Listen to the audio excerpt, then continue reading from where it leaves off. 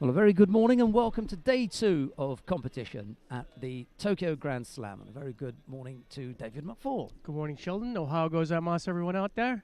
We've got 4 weight categories to bring you today. 2 men and 2 women. We'll start by taking a look at the top 4 seeds in the under 73 kilo category.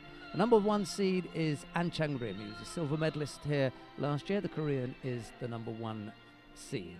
Number 2 seed is Nugzari Tatelashvili of Georgia. The number 3 seed is Akimoto Hiroyuki of Japan. And the number 4 seed is Ungvari Miklos of Hungary. David, your picks or your thoughts on the under 73 kilo category? Well, the big story in under 73 is the person who's not here, and that's Ono, who had to pull out because he had a lumbar injury.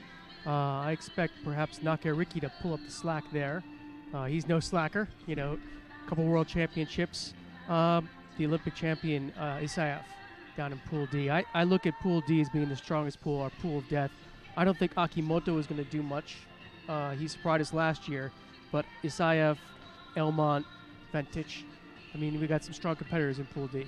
Well, as David had just said, he surprised us last year. He's the defending champion and number 6 on the IGF World Ranking list, so not a bad pick there.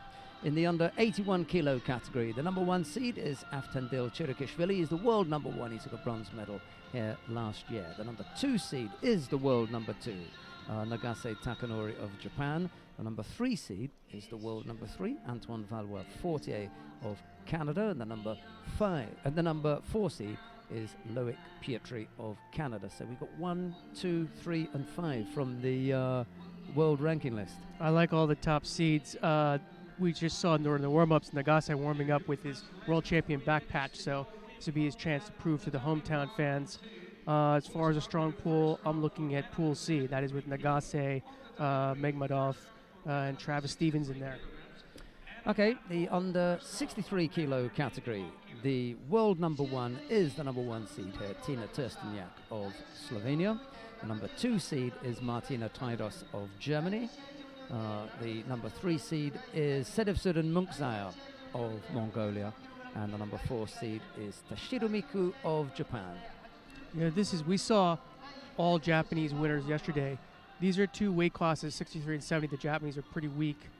They still might be kind of searching for a representative here. Overall, in terms of the pool, I like Pool A as far as the strongest pool, with Trezhdak, Schlesinger from Britain, and then Senayush from Mongolia. Okay, let's take a look at the under 70 kilo category. And just while we're doing that, we've got in the studio a screen that tells us which fights are coming up. It's a nice list. You at home have got a similar thing. You'll be able to see which fights are coming up. You can choose any one of the formats that you want, or you can stay with the commentated channel. That choice is yours. Let's take a look at the under 70 kilo category. The number 1 seed is Laura Vargas Koch of Germany. The number 2 seed is Kalita Zupancic of Canada. The number 3 seed is Sally Conway of Great Britain. And the number 4 seed is Arai Shizuru of Japan. You know, in the under 70s is another weight class, like I said, the Japanese are looking. I like Vargas Koch. Arai, for me, she's been the top for the Japanese, but I think it's just waiting for somebody to knock her off. I don't know if Nun Ida is the person to do the job. I really like Pool D with Conway and Boulder. That looks like a strong one. Ono's in there. She won the Kodokan Cup, but I don't think she's going to come through. All right, well, we're going to start by taking a look at the contests on mat number 4. It's in the under 81 kilo category. The opening contest there is Rafael Macedo of Brazil. He faces Nagashima Keita of Japan. It'll be Macedo in the white, Nagashima in blue. Sit back and enjoy the action.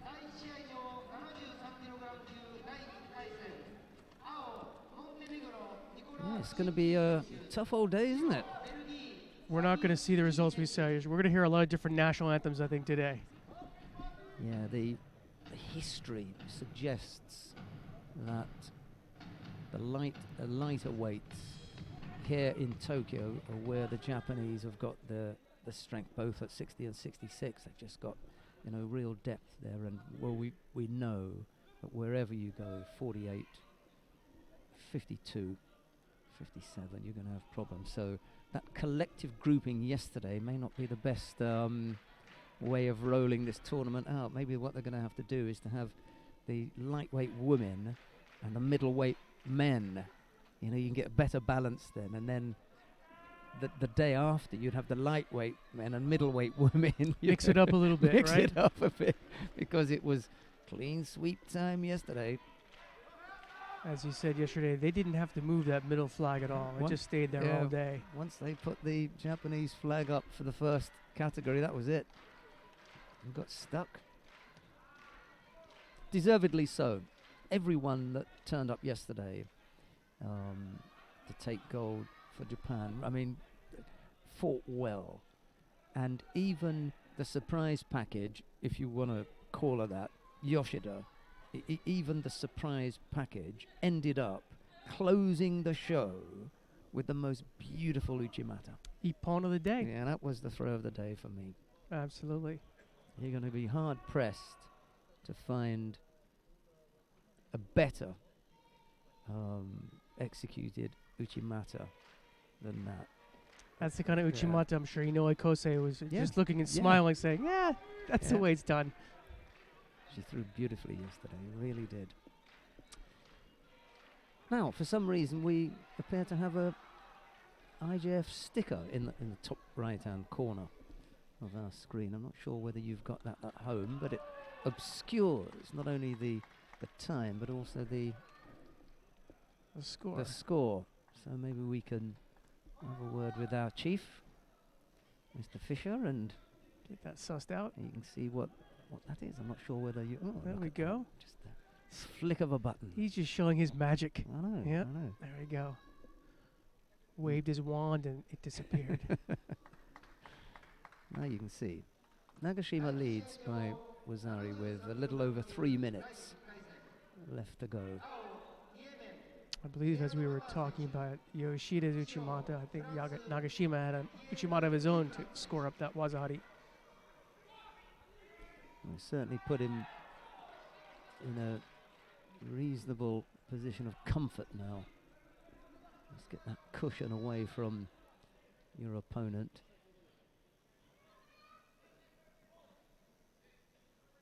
We talk about the fact that maybe we won't hear the national anthem, but the Japanese right now have the under 73 and the under 81 world champions out here. But it's a tough field. And winning at home. Yeah, well, Akimoto and Nagase won here last year. They're both defending that's champions, right. so that's looking good. But Akimoto is not the world champion. No. But he's a local champion. I see where you're coming from.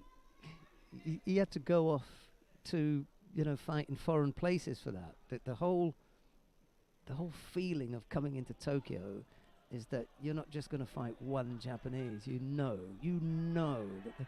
I can't imagine that there's anyone who's won a title here and avoided fighting a Japanese in order to win the title. Yeah, you'd have to have the Japanese dropping out early in several pools. Before you got to them. Exactly. Yeah. You're going to get 2 in each half and then 1 from the other half.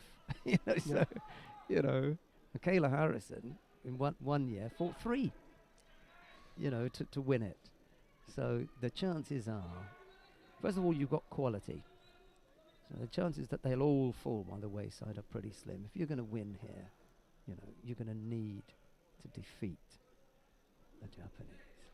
I was talking to Kayla and Jeju, and she says she really likes coming here and competing against the Japanese. I think she likes the challenge. And as you said, she's come through. Yeah, so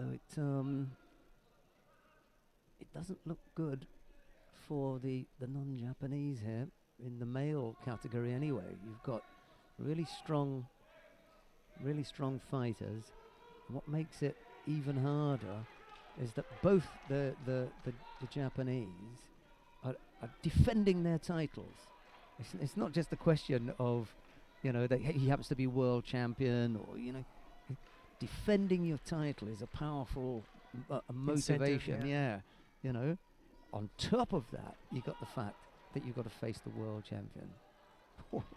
That is a tall order. So whomsoever has to deal with Nagase, they're going to be up against it. Akimoto, as David is suggesting, is a slightly different proposition. Number 6 on the world ranking list. He's the number 3 seed, and he is the defending champion. So that too is going to pose problems. It's when you come to the women. You've got the world number 1. You've got and she's number 1 seed here, and she's the defending champion, Tina Tursteniak.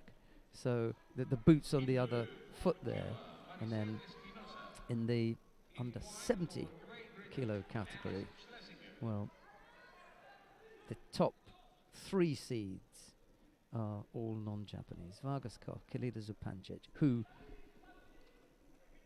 is a little bit Japanese because she spent so much time She there. trained a full year in Japan, and she knows this place as well as most, and probably knows the Japanese better than anyone because she's trained longer with them. So Vargas Koch, Zupancic, and Conway are the top 3 seeds there, and you have Arai Shizuru, who I like actually.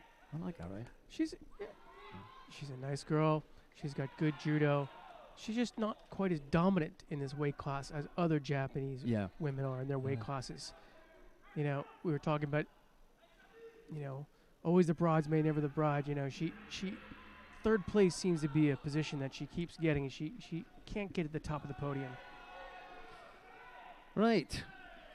That Wazari scored by Nagashima Keita was sufficient to see him past Rafael Macedo in the opening round of the under 81 kilo category. And since then, we've had some movement on other mats very quickly. People have been moving around. A few of the contests that I had not seen come up on the screen have already materialized, and rather than sticking around here with Kodo Nakano of the Philippines and Frank de Witt of the Netherlands, we're going to go to mat number 3. Let's go down to have a look and see what's happening with Alice Schlesinger of Great Britain. She's up against Maricet Espinosa of Cuba. There's no score in the contest as yet. There's 3 minutes left to go, and the reason for coming here is the 2 contests that follow this, Hilda Drexler and Sendayush Serenadmir, and then Tashiro Miku and Isabel Pouchet. So that is setting us up for a nice lineup. I just had a quick look at the other mats, the other upcoming contests, and they don't grab me in the same way as the under 63 kilo category. I think we're going to have a bit of action here. You at home can choose wherever you like.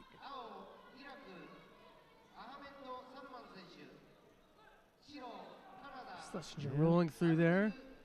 It's a Wazari. And Wango Chow, the referee, is on the side that Maricet Espinosa's back fell onto. Perfectly positioned. Yeah, we saw the side view, and for me, that looked like Yuko. But he's on the other side to see Espinosa's back. We saw her go down on her side. Nice position. He can give the biggest score, which he does. She goes in for Makikomi here, puts by second one. Yeah, for it's done now. Now, it's not often, really, it's not often that you see a Cuban banged over like that, is it? Yeah, she didn't. Looks like she hasn't just rolled out of bed, right? She rolled. She rolled a couple of times. And Schlesinger made it look, just straightforward. Once she'd gone over on that side and had some success, she thought, okay, I'll give that another go. And over went Espinosa twice in a very short space of time. Right, well, we mentioned Hilda Drexler of Austria this morning. Well, I mentioned that in an aside to David. And she's up against Sendayush Serenadmir of Mongolia. It's Drexler in the white judogi, Sendayush in blue. The 2 fighters are just making their way to the mat now. Drexler, 32. Doesn't look it, though, does she? No. I'll have to tell her that. David says you're looking good for your age. Always take something and just twist it so that I don't look good. All right, all right. Well, one of the reasons this is the strongest pool, so that's why. I mean, we look at the other weight classes, and their stronger pools are becoming a little bit later. Just so happens that Pool A for 63 is the strong pool. And Sanoyushi and actually Prior Schlesinger were two of my picks. So Tersteniak, Bernholm, Schlesinger, well, Espinosa's gone already, Drexler and Sendai. Those are all good fighters in there. I don't really know Nabi Kuranami. So Nabi Kurinabi is a high schooler. Okay. And she did really well. She got second place in the Kodokan Cup. And she is she's a senior at Taisei High School. In the chair for Sendai is Ashbata Saganbata. He's given up his fighting role and now in the chair as coach. Now, Nabikura, didn't you see her at Abu Dhabi? If I did. Juniors? If it could be. Yeah, I think she was at the top of the podium. Oh, in that case, she hasn't made an impression. Didn't leave a lasting impression, I'm afraid. My apologies to Nabikura.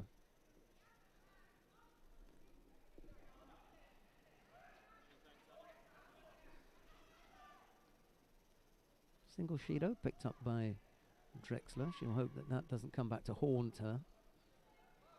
Talking about her height, leggy. Well, as much as I was singing her praises, Nabi could have lost her first round to Bernholm, so that point is mute. Oh dear. Yeah, that mat moved pretty quickly, didn't it? Welcome to the big leagues, right? So Bernholm will face Tersteniak. Schlesinger will face the winner of Drexler and Sendayush.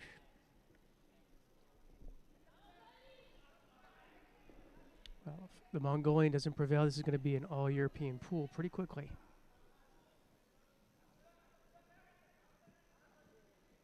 Toshiro Miko is in there with Pouchet, Cachola, Gwend. That's a horrible first contest. Edvija Gwend and Francisca Szabo of Hungary. And there's the Russian Ekaterina Valkova and Nadia Bazinski. So that's another tough pool there. They'll have to battle it out.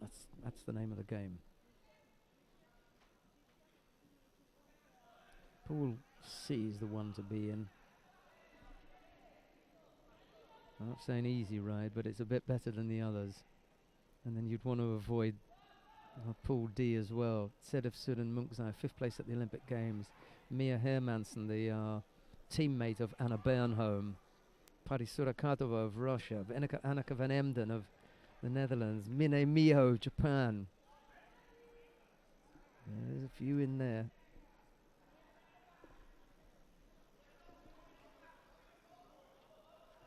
It's not a bad category. Yeah, there's only 29 judoka, but it's quality. Got 4 from the top 10 in the world in there as well. If everyone gets a star, like we were talking as a star rating, you got 4-star tournament. There you go.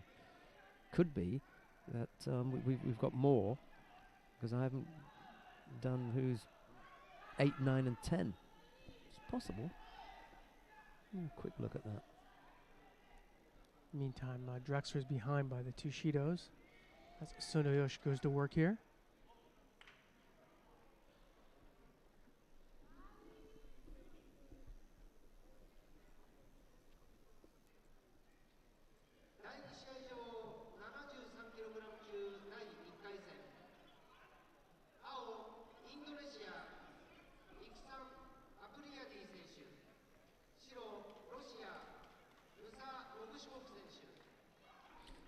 Very good morning to Sandra Zaghetti. Early morning tune in for her, sort of way after midnight. So wherever she happens to be. I say she's tuning in from Africa, or? I think she's probably in Europe at the moment. Drexler picked up a second penalty.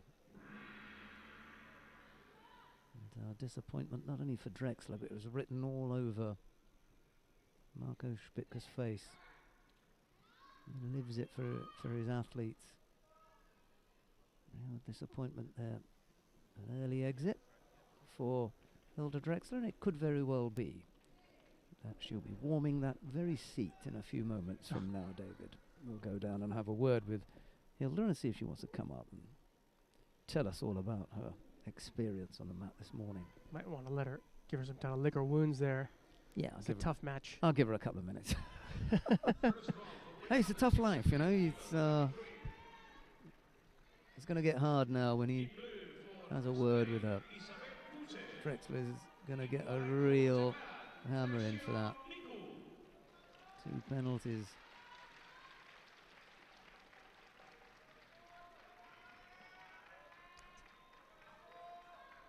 Tashida Miku gets warmed up by Tanimoto. Yeah, I love her. She's both the sisters are just, I don't know, there must have been something from mum and dad that was injected to those 2 girls. It just means fun. Big smile yeah, DNA, right? Every time, yeah. They're just, you know, it's infectious when you talk to either of them. I think Ikumi is worse. And when I say worse, she's even more. You know, all you have to do is look at her and she starts to smile. You start to talk to her, she just breaks into fits of giggles, you know. But they are, I mean, those are strong girls. Oh yeah, oh yeah. Well, physically strong. I think for me the picture of London was Tanimoto throwing for Ippon in the final. That's fantastic. I think it was a David Finch photo.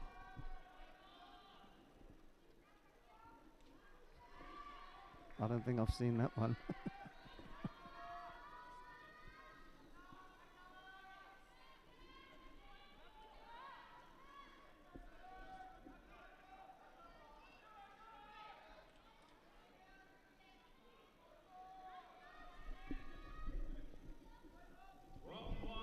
Yeah, I saw that, but I didn't see it in London.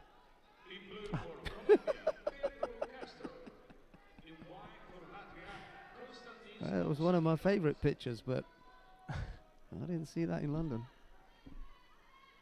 It's a bit early this morning. Okay, that's why I didn't say anything. I thought I'd leave it, you know. He's only had 1 cup of coffee. I love David McFall. I should have made an Irish coffee. Set little Bushmills in there. It was the image from Beijing. Absolutely. I try to recover. See if we can get Drexler up here really quickly so I can hide in shame. There is absolutely zero shame in that. Do you know why? Because you remember the image. You knew it was in the final. You knew it was a throw. You know, and it was absolutely a stunning image. And do you know something? I also remember that image. She hadn't landed yet, and she was already smiling. Yes, you know, that was the beauty of it. The beauty of it was her opponent hadn't landed yet, and she was already smiling. She knew, I've got it. She walked onto it as well. It was a terrific execution. And it's not just a smile; it's a 1,000-watt smile. Yeah. It's, you know, hey, I've done it, and it was I've done it through the air. Yes. I haven't actually done it yet, but I've done it. There's another photograph of the person that she defeated. I'm not going to say who it is because I know it is. Right. You know, but the face, the absolute face. It just said that didn't happen. That couldn't have Disbelief. happened. Yeah, there was disbelief, absolute disbelief. Well, it was another one of those timing. The timing was so good. It was kind of an air throw, you know. Just absolutely perfect timing, and boom, it happened. Just beautiful judo. In the meantime, Tashida Miku here leads due to 2 Shidos to blue. Pucha and almost picks up a Yuko there.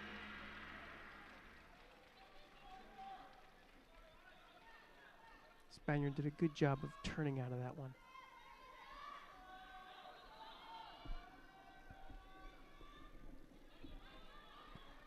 However, the defeated opponent, 4 years later, the boot was on the other foot. and it was her turn to take gold in the Olympics. But without smiles, it was tears of relief, redemption. relief. Yes. You know, she waited a long time for that. She'd come close, only to get dumped in Beijing, and then finally to realize her dream. There were no smiles there. It was absolute relief. And they had to pick her up off the floor after she won, and she was still crying. Yeah. Quite moving to see those sorts of emotions played out in public. You know, your innermost private wishes exposed to a worldwide TV audience. Well, we didn't quite see it in that scale, but I thought we saw both from Kondo and Takato a bit of that yesterday, as they kind of realized that they had done their job and they had made a huge move toward getting to that Olympics in Rio. Those emotions were a bit bigger than just winning the Tokyo Grand Slam, even in front of even in front of a home audience.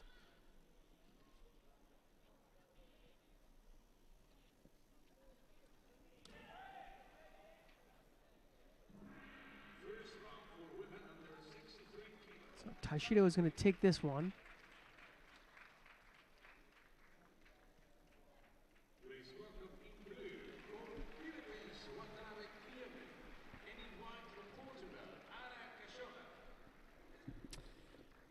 Taishiro Miku on her way for 3 penalties picked up by her opponent. Now, I'm going to throw something out there because I really have seen this on too regular a basis for it to be coincidence. 3 Shidos and no score for, you know, a dominant and attacking opponent. When you've got an opponent who has good defensive skills, you know, you're a reasonable attacker, your opponent has good defensive skills, they can nullify all sorts of things that on another day would make Taishiro Miku successful and give scores, whatever those scores might be. The downside to that is, having closed the offensive game down of Taishiro Miku, all that's left is for the opponent to pick up a succession of penalties. So for me, that scoreboard doesn't say she never threw me. It says 2 things. You couldn't get anywhere near her. You didn't trouble her at all. But you left the mat without being scored on. Well, congratulations to you. Well done. Well, it looks like the first minute of a Rainier match, right? They're just going to sit there and try to fight off Teddy, and they're going to fall behind by a couple Shidos, and all of a sudden they have to open themselves a little bit, and that's it. Big Frenchman's just going to take care of him. You know, how much do you want to defend? How badly do you want to leave the mat without being scored on? Well, the answer to that, the initial answer, is 100%. I want to leave this mat, and I don't want to be scored on. However, that presupposes that I'm going to be the winner. Those 2 things have to go together. The minute that you say, okay, I'm going to lose this contest, then what do you do? Do you take a step down and say, okay, I'm going to lose this contest and I'm not going to give up a score? No, I'm going to lose this contest. I'm going to give absolutely everything in attempting to win it. That wasn't the case there. Too much time was spent on ensuring that her opponent was stopped from scoring. The return was you came nowhere to scoring. You were never going to win that. You were never going to get close to winning that because you didn't risk anything. What's that? I can't remember. Some poet, you know, wrote about better to have fought and lost Then I've never than fought at never all. to have fought at all. It could also better to have loved and lost than never to have loved at all. I think that's even nicer. At least you know what love is, you know. So I'm going to ask all the fighters then, give us some love. Let's see some love. Ladies and gentlemen, Sheldon Franco Rooks waxing romantically. Oh, that was beautiful, wasn't it? Really nicely done. If you would, if you, Speaking of attacking judo, if you put it in those terms, you know, it's better to have come out, shown us something in your attempt to win, than just shut up shop. well, I mean, look at when we were in Jeju, right? I mean, when Mormeyer was playing Teddy, at least he risked some things. He went for it. He attacked, and Renier even admitted that. Yeah, he exactly. went for me. Yeah, You know? and he appreciated that. Renier appreciated the fact that, you know, someone had given it a go. Hey, he fought me. Yeah. He fought me. It was a fight. Yeah, they will see each other in the corridor or in the dojo and nod to each other. In, you know, there's that degree of understanding that, hey, I've got Maya. I better get ready. Yeah, There's a some fight. respect. I've got a fight coming up. You know. All right, it was a little bit different for Cuevas and Tomodor Jonsson, you know, from Iceland, and you know, where was it? Where was Cuevas from? Was it Ecuador? Yeah, but how Yeah. many times have we seen somebody like Silva and even Shichinohe go in there and just, as you're saying, defend and Yeah. not really attack? I think it's different so it's slightly different for Shichinoe and Silva. They've got their game plan, and what they're not able to do is to put it into operation. He then does some things that closes them down, and they almost become rabbit in headlights. That they're frozen because plan 2, they've probably got fallback plan, doesn't work, and then plan 3, well, they don't go that deep. You know, plan 1 fails. We got backup, and after that, then they freeze. They're slightly frozen, whereas I think being frozen is one thing, but being is this possible to say? Positively negative, you know. Bit of an oxymoron, but I see where you're coming from. No, well, you know, it's funny when they had the press conference after, and they were asking Shichinohe about the Renier match in the final. Shichinohe's like, you know, I had improved on some things, but so had he. You know, and this is the problem. I love that. Renier had improved. That's a Well, I'm just saying, I mean, quality statement. He thought what he was saying is, I thought I had improved on how I could attack Renier, but Renier had actually improved on his defensive and his attacks as well. He'd upped his game as well. Yeah. No score yet between Edvija Gwend of Italy and Szabo Francisca of Hungary. The Hungarian is an interesting character. She hasn't got the most, you know, attractive of judo styles, but do you get some results? Gwend is a little bit different. I like Edvija Gwend. There's just something about her that is that little bit more positive.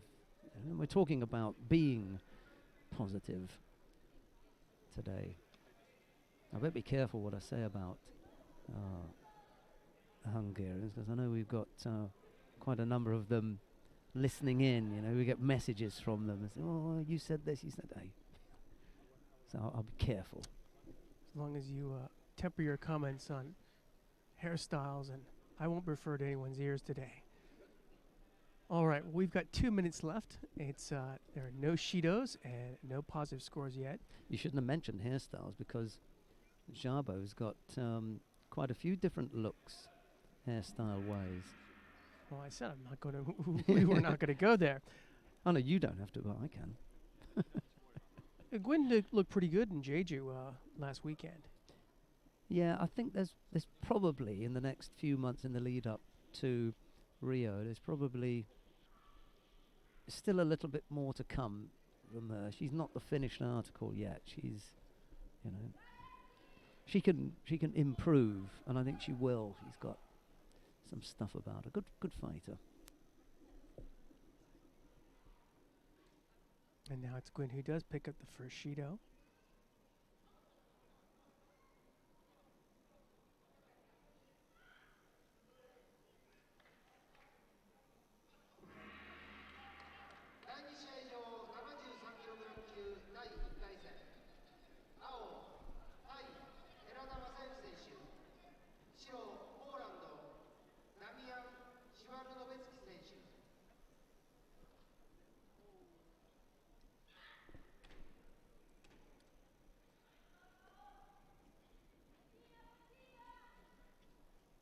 Can't really see the leg to see it's tight. It must have been because Gwyn is having a good look here. There we go. It looks like we didn't see the referee's hand, but no, the leg is still in there. It's pretty deep.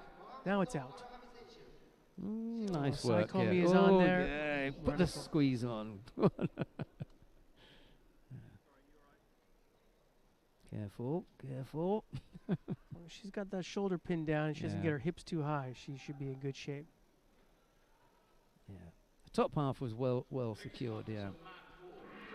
I like see before also her head was a little bit off the tatami, but once she had drilled that head and then the shoulders out into the mat, then that really tightened up everything on the upper body.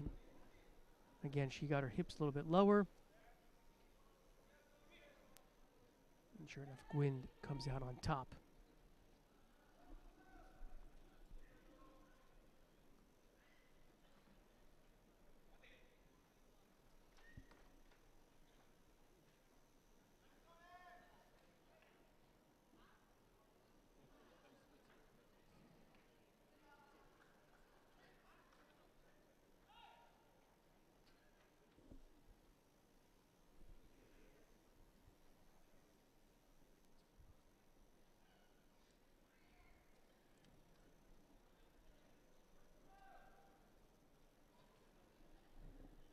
First round for women under 63 kilo, tatami 3. In blue for Germany is Nadia Basinski.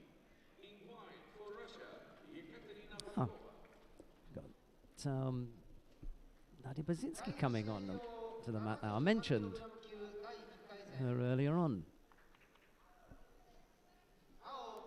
This is a good little match-up here for Basinski. Katerina Volkova, not a superstar.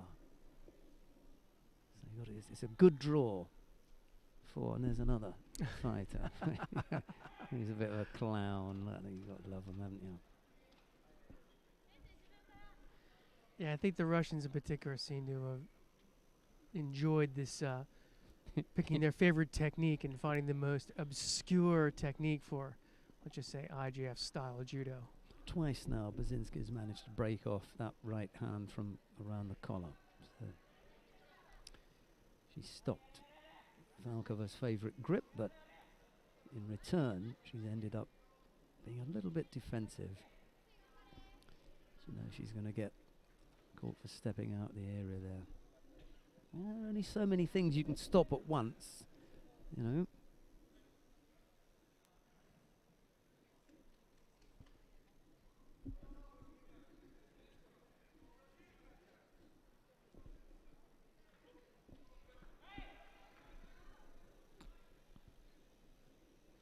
Thought about the Ojigari on the right side, and then Oh, there that we was go. beautifully That was done. Yoko gorgeous. Tomoinagi That was a fantastic Ippon. ippon. See that? just moved over to her right, having missed with the Ojigari, just moved over to her right, and that was the direction in which Volkova wanted her to go anyway, you know. So for the Yamaarashi loving Russian, Yeah. I'd say Saigo Shido would approve of that throw. For you judo Yeah, geeks out there. Real disappointment for Basinski, you know. Not the toughest of draws, but went over. And Volkova executed beautifully. Yeah, absolutely. Really nice Tomoinage.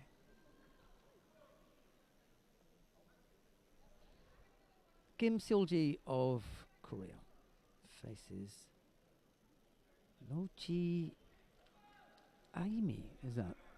Nochi Aimi. Well, David, that's a new one on me. Tell us about Nochi, if you can. She's from Scuba University. And Okay. the reason you don't know her is because she's one of those dark horses who punch her ticket by winning the Kodokan Cup. Got that little special invite. Gonna have a look. I mean, I must have seen her somewhere. The last time you saw her was in Abu Dhabi. She was part of the Japanese World Junior Team competition.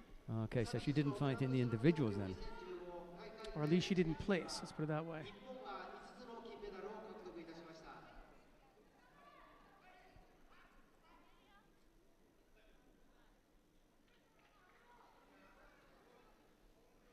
Yeah, I don't see any placing in the individuals. I just see it for the team competitions.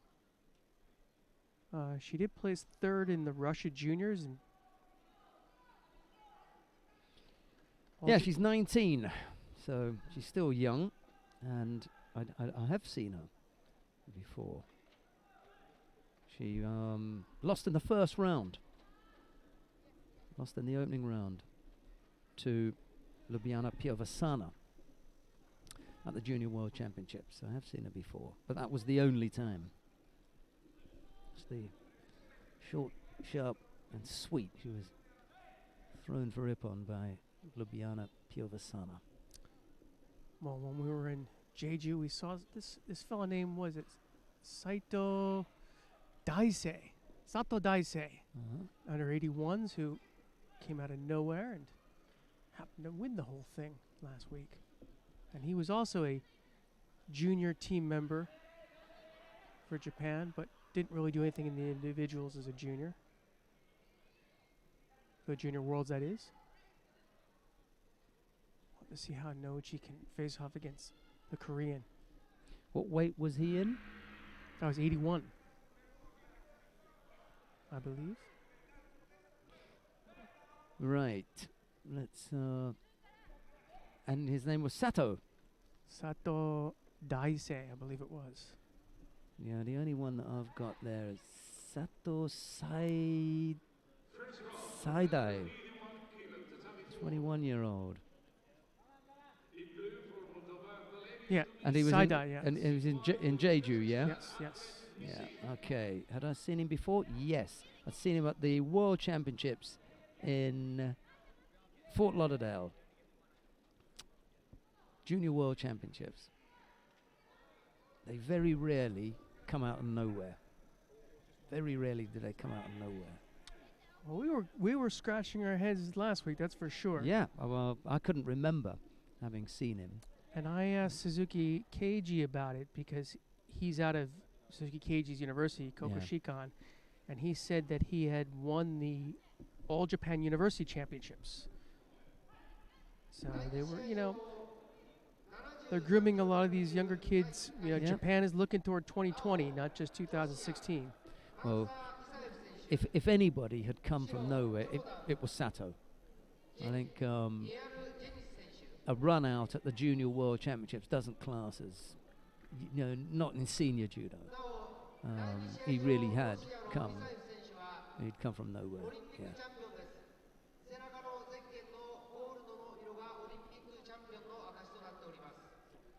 And so Isaev is on mat 2. This has not been the prettiest of matches here with 3 Shidos apiece. Yeah, we should have been.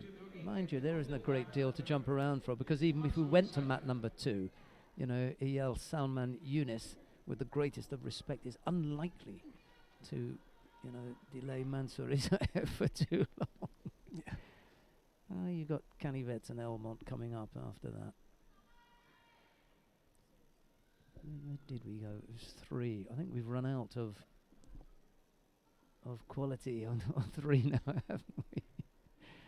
Rizlan Zouak of Morocco may make things interesting. She's got not a bad contest coming up next against Leilani Akiyama of the United States of America. Hashimoto Soichi in the under 73 kilo category. Jaromir Jacek of the Czech Republic. That's up on mat number 1 in a few minutes' time. So, choice is yours at home.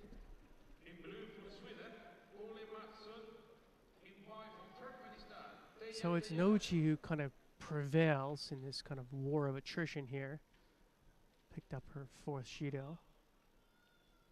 First round for women under 63 kilo. On mat 3, please welcome in blue for the United States of America,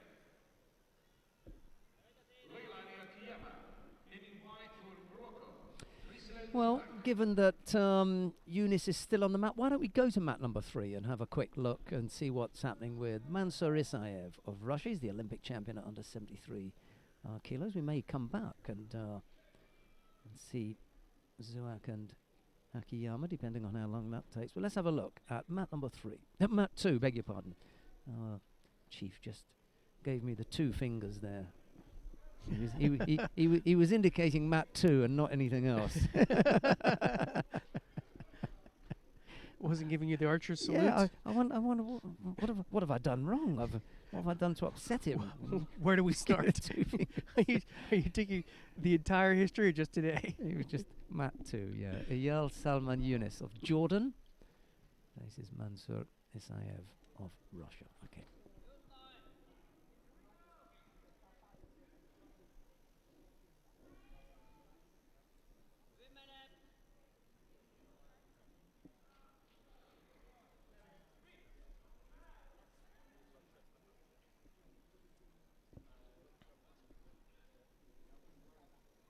We were speaking earlier in terms of defensive judo. You see the Jordanian here with 2 Shidos. Zayev now working him on the mat here.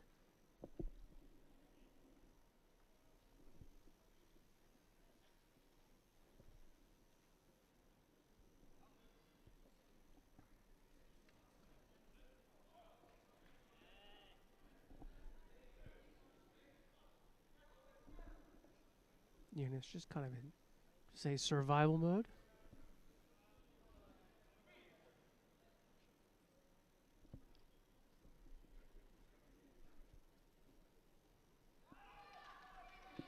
Well, if we go by that rule that I was talking Right. about this morning, we've got another minute and a half. He's picked up 2 Shidos already. There's probably another one brewing, and then we won't be far off. What we were talking about was, yeah, you know, I was on with the Olympic champion, and you know, he didn't throw me, but what did you do?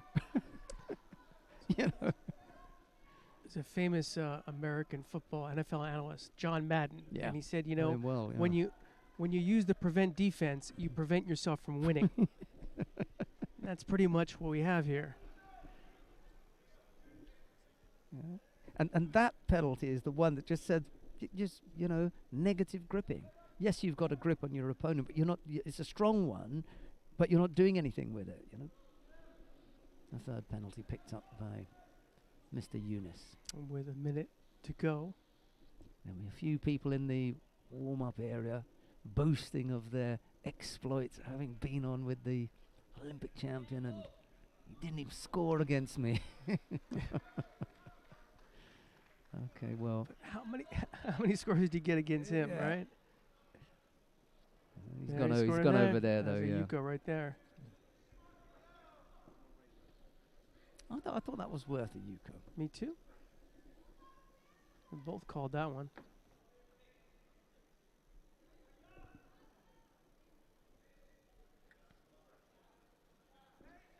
Mr. Yunus is rather hoping not. That takes away his bragging rights, right? 19 seconds to hold out for a legendary result for Mr. Yunus.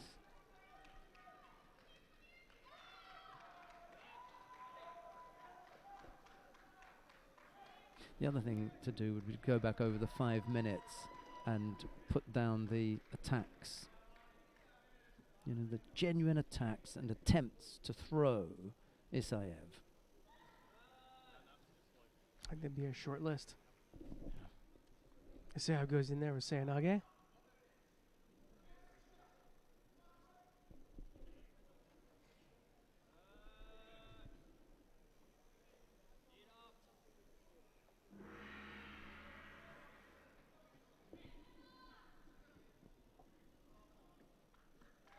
First round for men under 81 kilo, the 34. In blue for Japan, Maruyama Koki. And in white for Sweden, Robin Pachev. There you go. Go down to the warm-up area and say, "Did you enjoy that, Mr. Yunus? Yeah? What do you think you could have done differently now that you've had your 5 minutes? What if you could look back on the contest? What would you have done differently?" And I bet you say, "I probably could have attacked more. Threw an attack or Yeah. two in there. I probably could have attacked more." I'm quite literally throw in Yeah. a attack or two in there. If he's honest with himself, you know. sometimes a bit of pride, and that can overcome the more sensible thoughts that enter your head.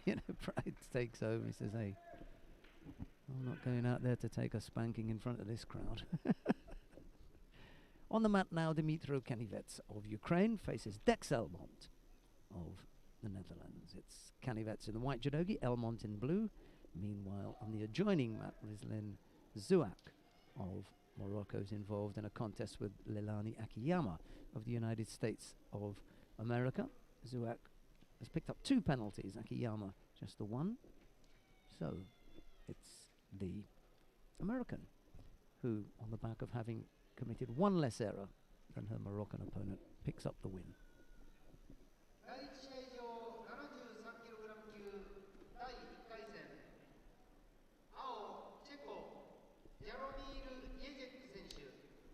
We didn't mention before how big some of these groups are. 81, we have 47 athletes, and 73 have 53 judoka for the men.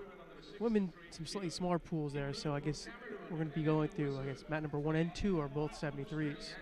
Get through that big field. Robin Pacek of Sweden is on mat number 4 now in the under 81 kilo category. He faces Maruyama Goki of Japan. That contest is about a minute or so in, and there's no score yet. I really like the score indicators for each mat at the top of the screen. It makes it so much easier to follow. Well, it's great for the people at home because they go, oh, that's a good match here. I'll flip over to that one if they get tired of hearing us. Which is not unheard of. Sometimes we can't blame you, folks. I wonder how many times that's been, I'm not listening to that pair. Those guys again. Not him again. Every time we come to Tokyo. The way that we look at it is that you're our family, and we address you on a more personal level than we would if we were working for a full-blown TV station. We try as much as possible to stay with descriptions, technical descriptions that most of you at home will be comfortable with, and we certainly don't dumb it down to break down every technique so that an absolute beginner would be able to follow it, because our viewing audience are not beginners. Well informed. Our viewing audience that we're talking to now, they're all judoka. We know that from the responses that we get. And we've never had an email or a letter or anything like that that said, you mentioned Kosotogaki. What is that? How's that different from Kosotogari? Well, that could be. That could be a little bit of nuance, right? Yeah, somebody might, say, you identified that was as X. I thought it was X plus Y. That's a possibility, and we'd be perfectly happy to get involved in that kind of conversation, because that kind of technical information is within our remit. We've got the necessary background and skills to answer those sorts of questions, but I don't think I'd be writing too much if I got someone wrote in and said, you said that the referee said Soramade. What does that mean? I'm not going to answer that one, sorry.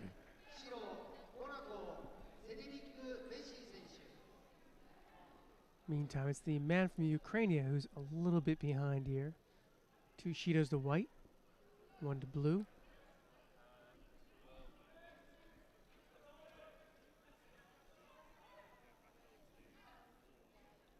For my money, Elmont has thrown in some better quality attacks thus far.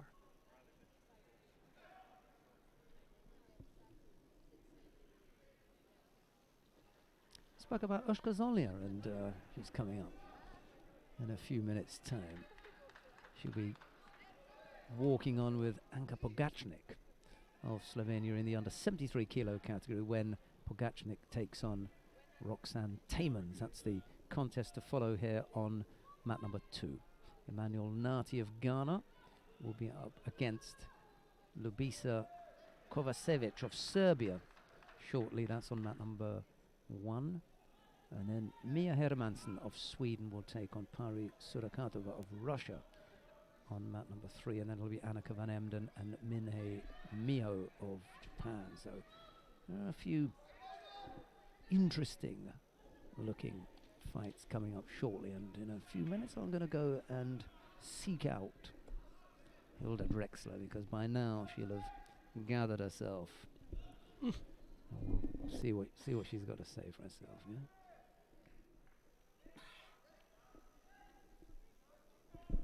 She'll be all right by now, won't she?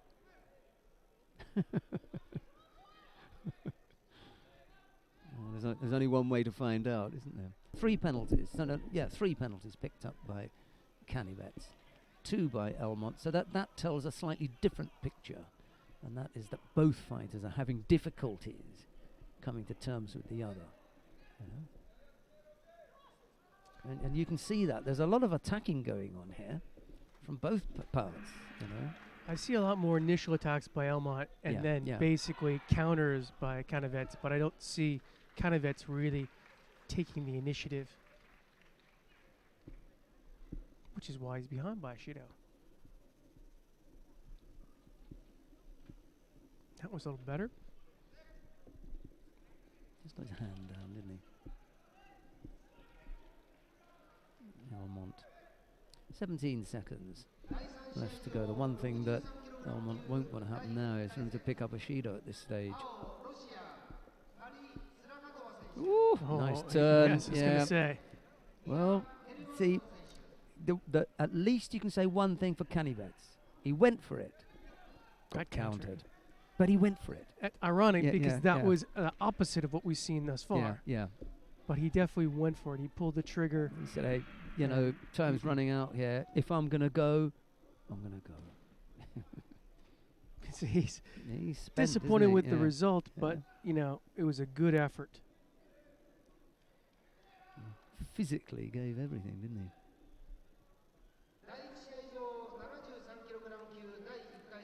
And for Elmont's credit, you know, you might expect that from an opponent. All right, it's 10 seconds left behind. He might throw something at me. Let's be prepared. And he did a nice counter. They're just double checking this. Yep. Yeah.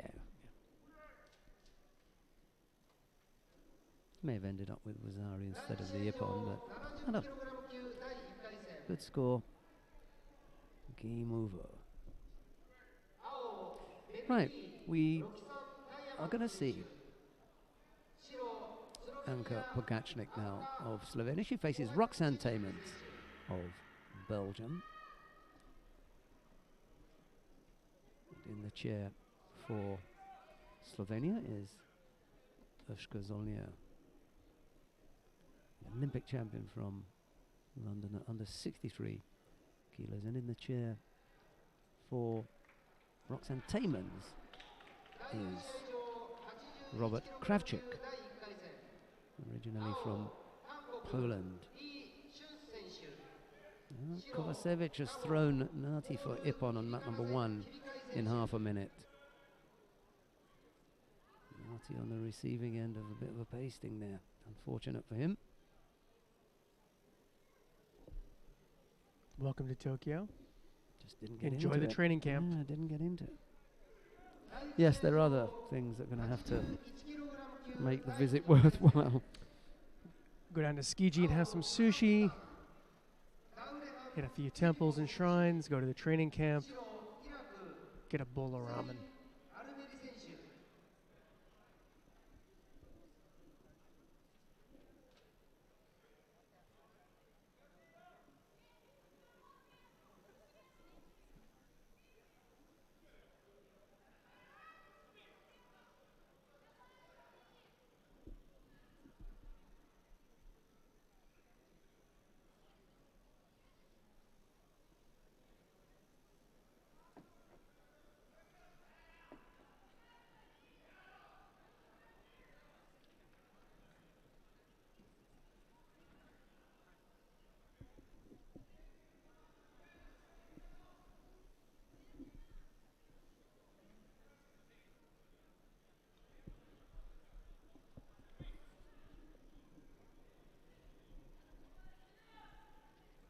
Pokachnik trying to get some newaza going there.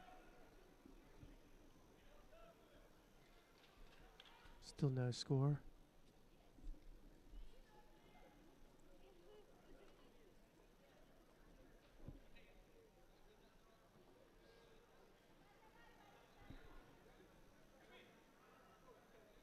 Slovenia rolling in there.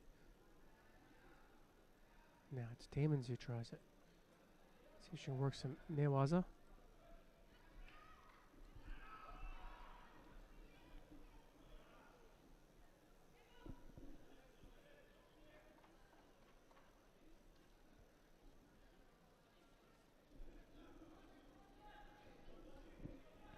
Right, I'm going to leave you with David McFall. We've been going for an hour now. How about that? Yeah, I'm going to wander down and see if we can have a word with Hilda Drexler. I'll see you shortly.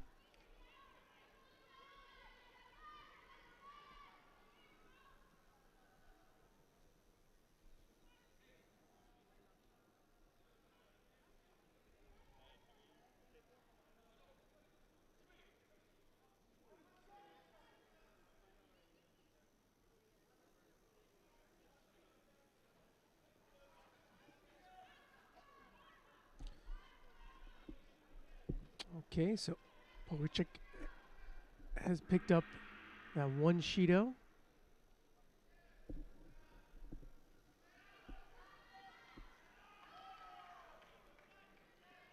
It's been a mix of matches. We've had these sort of slow starting matches where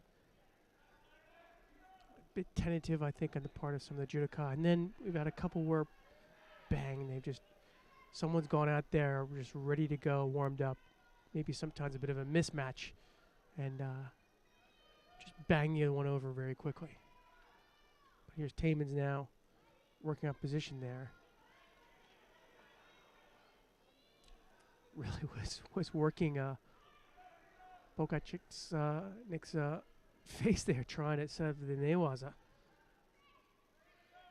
That did not seem very comfortable on the part of White. It almost looks like her nose is bleeding. Maybe just red. Pokachnik rolls in there.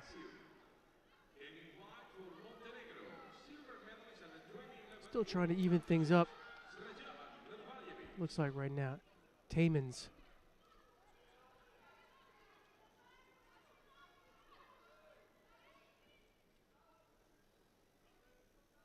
Be able to hold on. We'll see here. And in fact, she doesn't. So this one looks like it's going to head for golden score.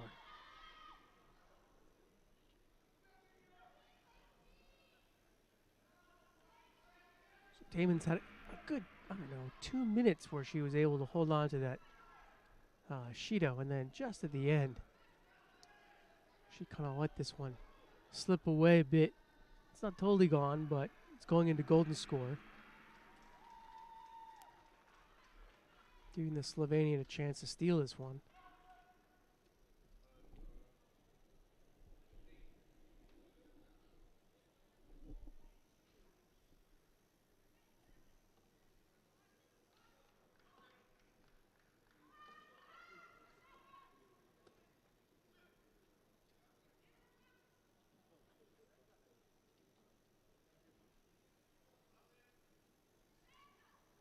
Damon just sort of sprawling out there.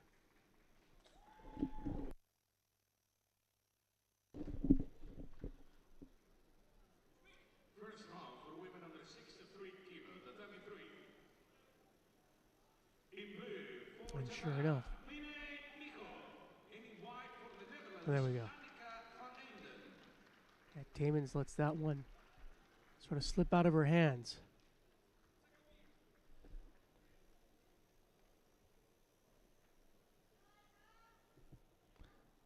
Let's I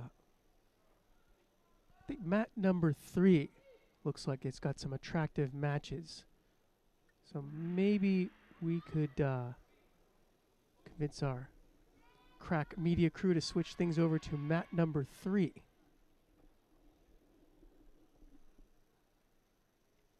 We have the under 63 round with Annika Van Enden of the Netherlands versus Mine Miho of Japan.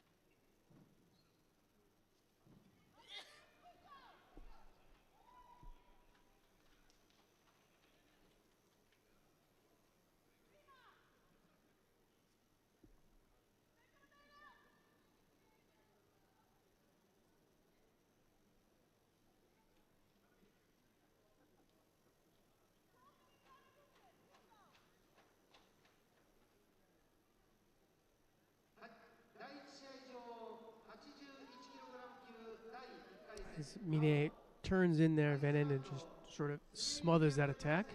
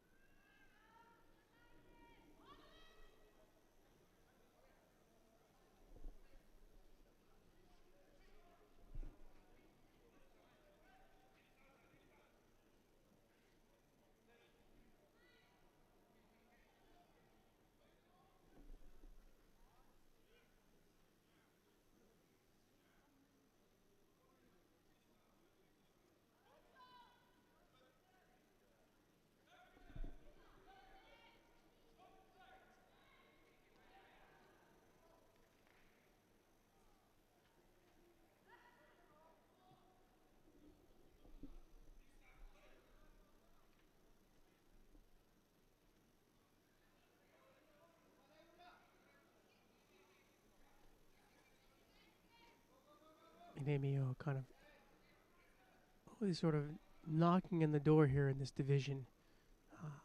It's Tashiro Miku who's usually the Japanese pick, but Mine is. She gets a third here, a fifth there, which is well into the domestic competitions that Tashiro Miku does not need to attend because she has the top spot at under 63.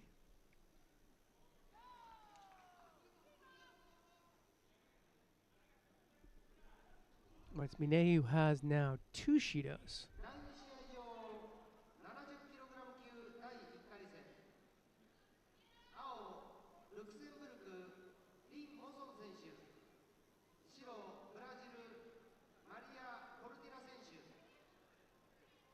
So just as Mine looked like she had a better attack there, Van Enden was able to counter, and she comes out on top with that ippon.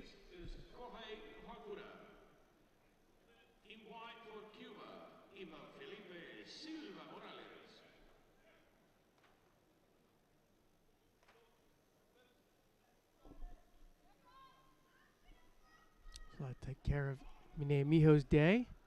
Van Enden will move on.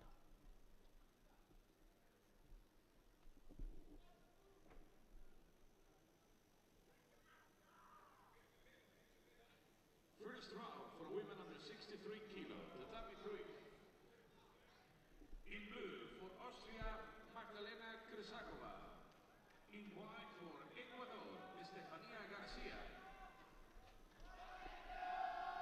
We'll stick around here for the Garcia Kraskakova match. Kraskova in blue for Austria. Stefania Garcia from Ecuador in white.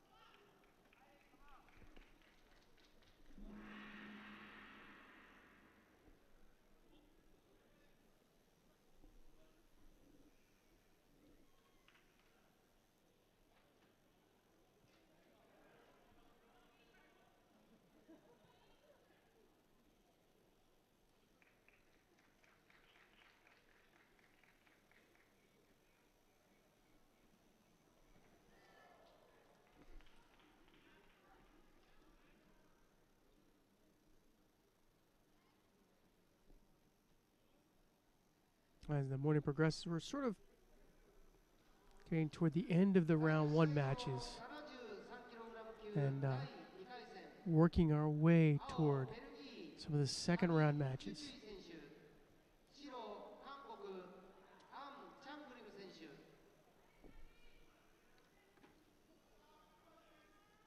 So you folks can tune in this one if you want on one of the separate channels. We're going to look over and see what's happening in mat number 1, where we have An Chang-rin of Korea versus Sami Chochi of Belgium.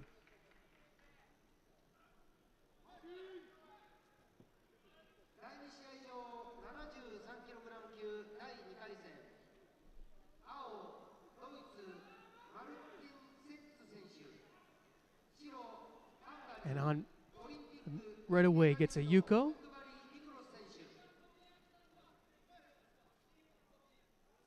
Korean quickly finds himself on the board.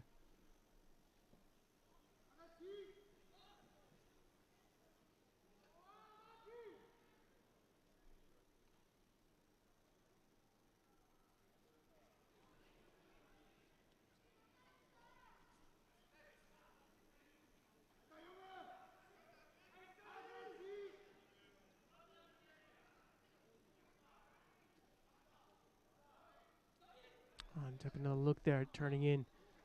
Blocked well by Blue. He jammed a finger up a bit.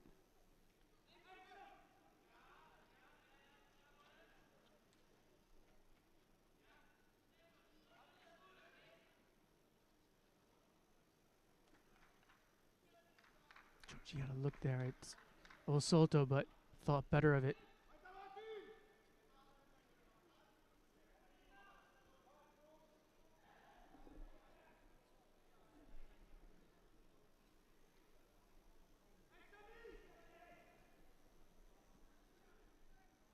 Blue takes another look at Osoto.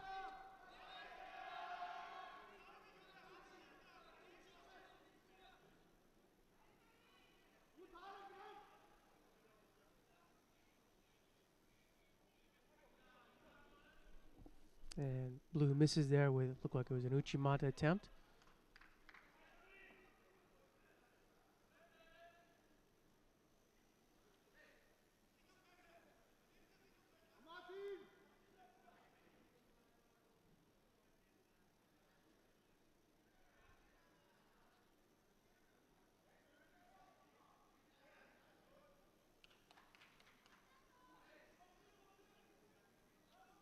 He's really trying to break that sleeve grip from An, and as soon as he does, An slinks in and tries to get the Seanage. Just as Blue is able to tear away that sleeve grip, White comes flying in with Seanage. Koreans really have a nice low, tight Seanage.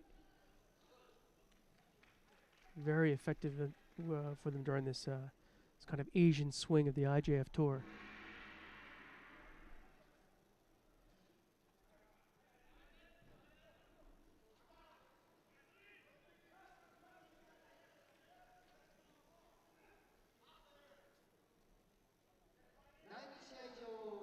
You can just tell that Chochi does not like this this gripping from An.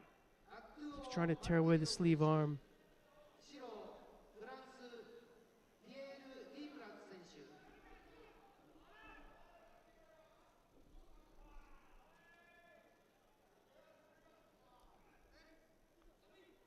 Just as Blue starts to open things up, White kind of smothers him.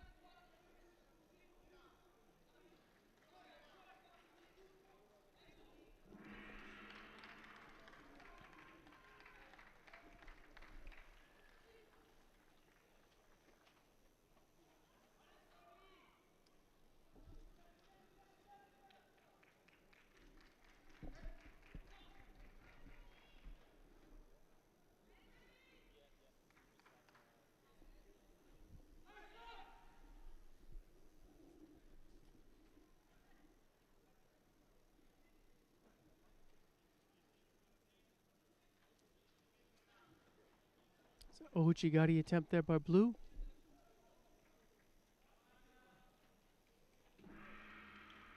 First round for women under 70 kilos, tatami 3. In blue for Chinese Taipei, Liu. And in white for Japan, Ike Erina. Perhaps An Chang-grim was thinking of that Hadaka Jime that we saw yesterday by one of his Korean teammates. Really unusual to see that snuck in there from that position in Newaza at this level.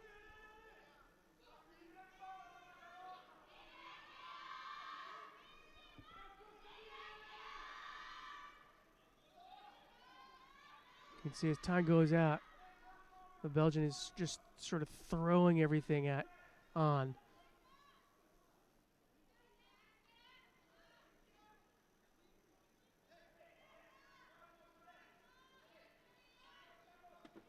I like that he decided to sort of do that at the 1 minute mark versus waiting until the last 30 seconds or so.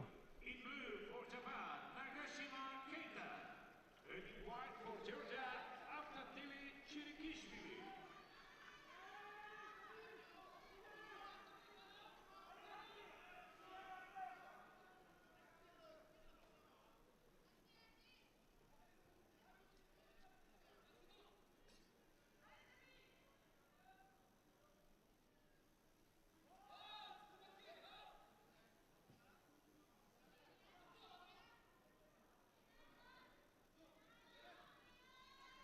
Picks up his second Shido, but that Yuko is just sitting up there, and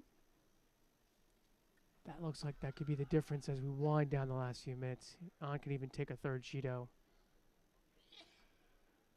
Not a big problem.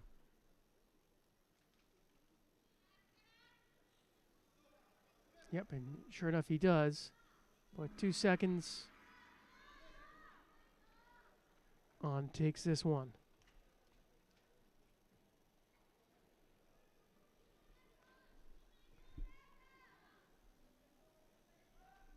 I didn't think we'd be jumping around this much, but there are some good matches now going around the corner. Perhaps we could take a look at mat number 4.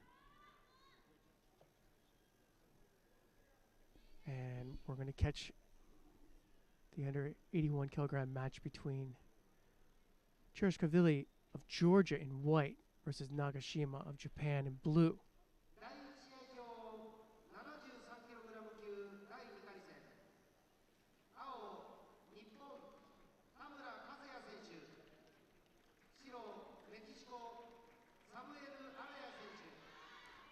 Big Ouchigari attack there by Nagashima.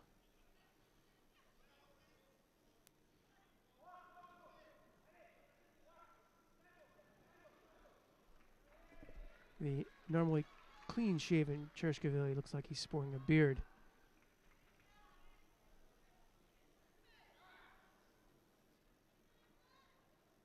Maybe he can continue to grow that and look like his heavyweight teammate, Ogrzhavili. All right. Nagashima rolls in there. It's Nagashima right now who's behind by the 1 Shido.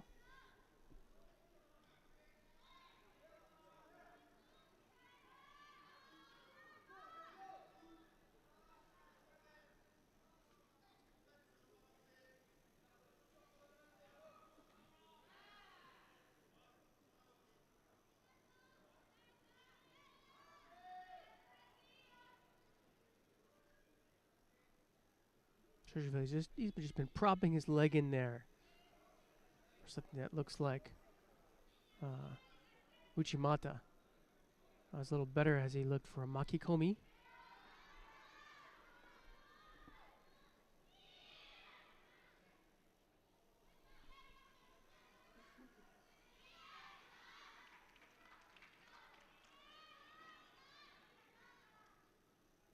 Kind of ties up his trousers. Zubon.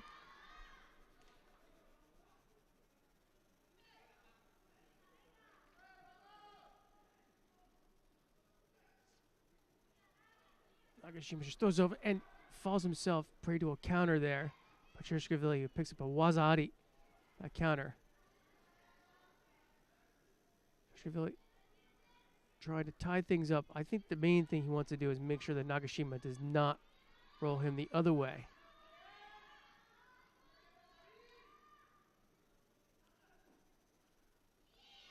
So Nagashima took most of the risk there trying to throw his leg over. Ends up getting countered by Cherishkashvili.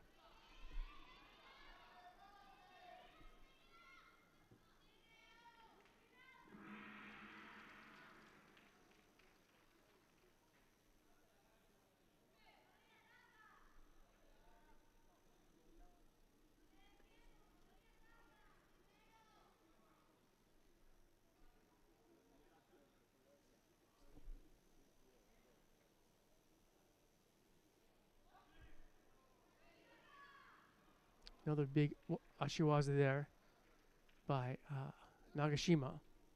Cherishkashvili sort of flops down into a stemiwaza to avoid the attack. Round one of match 3 for women up to 70 kilo. In blue for Israel, Yor Wildika. In white for Angola. Once again, Cherishkashvili needs to tie up his trousers.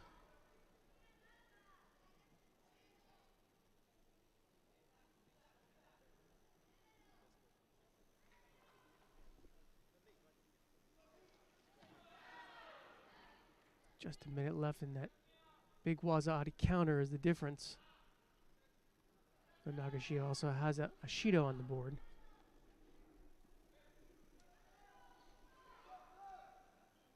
You can see it. I mean, Nagashima's definitely going for it. He's making the big attacks. He just got caught by that one counter.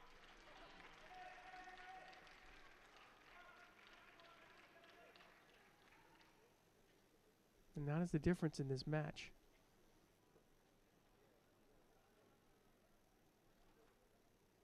Cherishkashvili can afford to let a few Shidos go at this point. And there's the first one.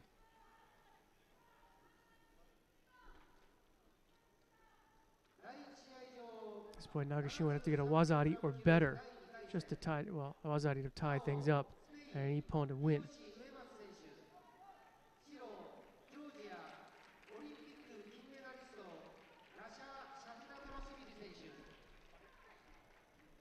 Ladies and gentlemen, right now, on mat 1, one more Olympic champion. Wearing the white judogi and the golden back number as the current Olympic champion for Georgia is Lasha Shabdashvili.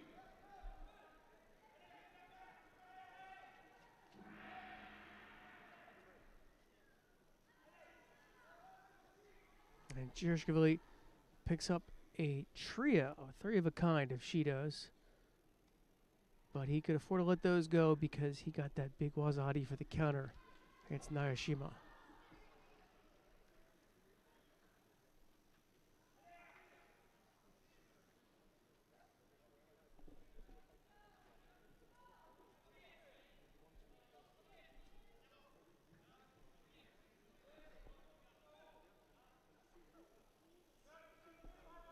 And perhaps we'll take a look at mat number 2 now.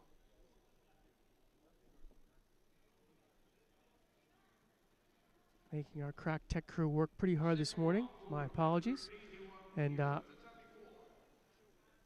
we're going to catch the last minute here of round number 2. Pierre Dupré of France versus Arthur Margelidon of Canada. Catch this, and I'm actually looking forward to the following match, which is going to be Nakariki of Japan versus Odabayar Gambatar of Mongolia. And then we have Mogoshkov coming up after that. So, a lot of action here in the under 73s here.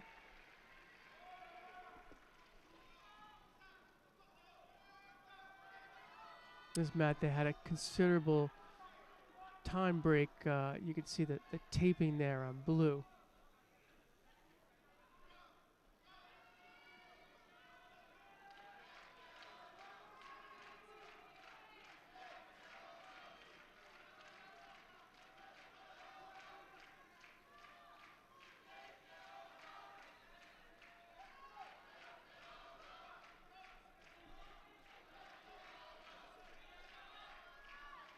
Arena's really filling out nicely this morning.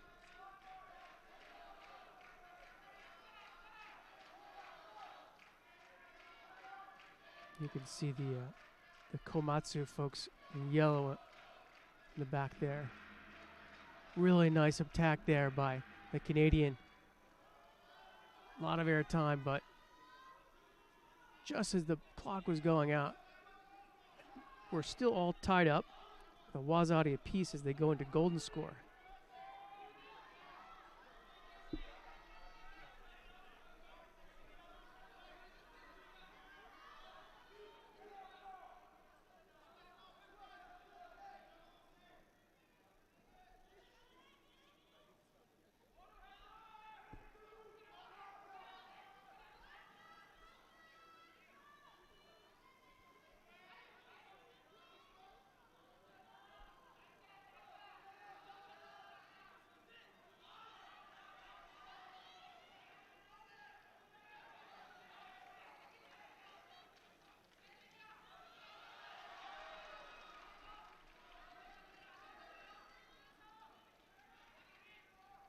Dupre on top here trying to get his leg out. It looked good, but he did not do a good job of tying up the upper body there. Looked like he might have had some shimewaza. That's what the referee was looking at there. That was a good opportunity by White.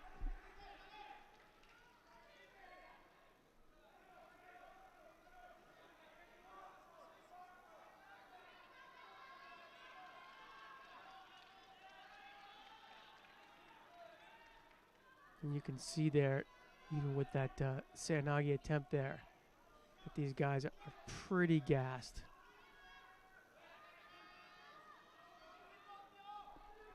I wouldn't be surprised if the difference in this golden score is a Shido.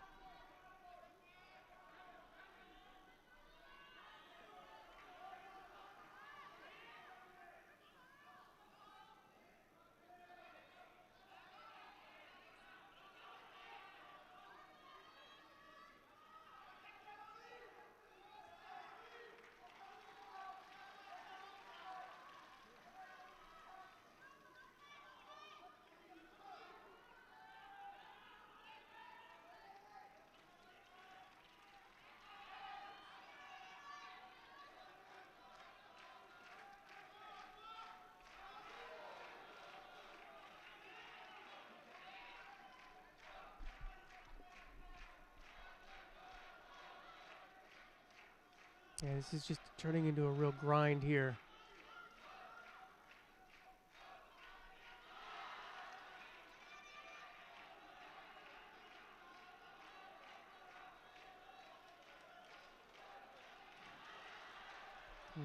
Sure enough, it is a Shido difference.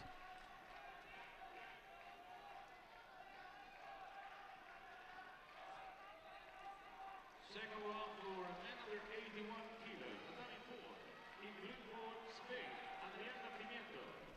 In white for Greece, Roman Stopoulos. All right, so that one is in the books.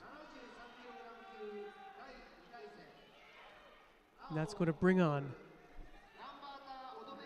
Nakia Riki in white for Japan versus Old Bayara Gambatara of Mongolia in blue. I think between the injury time, the golden score, and regular time, that was like a 10-minute match.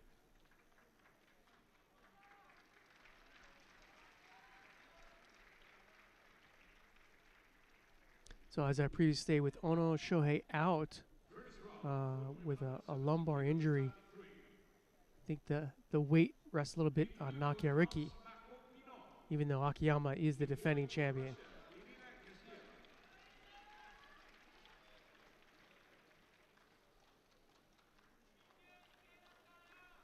At this point, depending on the severity of injury, I'd say that Ono Shohei still is in the driver's seat as far as a Rio bid, but this leaves the door a little bit open for Nakia Riki if he can pull a big performance. And here he toes in with a nice Seanage there for Wazadi. So a good start for Nakia Riki in this. I like that sort of second effort as he was driving through. Kind of looked like Ebinuma Masashi, who we saw yesterday. But a little bit of a surprise loss to Takajo in the final.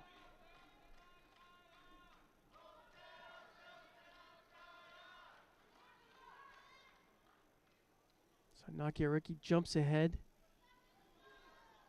and almost pulls off the Tomoenage.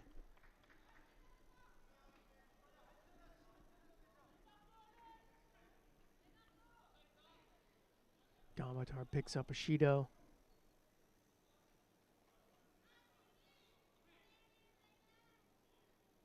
If you let him, Nakia Riki, I think, is going to go for that Stemiwaza all day long and try to get you in Newaza.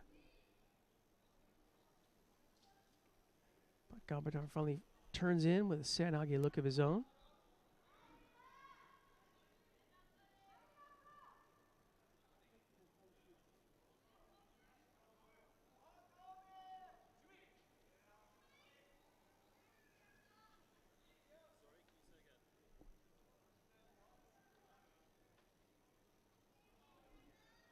And Gamatar picks up his second penalty.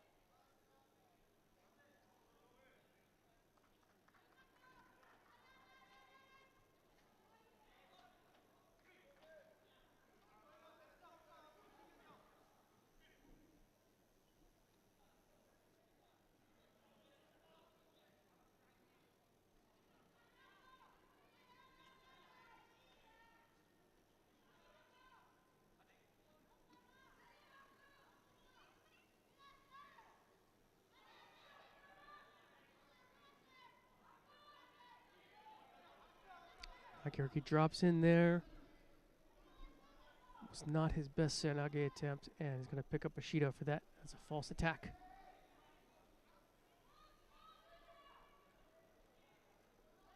Still leading by the Waza Ari.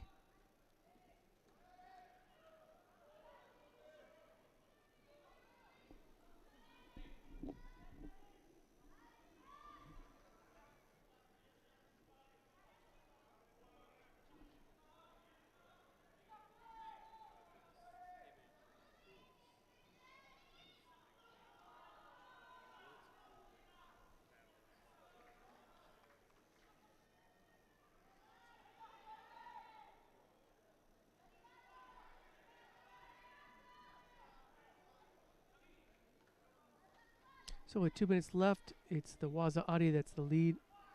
That's what Nakia Riki opened up with in the first 30 seconds or so.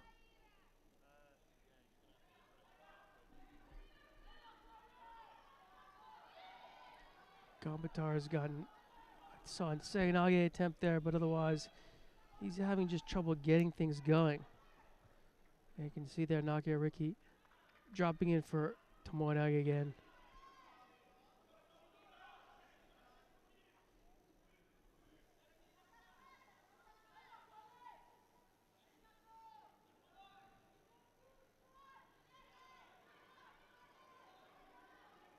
Now Gamatar with his third penalty. Right on the bubble, and there's plenty of time for him to commit a fourth.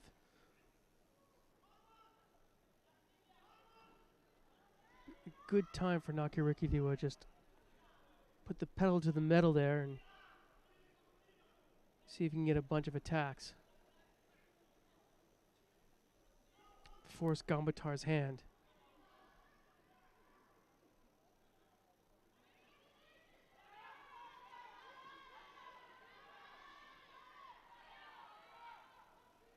Gamatar had to look there and almost gets countered by Nakia Riki.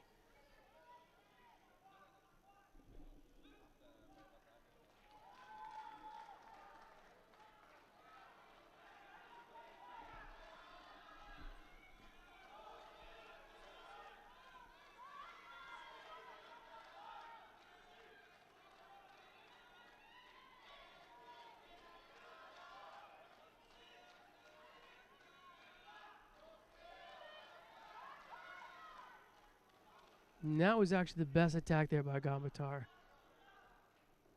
Took him about 4 minutes and 30 seconds to have a look. Unfortunately for him, it did not score any points.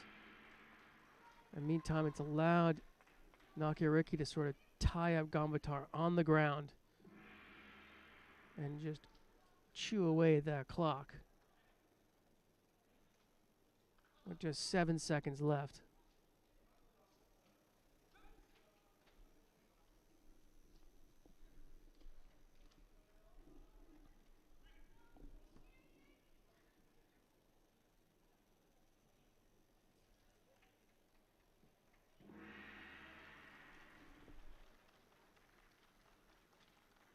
And as they say, that's all she wrote.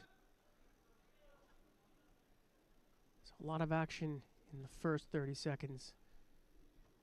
Then a kind of a slow burn. Guess it's a kind of a side-handed compliment to say that Gambatar did well to not foul out, not get his fourth Shido, but otherwise, up until the last 30 seconds, we didn't see a lot from him.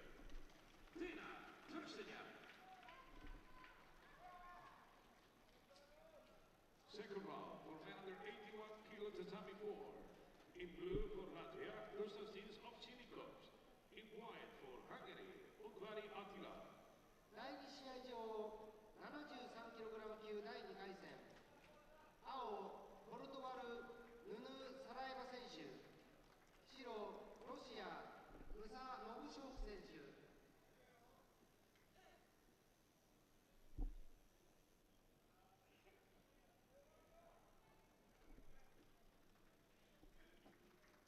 That brings on Musa Mogushkov from Russia versus Nuno Saraiva of Portugal.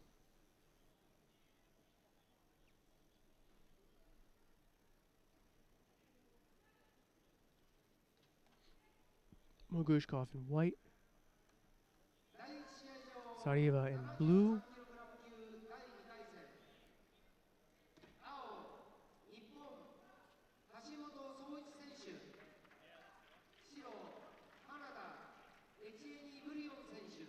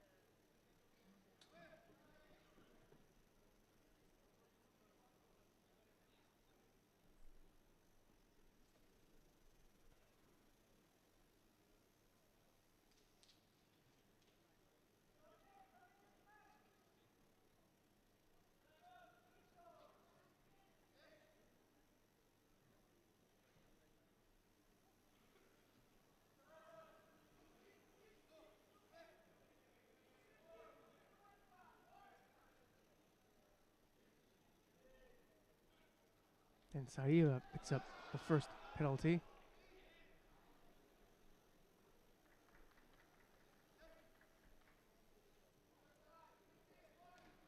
Mogushkov comes in and makes a nice wazari there.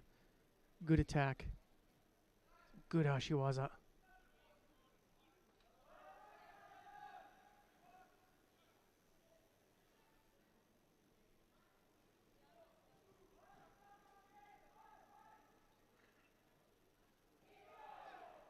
Just about almost loses his footing.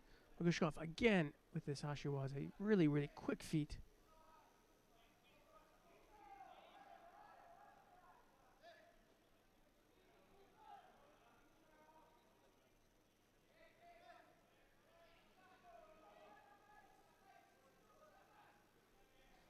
Saraiva's got a couple Uchimata looks, but can't seem to turn in on Mogushkov.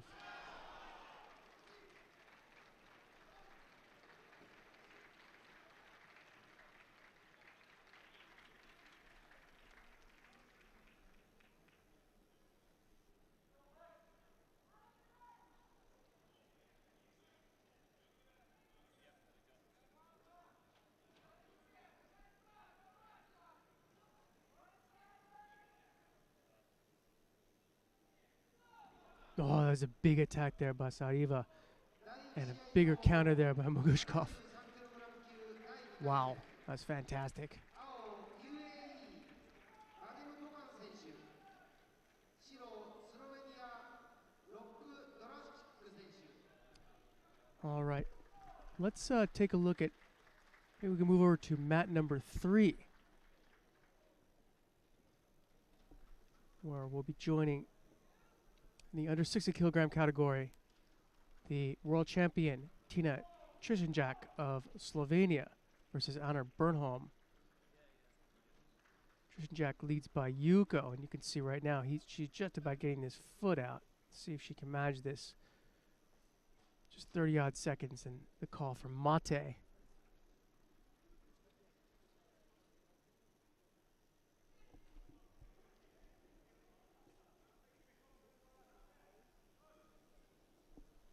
These two in that very difficult Pool A at under 63 kilograms. 第2試合場73キログラム級第2回戦青 Bernholm, who took out マルディル the Japanese Nabikura in the first round. 秋元 But now she's behind with 13 seconds left.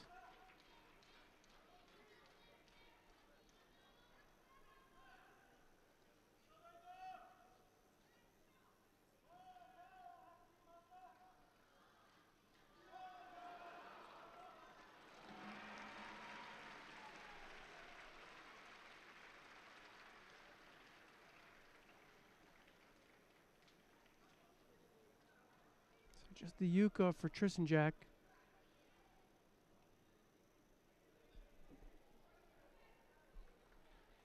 We got another fine matchup coming here from that same Group A in under 63 kilograms.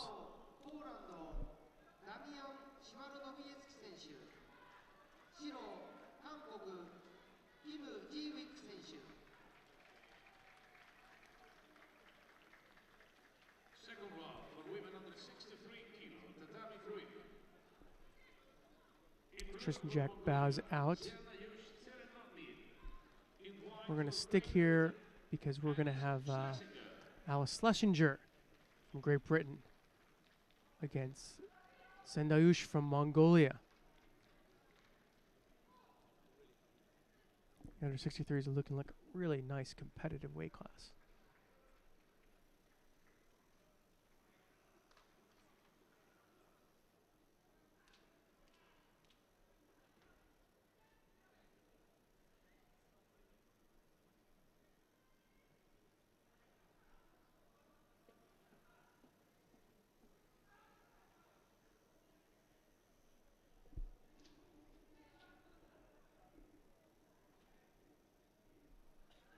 It was Sendayush of Mongolia who take care of Hildy Drexler, who Shelton was seeking out. Perhaps she'll join us shortly.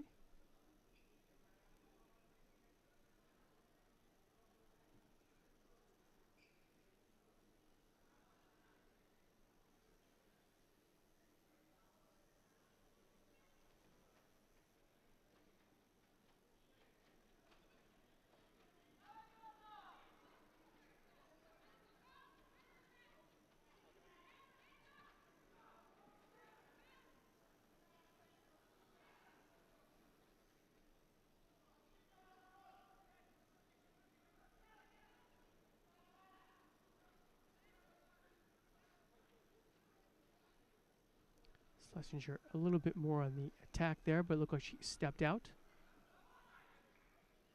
Apparently not, but for her attacks, she draws the first belly towards Sendayush. Sendayush working in there with some koshiwaza. Wasn't quite able to hit that second gear.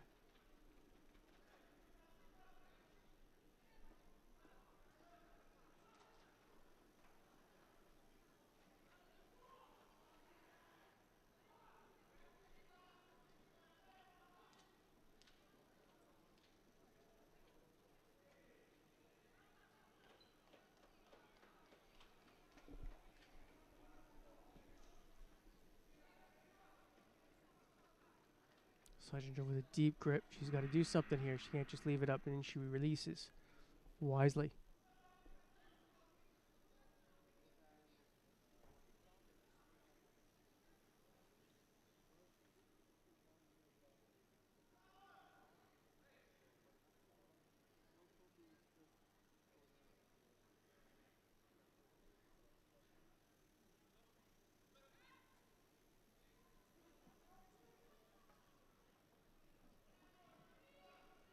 Sandayush with the one Shido.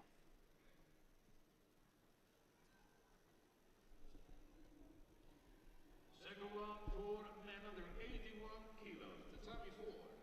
In blue for Korea is Wang Ki-chu. In white for France, Robin Pietri.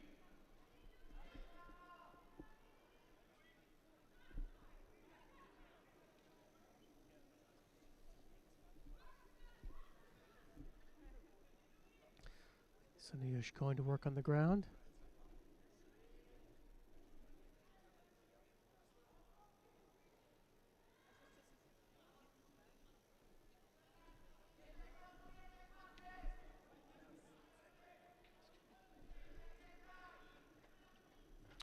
And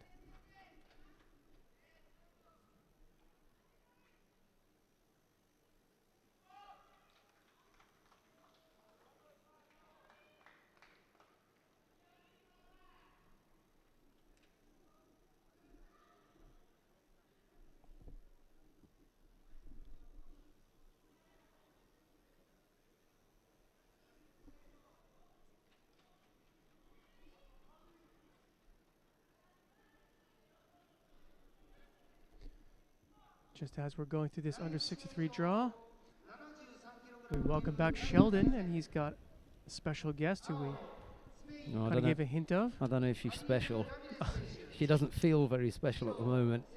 That's in her own words. But we will be joined by Hilda Drexler from the under 63 kilo category. Unfortunately for her, her day is done. She was in Pool A and lost to Sendayush Serenadmid, who's now up against Alice Schlesinger. See how we set that up? Not too bad, huh? Yeah, we got as close to the action as we can get. We got one of the fighters up here. That's right. That's Who, right. and who, you know those connections. They always do connections. Well, here's the connection. She lost to Sendayush. Whether she'll want to have that feeling of revenge as she sees her. Right now, Sandayush is not in a good place. That's what I mean. Yeah. Yeah. Whether that will be of any compensation to Hilda or not, we'll see. But we'll get Hilda over here. All right, David. David's going to go off and take a break. We'll get Hilda Drexler of Austria in here. I'll see you in a bit, folks.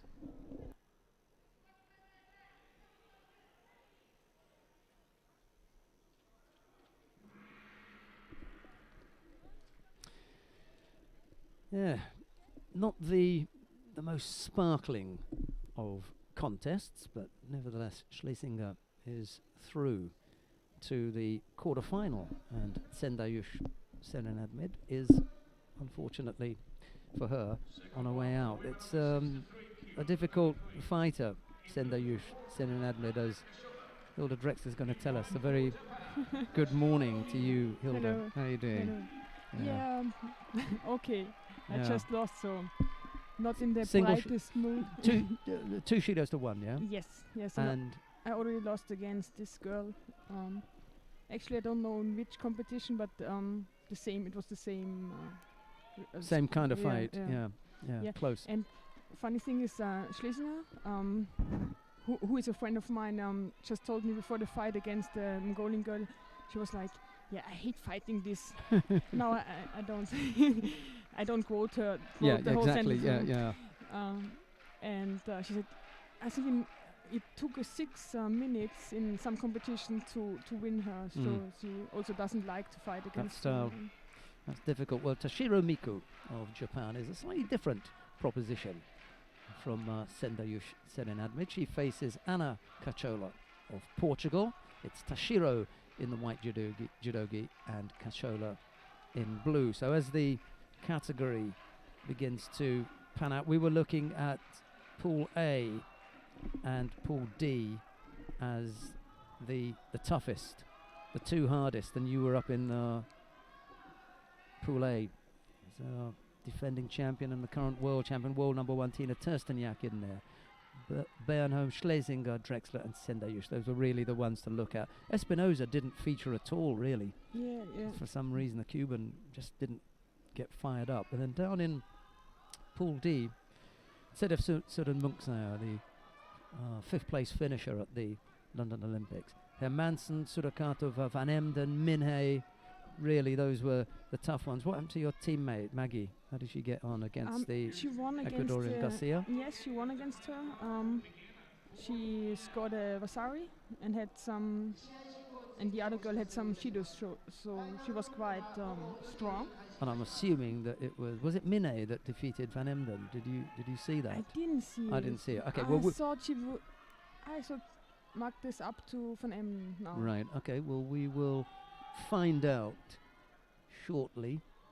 Who I think did really improve and is Valkova, the Russian Yeah. girl. She had some Yeah. good results the last. And it couple. was a nice. Hang on a second. Who did she defeat? Oh, Nadia Yes, Basinski. yes. Yeah. Pushing her and then going for Oh, the dominant, Tomoyanagi, the Yoko yeah, Tomoyanagi. yeah. Well, really Yeah. was nice. I mean, it's not often that you'll get Yoko Tomoyanagi for Ippon, Yeah. but that really was. It was good. Flat on her back. Yeah. That's probably one of the best techniques that I've seen, but I don't think we're going to beat Yoshida Tsukasa's Uchimata yesterday in the Yeah. 57 kilo Yeah. category. What a throw that was.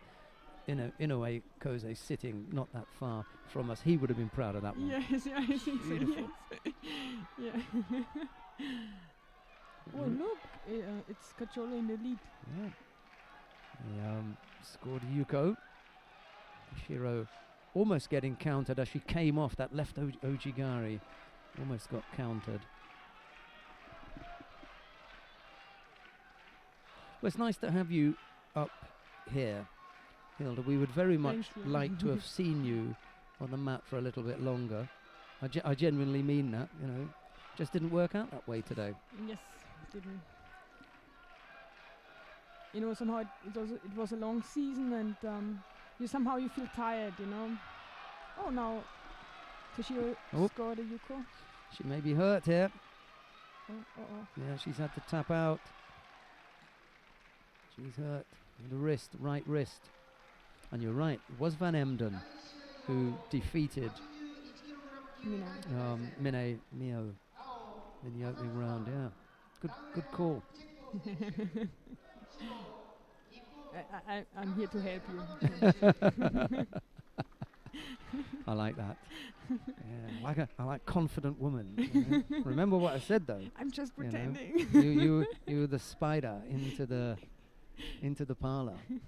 No, you're the fly. Sorry, the fly into the parlor. Well, I hope that Cacciolo isn't, seriously hurt, but she's definitely hurt badly enough to have to immediately Yeah. pull out. And maybe it's the shoulder, not the wrist. Yeah, she was holding the wrist at first, but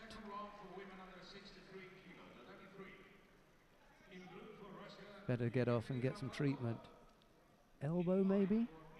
Mm.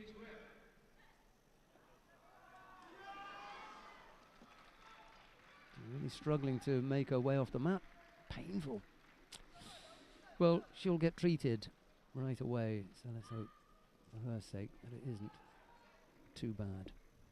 And we'll find out, and we'll come back and let you know, because I know people at home like to know what's happened to the fighters once they've seen them go off with an injury. Let's hope it's not that serious. Right, we've got a really nice spread of high quality contests on at the moment. Every mat has something worth looking at.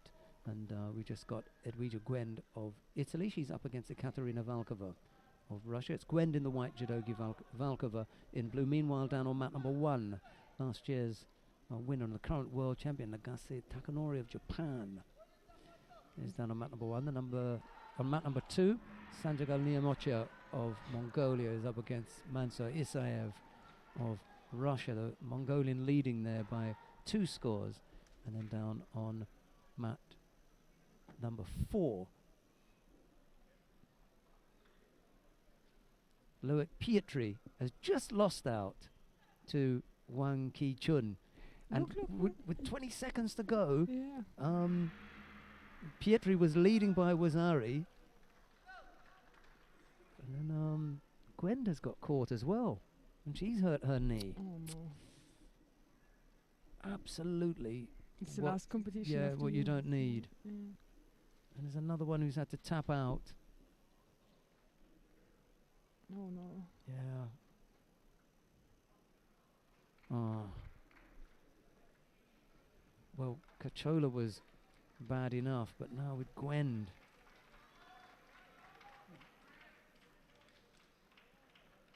Second round for man under 81 kilo. Oh no. 34. In blue for Japan, Emi Yasukiro. And in white for Poland, Well, she's managed to make her way up onto her feet, but she can't put any weight on the leg. She's just limping off now. She's being helped off by one of the medical staff, and just you can see there's just Yeah. putting a bit of weight on it, so no break, no dislocation, or else you're not moving. But she's limped off there, and that's not a good Yeah, sign. the ligaments are maybe. Yeah, strained, as opposed to ruptured or Yeah, ripped or yeah. torn.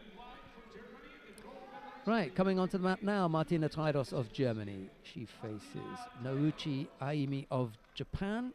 Taidos in the white judogi, Nouchi in blue.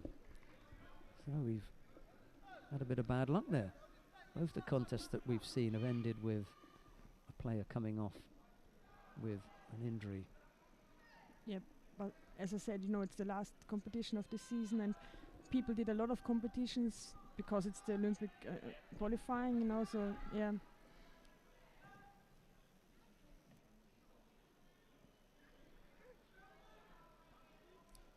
So Gwend and Cachola, we've got to find out about, see what's happened to them. I've never heard of the Japanese girl before, and she's not in the ranking. I think she was not. Yeah, as on the far as list. I remember, I was talking to David about her. She won at the Kodokan Cup, so that was her route Yeah. here. However, we have seen her at, where was it? I think, if I'm not mistaken, it was at the,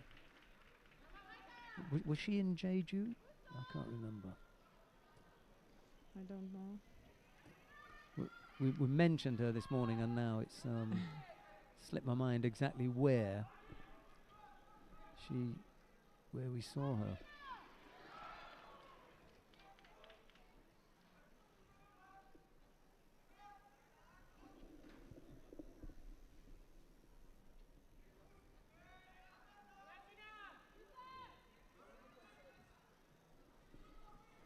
Tadic always puts very much pressure on her opponents. Really strong gripping and Yeah, she's got the physical presence. yeah. She's not dissimilar in stature and height and size to yourself. Yeah, long limbs, and although she is more extreme, yes. in her stance. And it's effective. Yeah, she yeah. causes And she's really lots of problems. good in if you try to throw her and up in the air she can move direction, so then it's you who's going to the ground. you're going she over. really has a feeling for this, if you can say this. Yeah.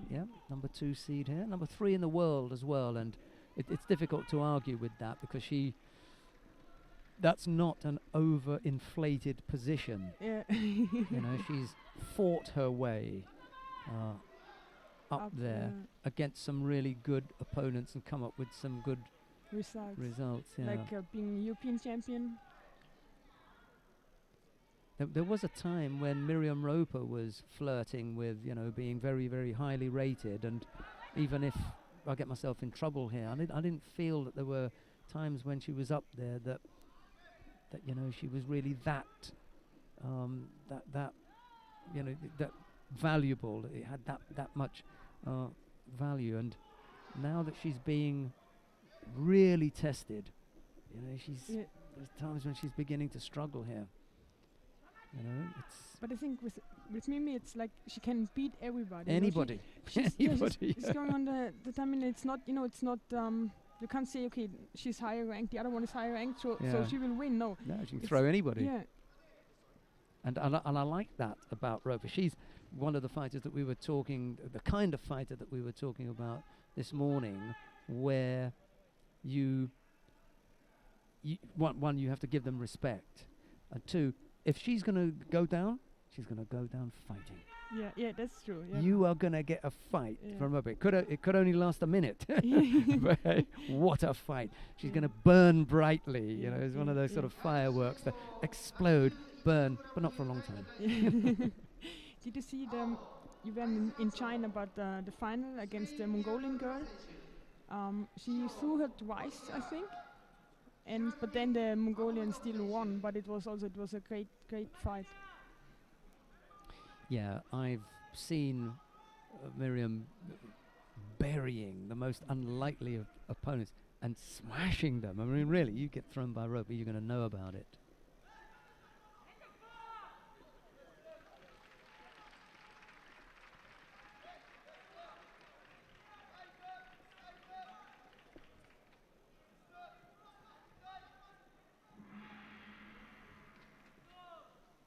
So it's Dralush winning against the Japanese girl. 3 penalties picked up by Nouchi. She wasn't able to work Tridos out. That was the collection of penalties, you know, some a signal there that, you know,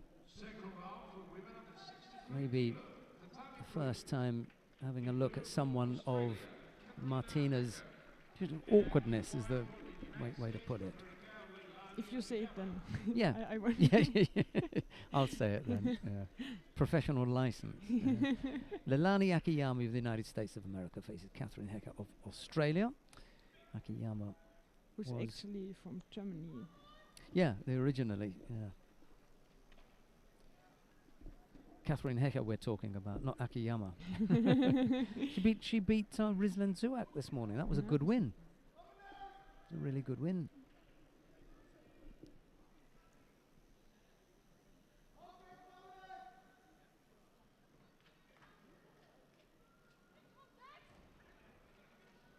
When we went from China to Japan, we met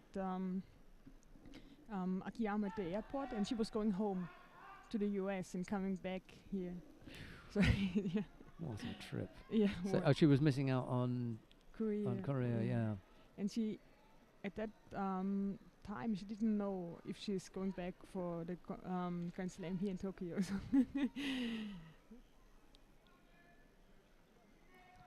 A win here would be amazing for Akiyama. Really. Once she'd been blocked once, it was difficult to generate any more Yeah, yeah, power yeah, yeah. for the second part of that technique, because it wasn't a genuine combination. Yeah. It just happened that she was in that position. Almost got caught with the Koji there.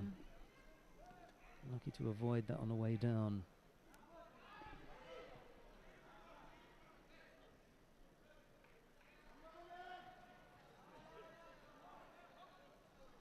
So, are you going to the Golden League? I am unfortunately not going to be in Vienna, I think it is, for the Golden League. I would very much have liked to have visited I think you Vienna. will miss out. on- Absolutely. You know, there are a few places that I get invited to, and beyond the judo, you know, there are things happening because of the organisers and people in the local federation that really, you know, make me comfortable going there. And I But there's a but. well, I think at the top of the list, it would be over and above Germany, who've always been, you know, nice. The federation's always been nice. Akiyama in some problems there. Oh, She's had to she tap forgot. out. Yeah, got caught there.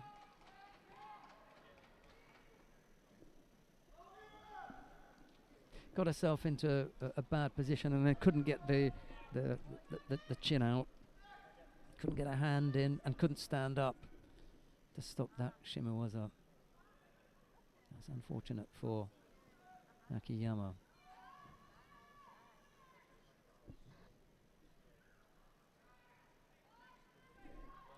What have we got coming up next? We're gonna stay here because we've got Hilda Drexler. So unless there's something absolutely, desperate to move us, we're going to continue watching the under 63 kilos. And the reason for that is that you're perfectly welcome at home to choose whichever one of the mats you want to watch. You just won't have the benefit of the commentary and the lovely tones of Hilda Drexler.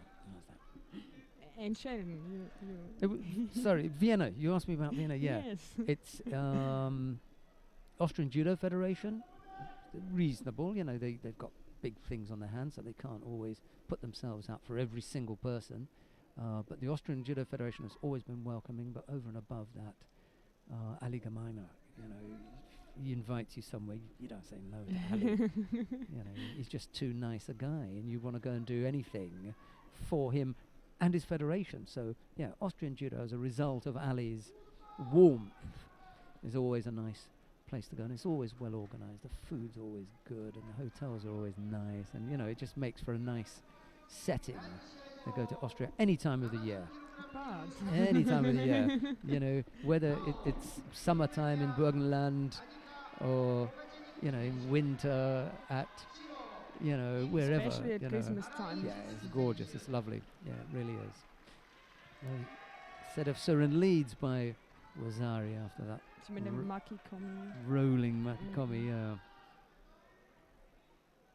In Austria we call it pig roll. Pig roll. Yeah, she got her with the pig roll there. Leads with 3 minutes left to go. So I still didn't get the reason why you're not coming. Oh well, there If was Austria is so also lovely. the competition in Tbilisi. You're going to Georgia? Well, I'm not going there either now.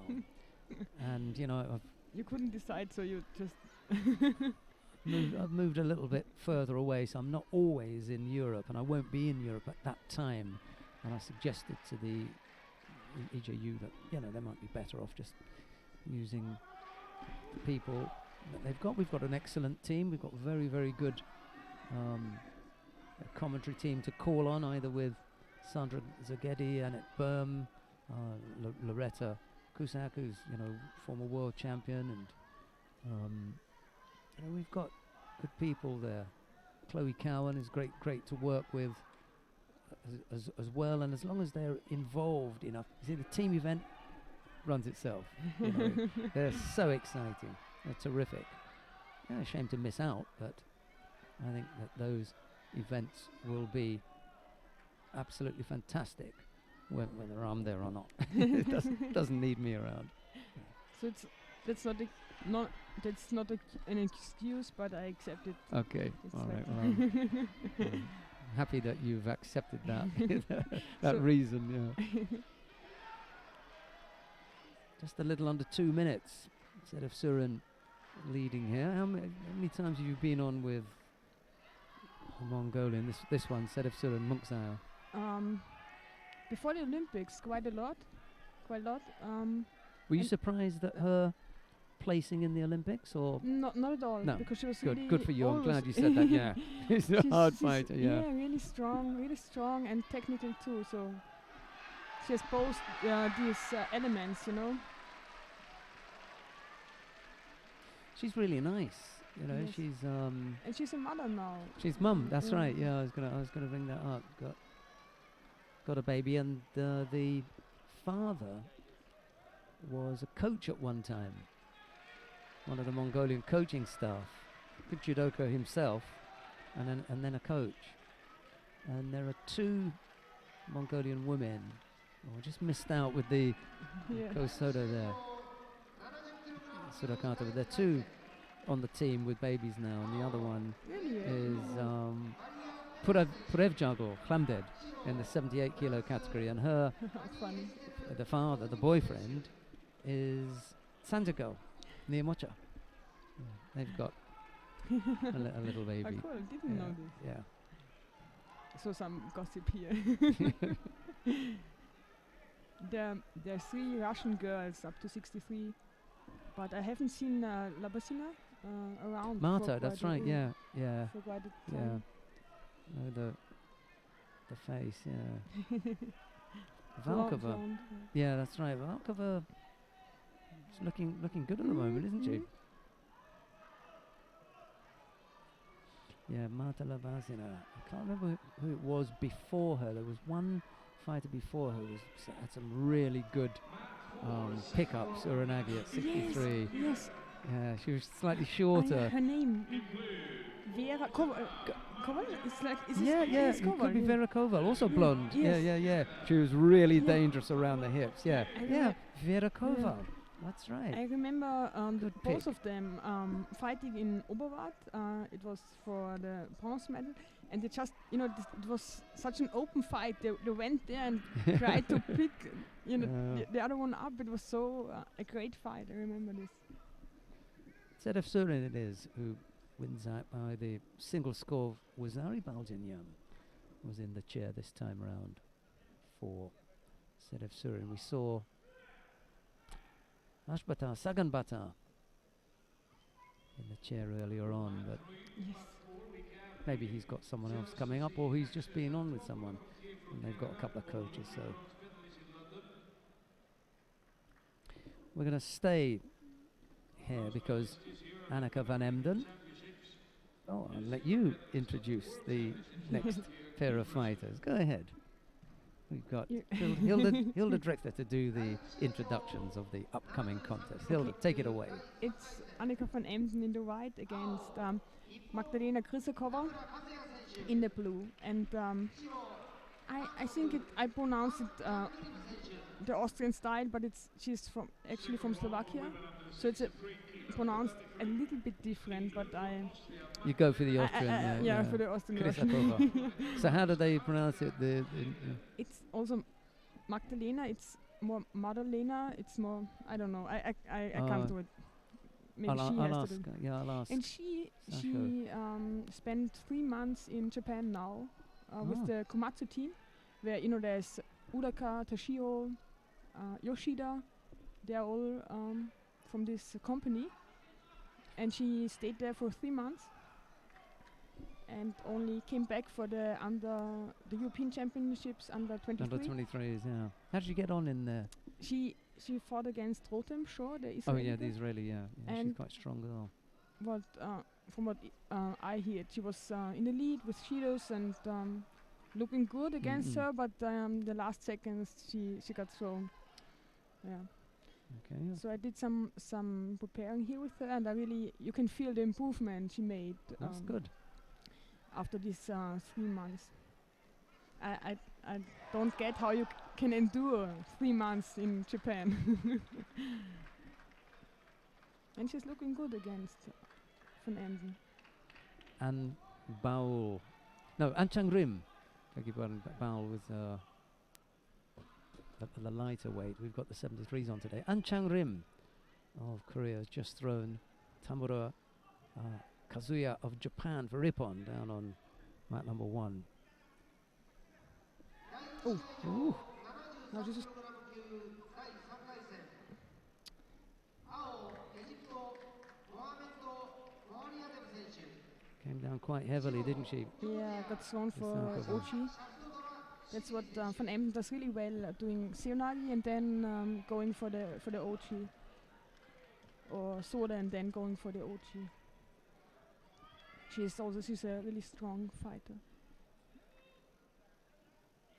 Physically very strong.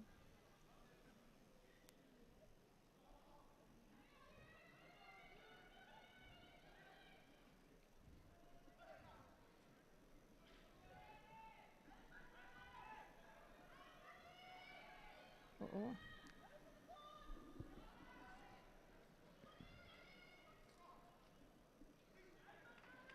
And there have been some other girls to Komatsu and training there, like the Canadian girl up to 70 kilograms. Kilita So- Zupancic. yes, She was there, I think, for 1.5 years or even That's 2 right, years. yeah, A yeah, long time, yeah. really long time. And also Ronda Rousey tried to stay there, but I think after 2 weeks she went. She was not so fond of the the training there. So I love that. That's a great story, that one. yeah, from what I hear, I don't. Yeah, it's okay. It's just between the judo family. Go on, yeah. The Komatsu girls, the Japanese Komatsu girls, they told us that she cried a lot. Please don't tell her. She probably. Oh no, we won't say anything. I think that the viewers at home might have to be on social media all over the place now. But she's doing great as MMA fighter. Yeah, I mean, that's- she lost the last fight, but she was. She's found something that Yes. suits her and that she's happy with. And very good in. Yeah, and very good at. Yeah, and good she for her. got really famous, so. Yeah. Well, I'm lucky enough to be able to go into any supermarket I like and not be recognized. If my day doesn't go well, then nobody writes about it and Yeah. nobody says, oh, Yes. he made that mistake or... Yeah, and when you wear your jogging trousers or. Yeah, exactly, yeah. Nobody says when I arrive late home after a few beers or anything, I'm lucky. Ronda, unfortunately, is in the public eye, and everything she does is in the public eye. And when she's seen out with her boyfriend, that's in Yeah, the public yeah, eye, yeah. So imagine if we went out, for a drink, people would be writing about that now, wouldn't they, Hilda? Another date. Exactly. They'd be writing, Hilda Drexler seen out with Mystery Man. You'd be famous, you see. Yeah, no. Hilda's granddad takes her out for a drink.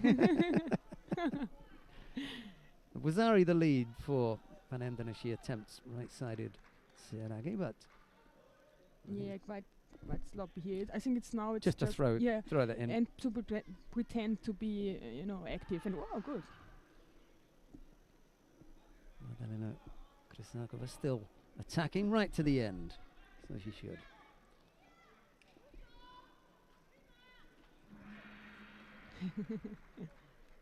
Wouldn't make any difference now picking up even a third penalty, but Yeah, could quite easily have yeah.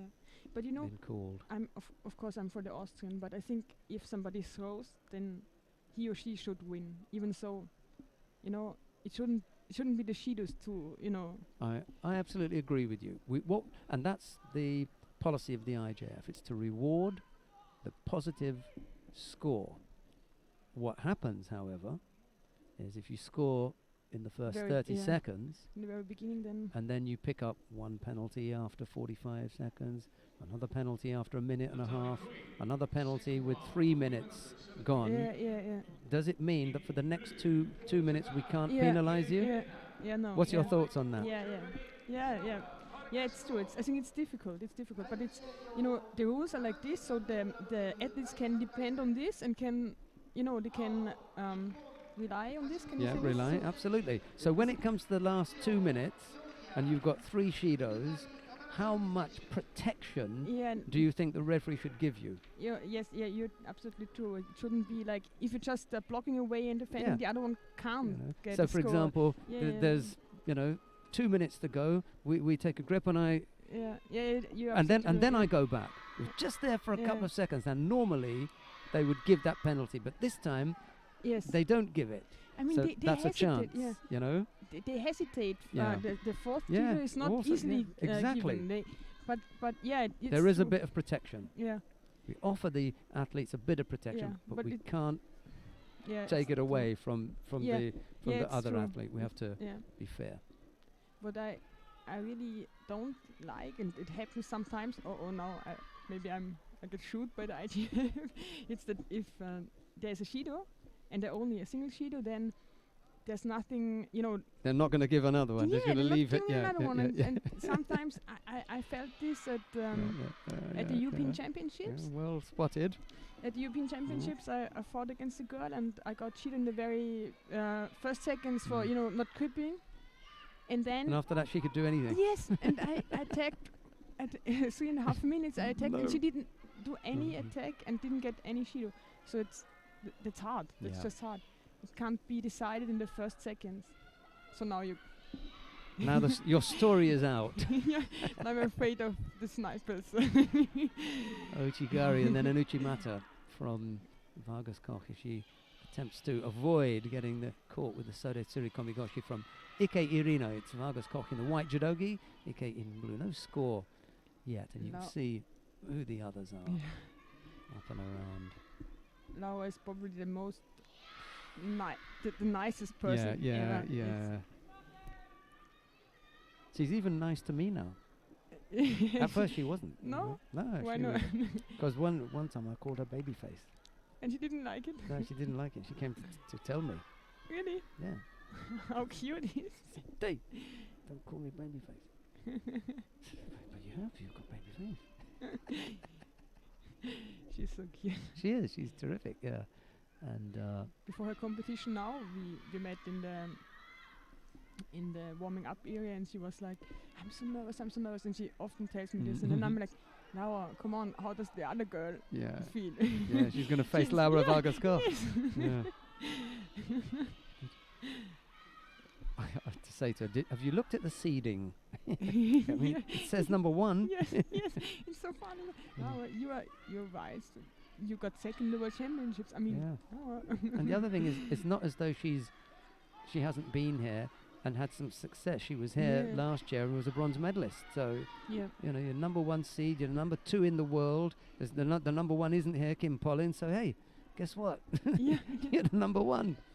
I suppose that's a little bit of pressure as well. She got her feet Mm. tied up there a little bit, and Ike didn't take advantage of that. Almost came up with that Ojigari. Couldn't get the hand round to power Yeah. her opponent over. And Laura, she's also a brain. She's very good in maths. I didn't know that. Yeah, she's really good. Some at the university, I think now she's writing her doctor. How to say? I don't know. Exams, Yeah. paper, whatever. Thesis, maybe. Ah, yeah, The maybe. Yeah, doctoral yeah, yeah, thesis, yeah. How old is she? Oh, Must be I in her think early 20s. 25, 26. Oh, around okay. this. Koji But she's Gaki, very was the clever. thought. Very clever.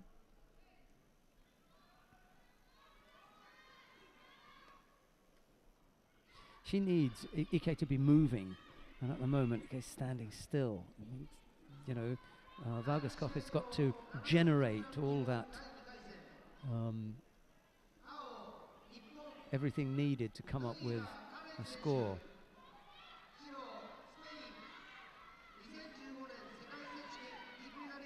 Not Yeah. quite, but she may. No, couldn't follow up on the ground.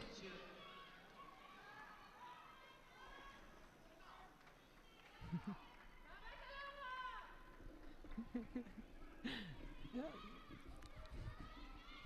I saw it coming. And, you know, immediately after the passivity warning to Ike, Vargas She- Koch was yeah, back in on the yeah. attack. No looking at the clock, 30 Yeah. seconds, I'll close up shop. No, straight back in for the attack. I bet she has one more attack. Brzezinski must be pulling his hair out. You know? Stop. No, that's not her style, is it? Yeah, I like it. I like it when people are like this. Maybe because I'm not like this. Now she does have a quick look at the clock. Uchigari! no, Ooh! no. Osai komi.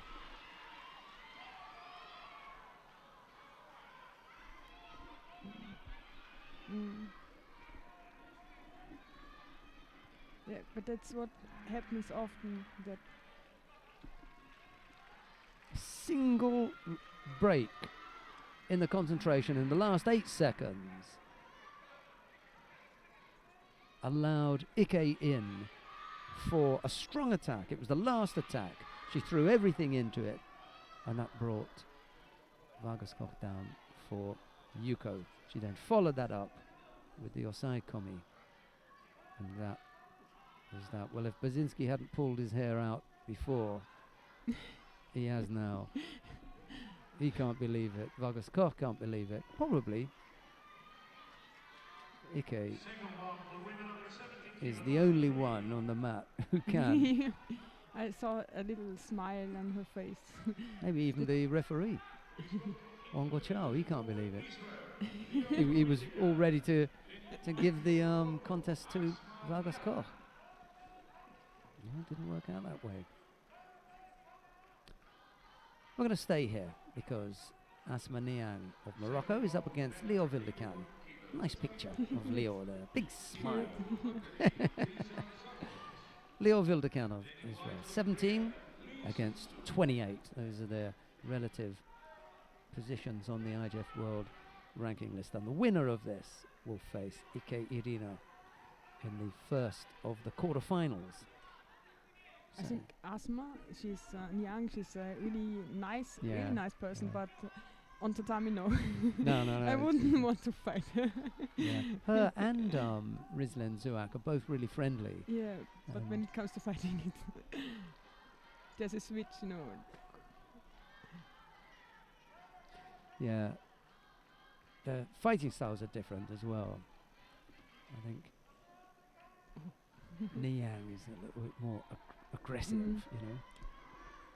And I think Suak, she has a really good feeling for the moment. She strong, but also has this the movement and.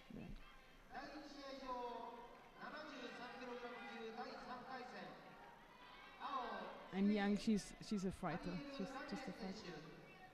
Africa have got some good fighters at 70 kilos. Enough. But I think they're all training in Paris. Yeah, and they're all now a certain age as well. They've reached, this is the last cycle here. Huda Miled from Tunisia, she's been around forever. Bronze medalist at the World Championships in 2009. Antonio Moreira, from Angola again, back end of her career. Yeah. And Asma Niang been around for a bit. So could be that we won't see them in the next cycle.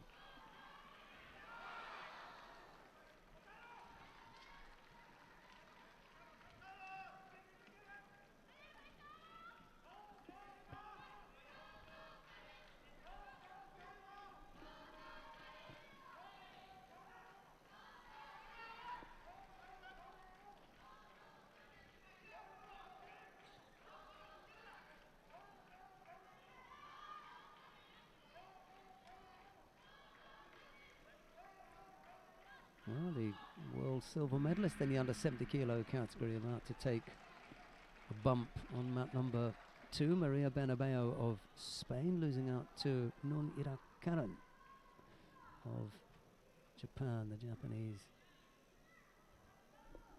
winning on the ground there. Osai Komi. Yeah, they're really strong. I don't know any Japanese fighter who is not good in Nevasa. They're so consequent and. I learnt that word from Annette Berm, consequent. It's not, there's nothing. Oh, so. How do you say comes up with Yuko? Well, it's a mixture of meanings from time to time. But it could have been. No, it wasn't Annette Berm, it was Matthias Fischer. He was the one who asked me about that once. How is it consequent?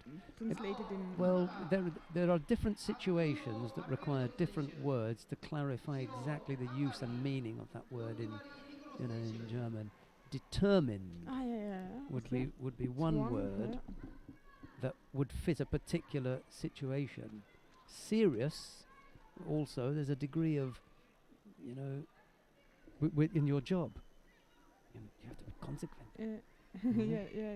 Determined really doesn't fit there. It's more, you have to be serious about what you're doing. You have to apply yourself, to your task. You have a task.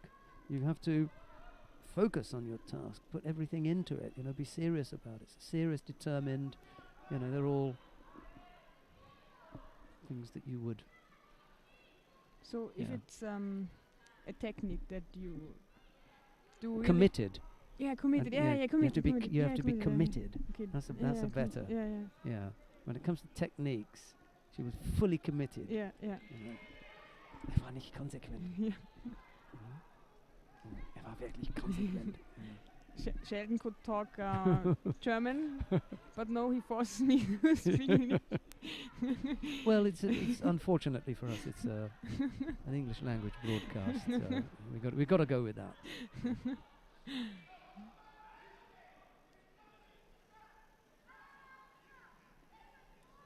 Rok Dracic of Slovenia just won his contest down on mat number 1, throwing Javier Ramirez of Spain for Ippon. Ungvari Miklos and Artem Gelidon on mat number 2, and then down on mat number 3, Lee Seung-soo of Korea is up against Krizan Jabolks of Hungary. So that's the lineup, as Niang leads by Yuko here with a little over, 10 seconds or so to go. You know, when it comes to hard or tough fighters, the Japanese girls are also tough fighters. When you do training here, it's not like they are all movement and technique. They are really hard. Yes. It's sometimes it's a little bit Punchy. Fist fight, yeah. Punchy. And we were at Tokai, and there was one girl, and she, with no intention to grip, she just punched against my ear. Three times, and I was like, "Come on, Hilde! Everybody tells you not to take everything." Yeah. So the next time we got together, I punched her, and she started crying and went out, and I was like, "Oh no!" I felt so bad, but it's you have to be like this. Yeah. Otherwise, you would do it the All whole the time. Yeah. But it's still hard to be like this if you're not, I'll remember not to upset you then. Asma Niang squeezes past Leo Wildekan on the back of the single Yuko scored. Did pick up 3 penalties along the way, but we're not going to worry about that too much. Niang does the job. Now, we had been watching the under 63 kilo category, but you'll have noticed by now that we are watching the under 70 kilo category. We may go quickly down to, let's go down to mat number 1, because on mat number 1 it's Nagase Takanori of Japan. He faces Eri Hembubatu of China.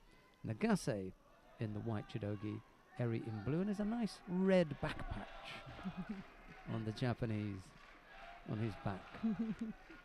So for those of you that watch a little bit of judo, that's nicely done. Yeah, he took his time to think about it. The referee had a look and said, "Yep, that's it on."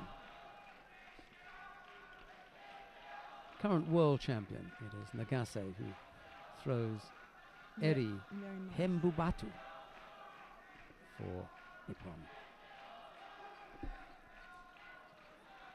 Well, we've got a slightly, isn't it really difficult to say that we've got an old-fashioned battle coming up here? They're going to give Wazari instead. Oh no. Well, it's because of the rolling, but I think it was a good one. Yeah, I don't Mind you, think we haven't seen a replay. I don't think you can throw any more beautiful. But maybe they want to see more.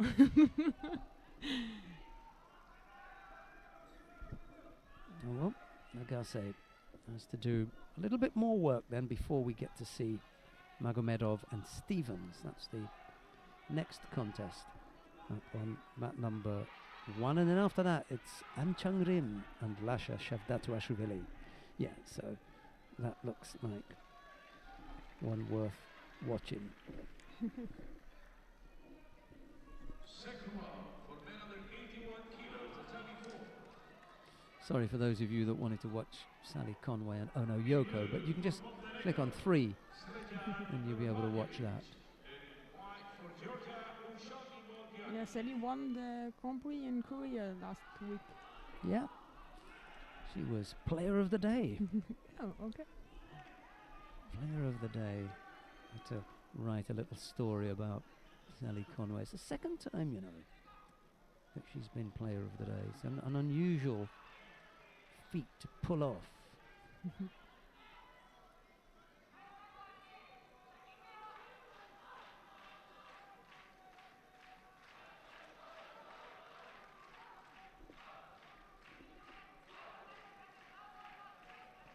Arthur Margelidon has just defeated Ungvari Miklas.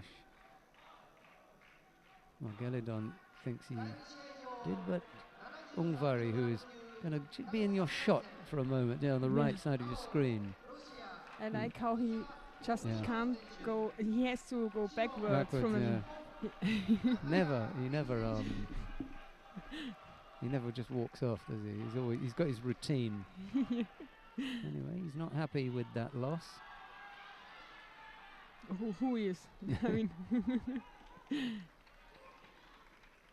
chance here for Nagase. He's not exactly where he wants to be. He's getting stronger now, though. Having already scored Wazari, he only needs the 15 seconds to finish things off, and he does.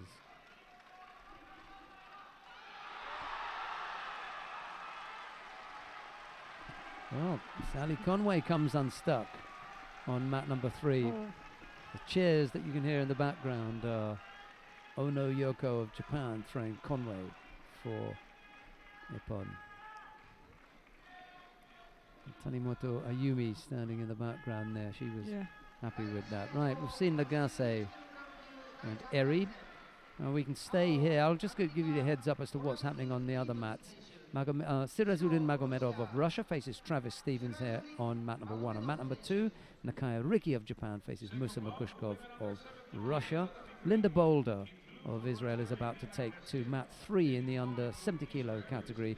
She's up against Irina Gadzieva of Russia. And then down on mat number 4, it's Ushangi Margiani of Georgia and Sedan Mavaljevic of Montenegro. That's the lineup. We'll be back on 3 soon.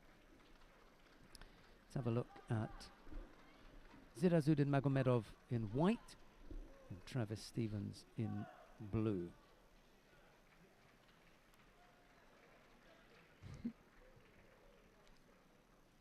I told you this was going to be an old style matchup. more street fight. Yeah, USA versus Russia. Yes. No punches pulled. No one's going to pull their punches here. Steaming in there.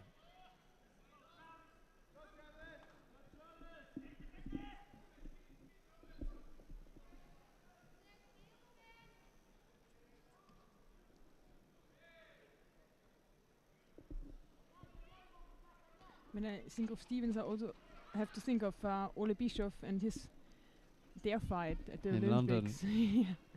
Fight of the day. Fight of the day, that was.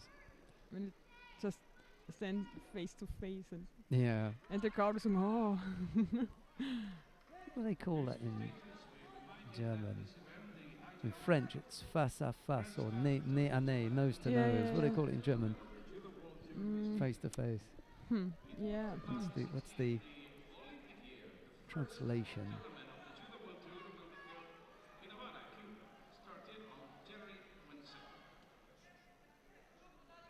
Actually, I can't think of. Okay, we'll give you some time. Doesn't matter. Probably Angesicht in Angesicht, Okay. but we'll it's more like go with that. upper. It's higher. I don't think people speak like it. Face to face. No. Head to head. No, head to head is just like an opponent's, you know. Yeah. But face to face means you really, you know, Yeah. there's going to be a fight. Yeah, maybe Nase and Nase. Yeah. So nose to nose. Michael Smith, thanks very much for your email, and hopefully we will get to feature some Canadian judoka. We very much like to show Kalita Zupancic when she's around, or Arthur Margelidon, or Antoine Valois-Fortier, You know, if it works out, absolutely, we'd be delighted I to did- put them on. Oops! Oh, oops! no, no. Yeah. And another one. You know, when we were, had training in Tokyo before the competition, they also were the team from the Netherlands, and they also had a lot of injuries, you know. So I think it's just end of season. Yeah.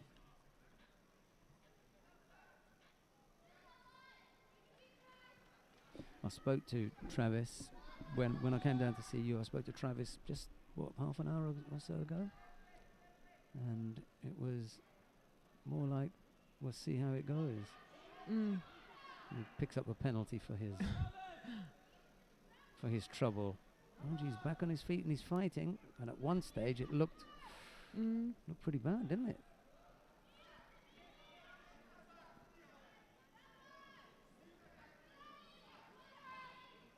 But I think he's the kind of guy who rather die on tatami than don't fight. I think you may be right. It's funny because on Instagram he's making a lot of fun of CrossFit, people who do CrossFit. It's so yeah. funny, yeah.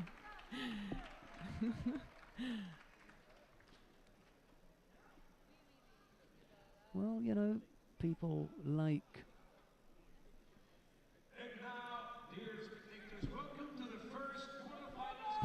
Travis Stevens they can back it up if they say something. You know, they're big enough to Yeah.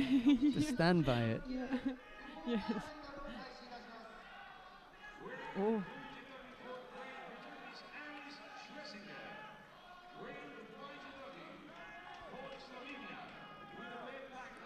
Well, we've got a quarter-final beginning on mat number 3. So let's go to mat number 3. We'll keep an eye on what's happening with Magomedov and Stevens, but we're about to begin the quarterfinals in the under 63 kilo category. The current world champion of world number 1, Tina Tursteniak of Slovenia, faces Alice Schlesinger of Great Britain. It's Tursteniak in the white judogi, Schlesinger in blue.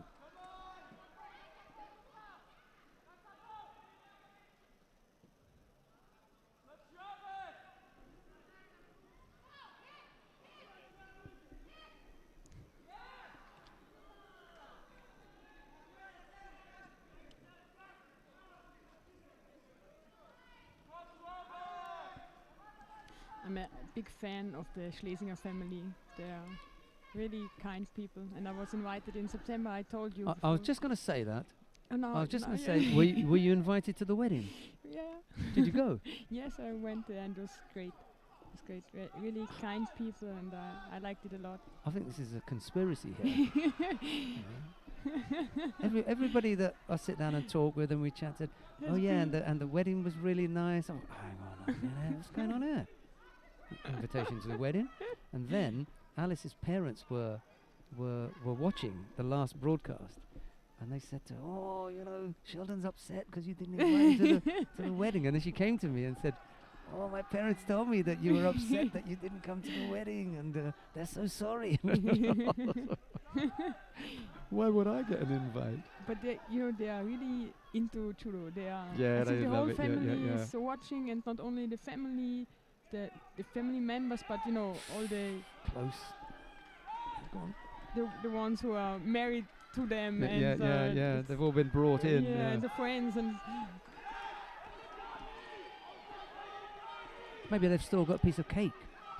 No, once in a while, if there's a big cake, you put some in the freezer, and once in a while I'll get a slice of cake next time.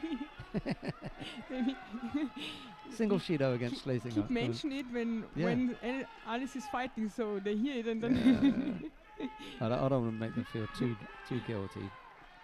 So I'm definitely I hope for Alice to win, and I also think she has the better technique, but it's really hard to because Tina is so much moving going on, so much moving. Tina Tursteniak has also been Player of the Day. I She's believe it. She's a kind person. Stevens has just beaten Magomedov. Oh. down on mat number 1. He was almost out, wasn't he? At one stage. Incredible, amazing. Yeah, sometimes Russians tend to get tired. Magomedov can't believe it. You know, in the end of the the fight, First quarterfinal in the men's competition on mat 1. Quarterfinal for men under 73 kilos. Quarterfinals beginning on mat number 1. It's all happening now. Almost countered there. Wasn't the strongest of Ochigaris, was it? The left leg went in there, but it really didn't threaten, and Testaniak almost she does it countered her. really well.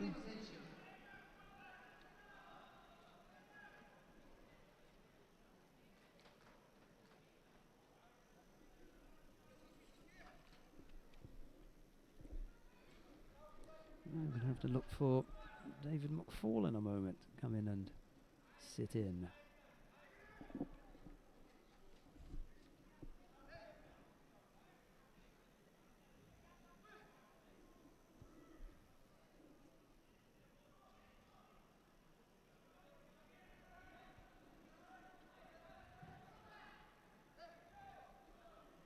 When was the last time Trisniak lost?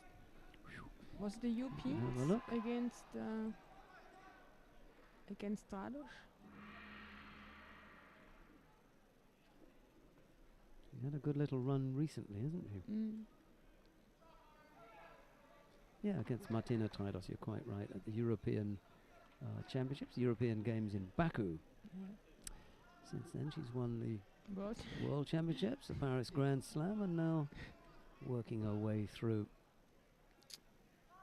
the Tokyo Grand Slam.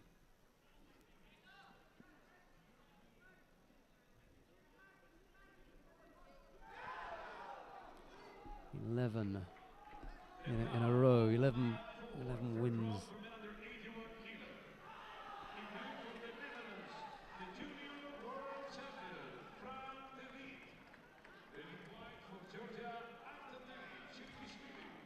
Take a little bit longer to work out Teddy's wins. When last did he lose? Yeah. Did he ever lose? Well, he lost here. Ah, yeah, I remember. That was the last time he lost.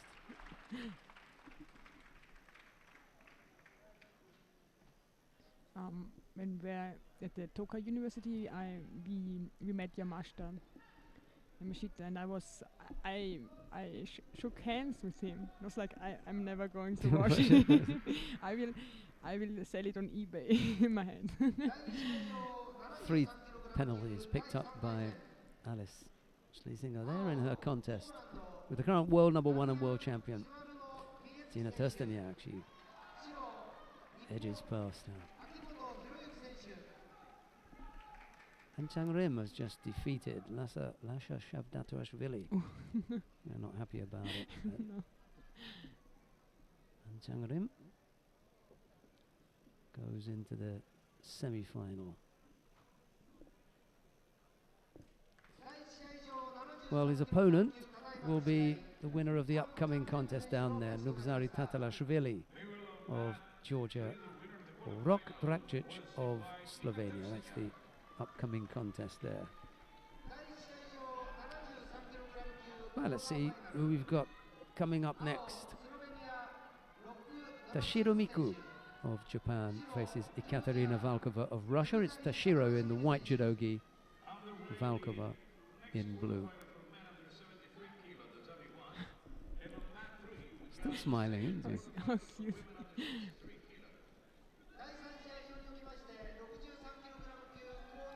Tanimoto was one of my heroes. Yeah, can you imagine? She still is. And it was really nice to see when she won against Dikos that she really, she was happy. She, how do you say? You could see it. Not like other Japanese girls, just bowing and going down the tatami. Yeah. She was jumping all over the tatami at the Olympics. Yeah, when she threw Lucy DeCoste, and that Yeah. throw, we show that a picture of that this morning. David okay. showed that. It was nicely done. And she said that she trained it, that she worked on this. And it's great that it worked out. That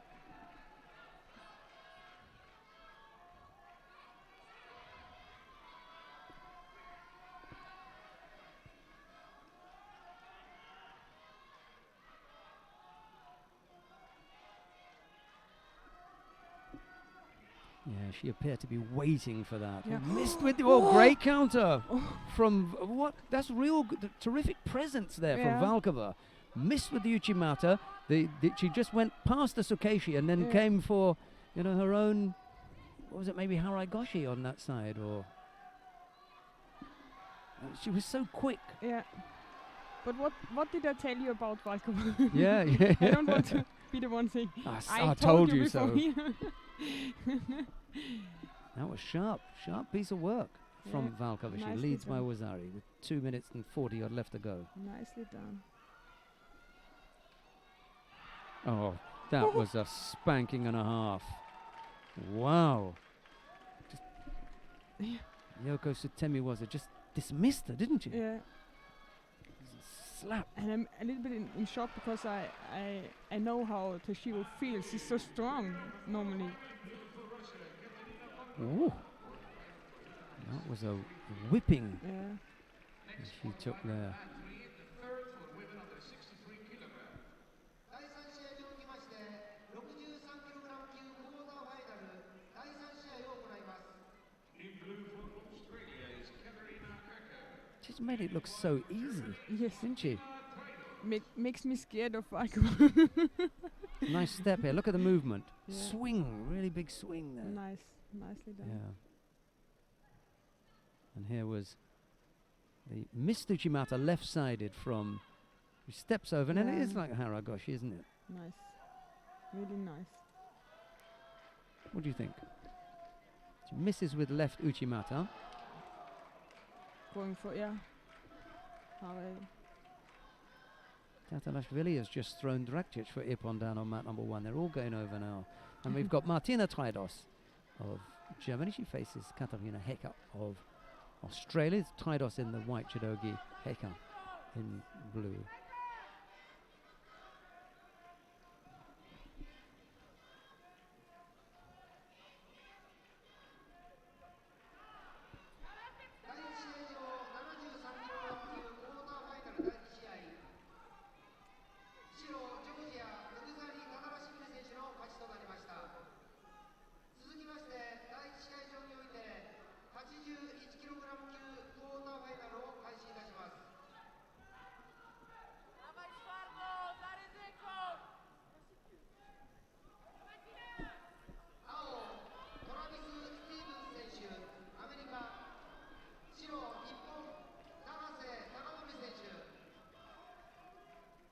Look at the lineup on the mats. Nagase and Stevens, Akimoto, Shvanovitsky. Traidos has just thrown Heka here. And then down on mat number 4, Chirikishvili and David. You're spoilt yes. for choice. Yes. This is quality. It's like a very Judo. good buffet, you know, Yeah. and you have to pick. Hmm. Yeah. What? Osai Komi. Again. Didn't Traidos dispose of someone in a previous contest? How did she defeat Nouchi? Can't remember now. It was Shido's. I Oh, think. okay, this time round. She's got some scores on the board. I also don't remember when Tadeusz went out in a competition. I think she also always made a medal the last competition.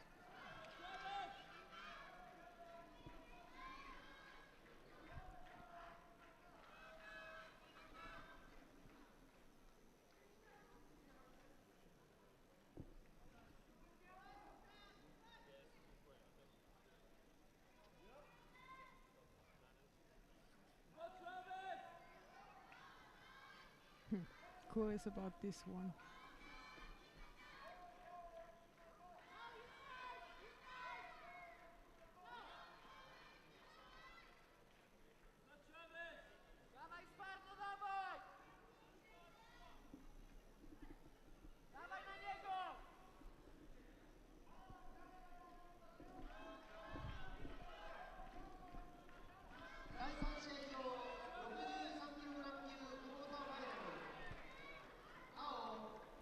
On the mat now, Sedefsuren Munkzaya of Mongolia. She's up against Anneke van Emden of the Netherlands. It's Sedefsuren in the white judo gi, Van Emden in blue. And oh, look, you see, we've got Ashbata Sakanbata in the chair.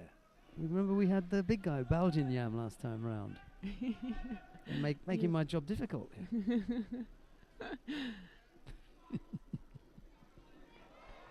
Have to write down who's going to be coaching them, you know. The TV graphics. So, well, this time I go here, this time I go. Oh, come on.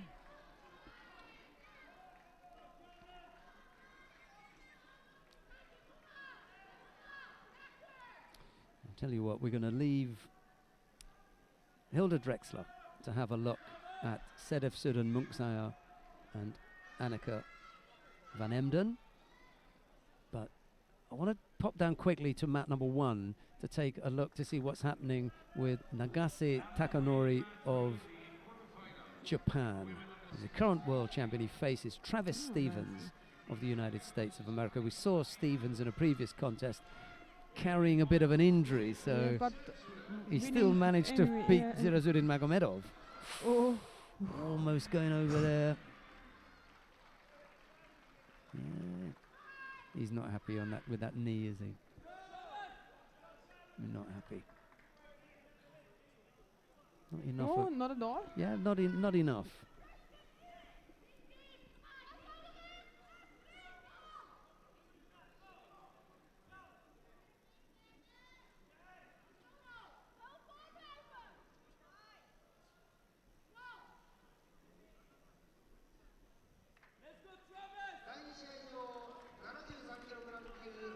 He really doesn't seem in a good state of No. health. A third penalty, 2:42 left to go. And the other thing is that you've got Nagasic breathing down his neck, and he hardly went back to his Yeah. his spot. Yeah, You yeah, could- yeah. So he was keen to get his hands It's on like Stevens. fighting Sabrina in training.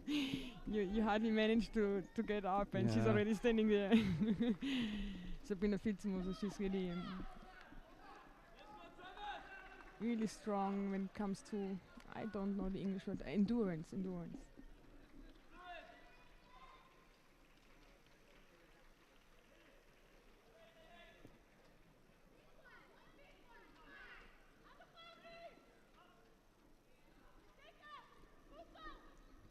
Are they making complaints about my English, or?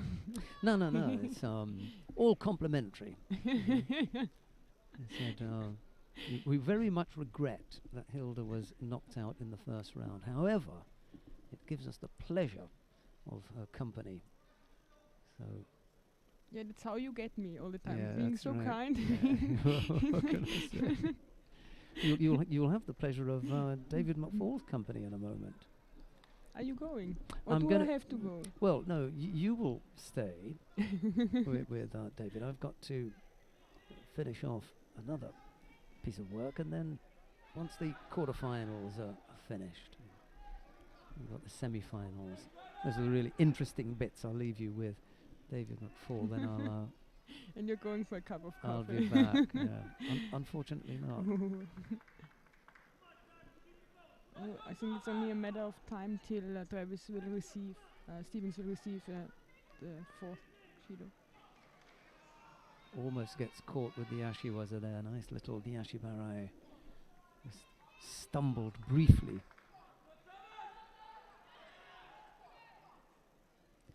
Kalita Zupancic is poised and ready to make her exit from the stadium. She's already got headphones, woolly scarf and a woolly hat.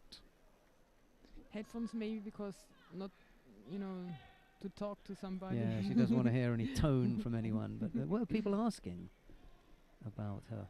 Yeah, he's going to have to take another penalty this time for a false attack.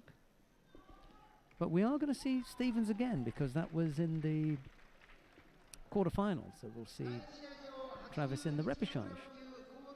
He'll be in the repechage contest. Okay, let's go back to mat number 3, because Sedefsuren Munkzaya and Anneke van Emden were involved in a head-to-head there.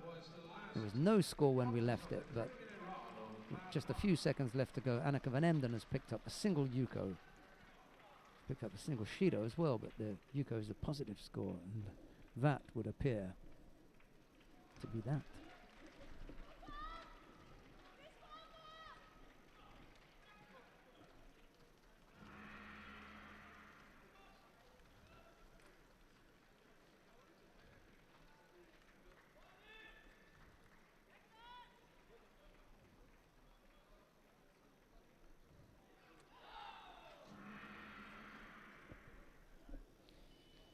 Van Emden ended up picking up 3 penalties. Yes. Just defending. Yeah. If Yeah. she had the positive score, which we've Yeah. But spoken about. you're right. It's hard for the Mongolian girl to throw because she's just defending, blocking away, going. Yeah. It's difficult. Van Emden it is who goes into the semi-final. Sedefsuren may yet be on the podium.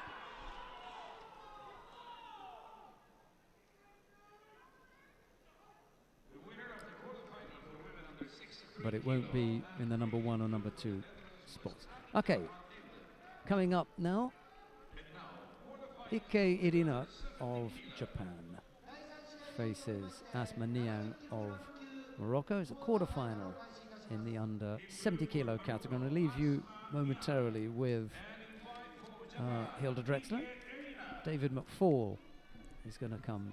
I try and not to sit in panic. next. Yeah. You won't. Here's Hilda again.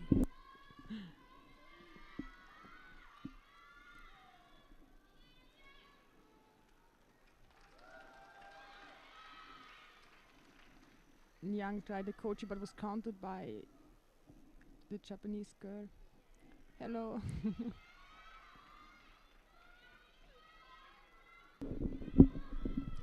Good Hello. afternoon, Hilde. How are you?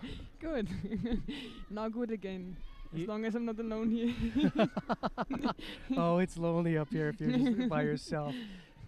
Yeah, I have Yes. nobody to talk to, Yeah, I don't know how Sheldon does it during these Grand Prix. He's up here alone for hours and hours. Chatting along. Well, he's up here. He's just talking to an audience. It's just your best friends you're talking to out here, right? Everyone, it's just 1,000 of your best friends or a Yes. couple thousand. No big deal. Well, the Yeah. 63s looked exciting. Yes, it did. Some good matches here. We've got a couple left at under 70. And right now we are looking at Ike Irina.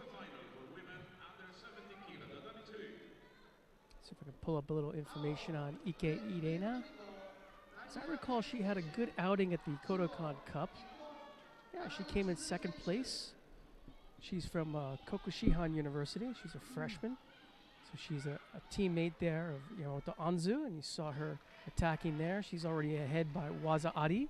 Yes, and she won against Laura Vargas Koch the fight before, so So she's had a nice little run. yeah.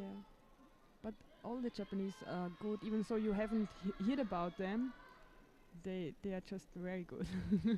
Well, you could. Now you were in Jeju as well. No, just in China. Okay, so I guess if you were in China and Jeju, that was over the last 2 weeks, so you could get over your jet lag, right? Yeah. Yes. Right. So then it's just a matter of maybe the food is a little bit different, right? Versus for the Japanese, this is their food, their home. There's no travel. Plus they're strong. Yeah. That's right.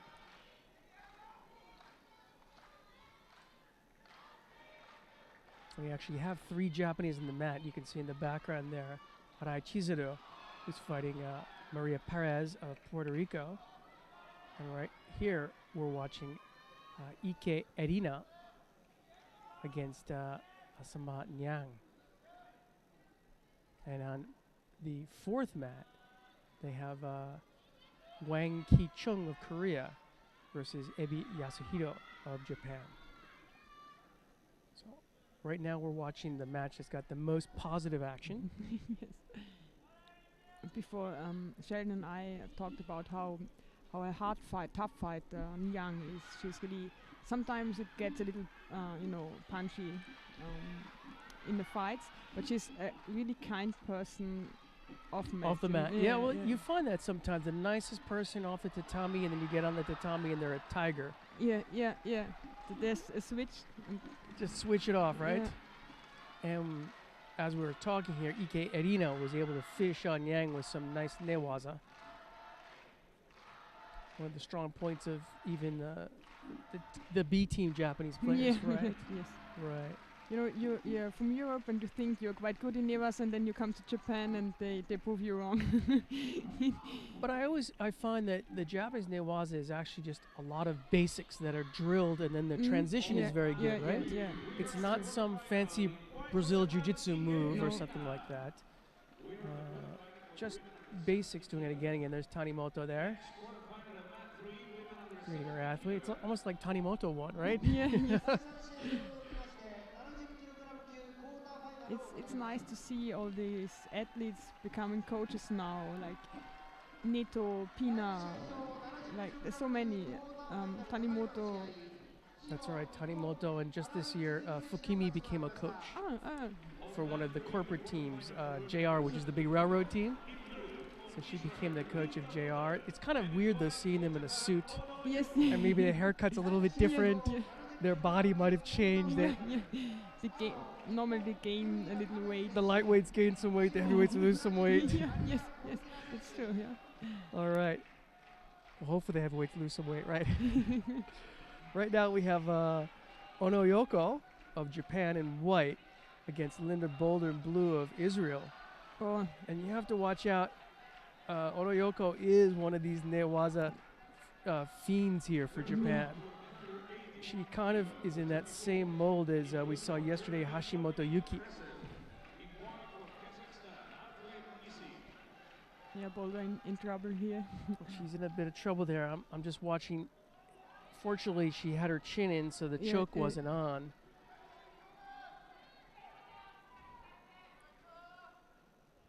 Ono, last month, she had a nice outing at the Kodokan Cup. She won that competition. Oh, nice. Yeah. And she's representing Team Komatsu. You can see them in the middle there with all those yellow jerseys, cheering and clapping. I remember fighting against her in a training camp, and she beat me up. She's got some good judo, does she? Yeah. And then I realized it's good to have weight categories. There you go. Very nice. Are you going to be sticking around for the camp afterwards? No, actually, I'm going home. The other two girls from Austria who are here, they're staying, but I'm going. And to be honest, I'm not sad about it. I'm longing for going home. You know, I was just up in the stands watching some of those Travis Stevens matches with the American team, and I think people had similar feelings. You know, it's a long time from Qingdao to Jeju to Tokyo. And it's, end of season, end of the year. And there were a lot of injuries going on, so I think people are tired. Yeah, I think so.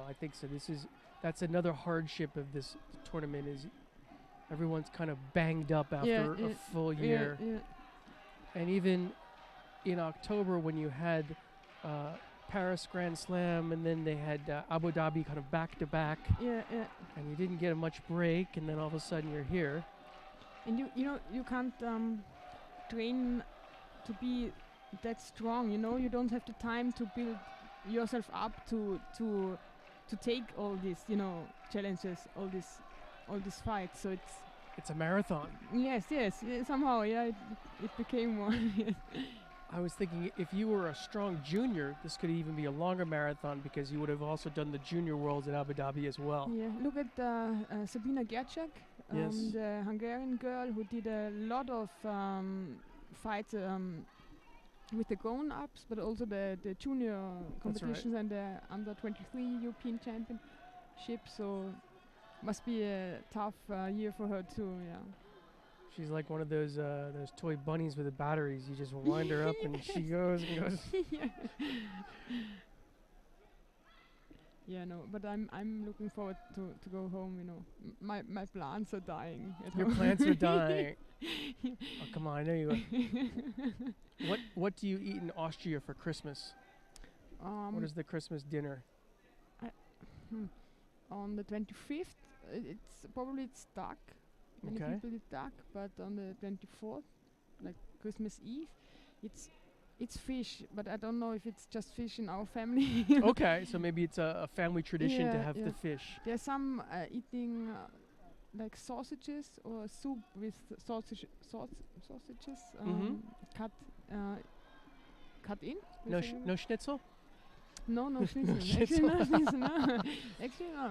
That's the only part of Austrian cuisine that I guess I know, right? There are a lot more, and quite good ones. And what part of Austria are you from? Is it from Wien or from? I'm Okay. from Vienna. I'm from the capital.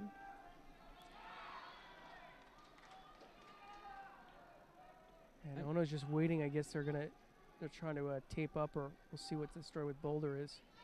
She doesn't look like she's taped up. There was some health issue that they were checking out. Maybe a little blood or something like yeah, that. yeah.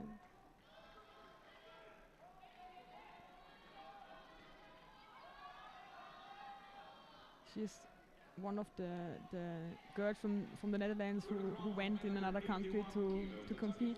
That's right. That's right. She's in Israel now, and Stammeister is fighting for Georgia, but got injured, and so she couldn't compete here. It happens. It Yeah, happens. yeah.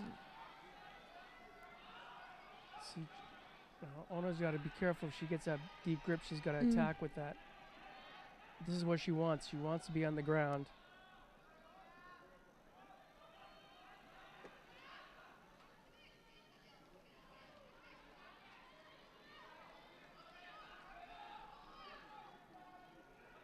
I actually have two Japanese that are very strong in Newaza. On mat number 2, they have Noniira Karen, where she's fighting against Maria Portela. And Yeah, Noniira is yeah. also very good at Newaza.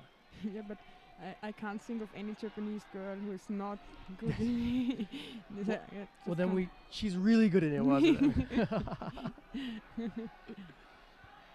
Here, Ono looks like she's working this turnover. She's going to flip Boulder over and then work on getting that leg out. I don't know if she's got that shoulder where she wants it yet. There we go. But you see, she didn't have the shoulder Yeah, tied yeah, up, yeah. and so the leg was a little bit premature.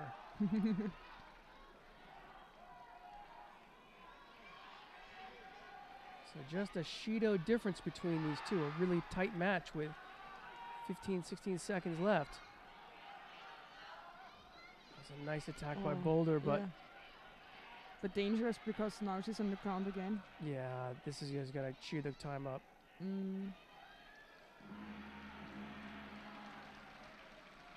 Actually, the two matches finished at the same time. So Ono Yoko, not the musician. Yes, yes. Wasn't she married to? Yes, yes. She's a little young to be married to John Lennon. She's going to take this one on a very tight match against Linda Boulder. And on the other mat, it was Noniira who actually falls to Maria Portela.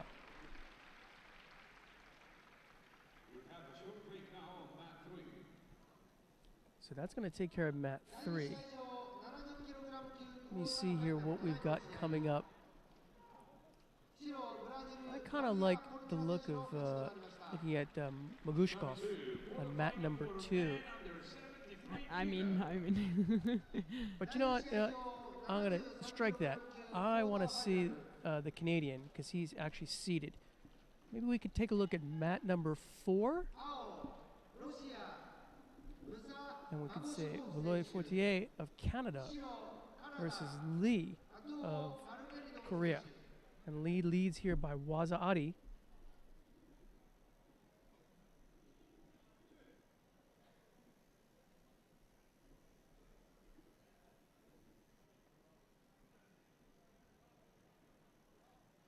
So you didn't fight in Jeju. No, we didn't. From China we went to Japan and did training here in Tekio and Tokai. Yeah. I told Sheldon before I met Yamashita in Tokai, and I was like, oh, and he's so how to say modest and friendly and kind. He's It was very, impressive. It was really impressive. we say in English, be approachable. Like, yeah. you can come up to him yeah. and talk to him, and you're like, this is the great Yamashita, and he's a really nice yeah, guy, yeah, right? yeah. Right, right.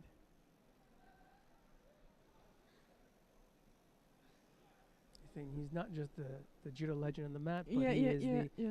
vice president of the All Japan Judo Federation right now. Yes.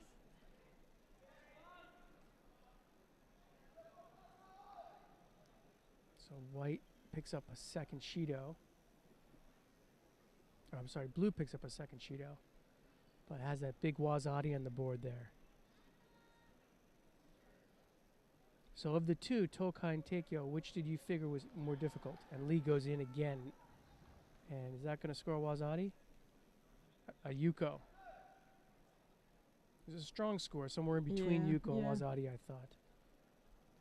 Well, I think Toka there were more girls Mm-hmm. because there were companies coming, and so some girls from Komatsu were there, and they had it was just tougher. You know, it was a little more punchy. You know, yes, I would say Tokai it was harder, but I like Teikyo very much.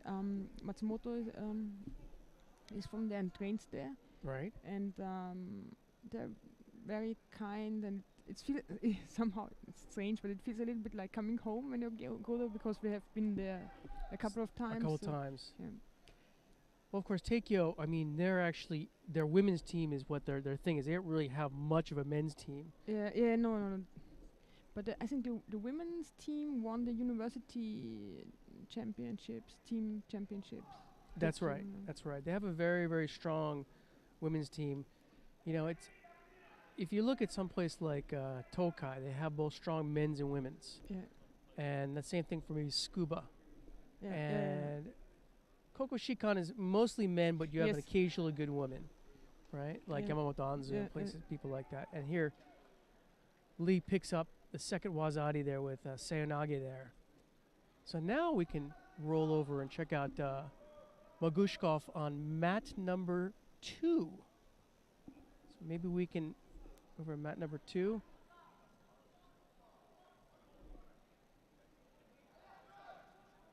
And we can catch another Canadian. Was it Marjaledon in white against Magushkov in blue? You can tell the names don't roll off my tongue as easily as Sheldon. In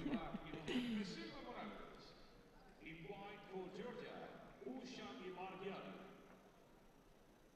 You know, do you know this? You just leave letters sometimes. If the name is difficult to pronounce, you just sometimes leave letters, and I try to, but it's what usually I someone do. at home will notice. I think they just give it up on me at this point. Or I've makes- finally gotten the Georgian names down. yeah, they are quite long, and or also the Mongolian names there. The Mongolian names, yes, they're a bit of a challenge. Yes. But I think if I mispronounce them, I don't know how many Mongolians will actually be tuning in to correct me. Or maybe, like I said, maybe they just gave up.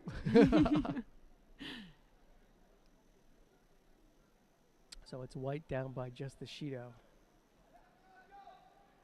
But it's just because we are so Europe centered, or Of course, yeah. they have troubles with our names too. I'm certain about it. Well, if I get a Japanese name wrong, then I have no excuse because I live here. Yeah. Oh. You see white going on attack there.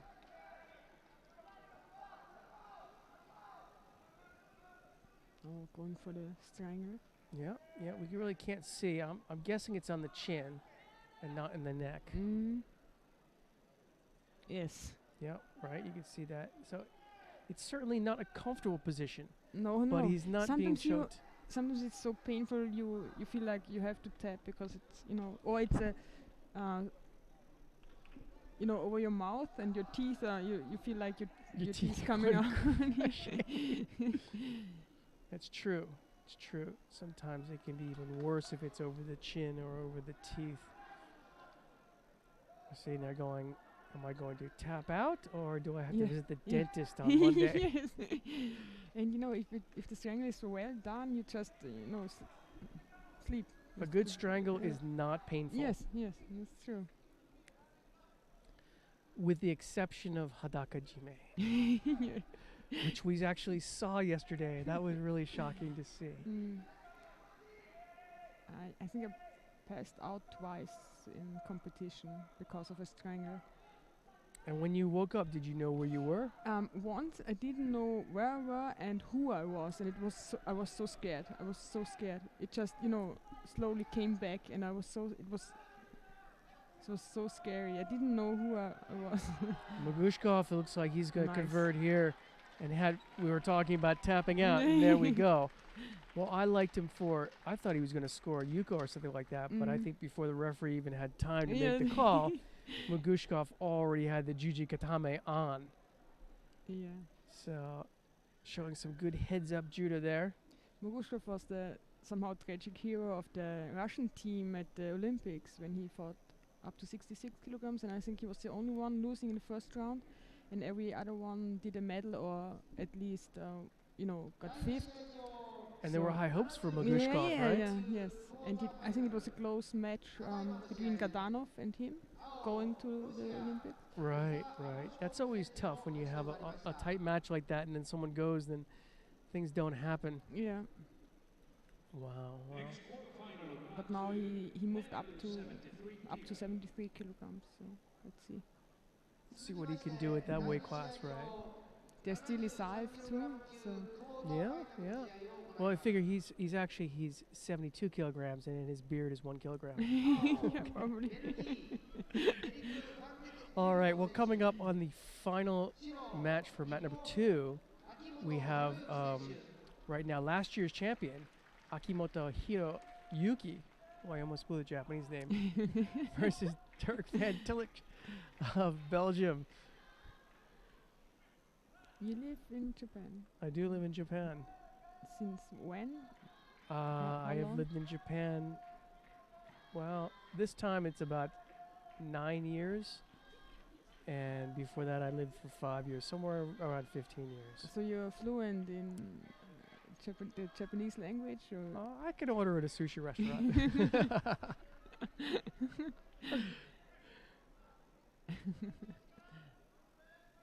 Yeah, if you're a judoka, it's a nice place to live. And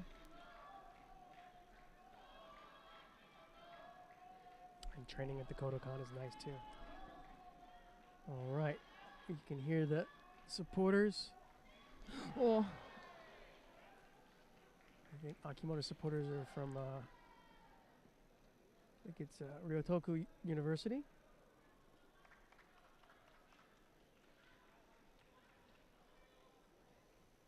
Let's put Akimoto on our profiles here.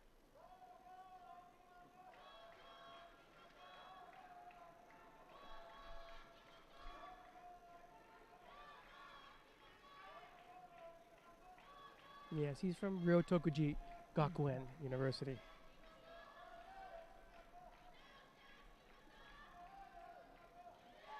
So he had that big attack, but he didn't score. Blue comes back with an attack. Just a Shido separating the two.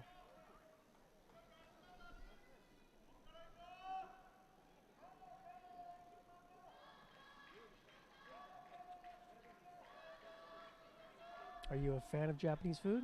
yes, Yes. absolutely. That was quick. Yeah. Yes, absolutely. Absolutely, yes. The first time I ate sushi, I didn't like it. The second time I was, it's okay.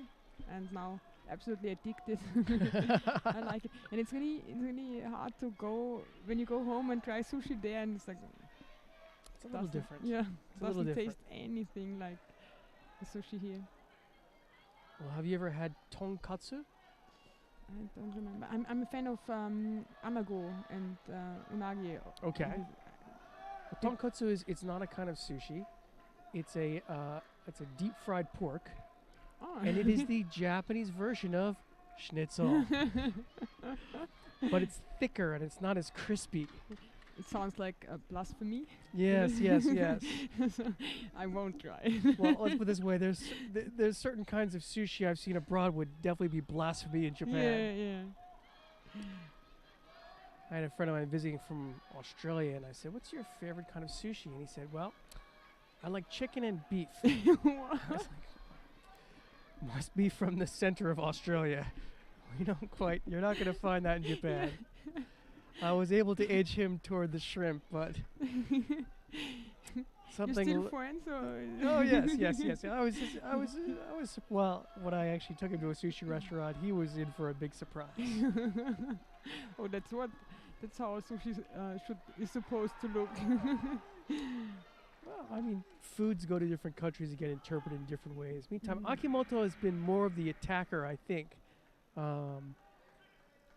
But this is still a tight match with 2:15 left.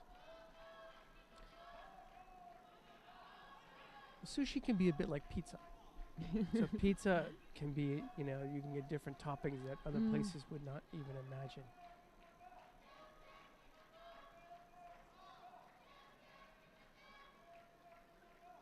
Just the Shido difference here.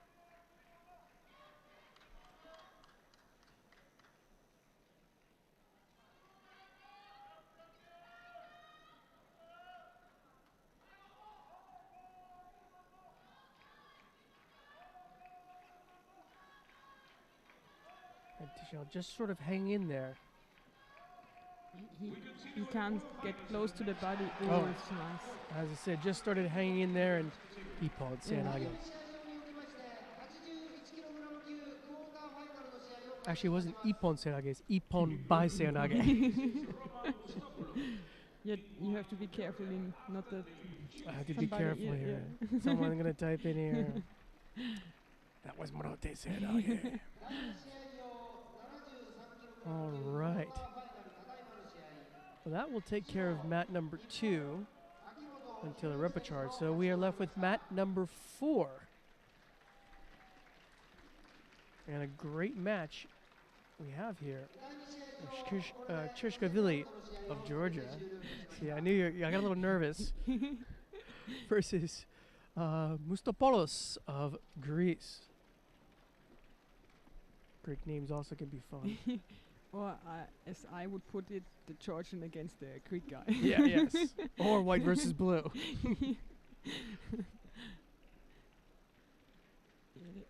The Georgian,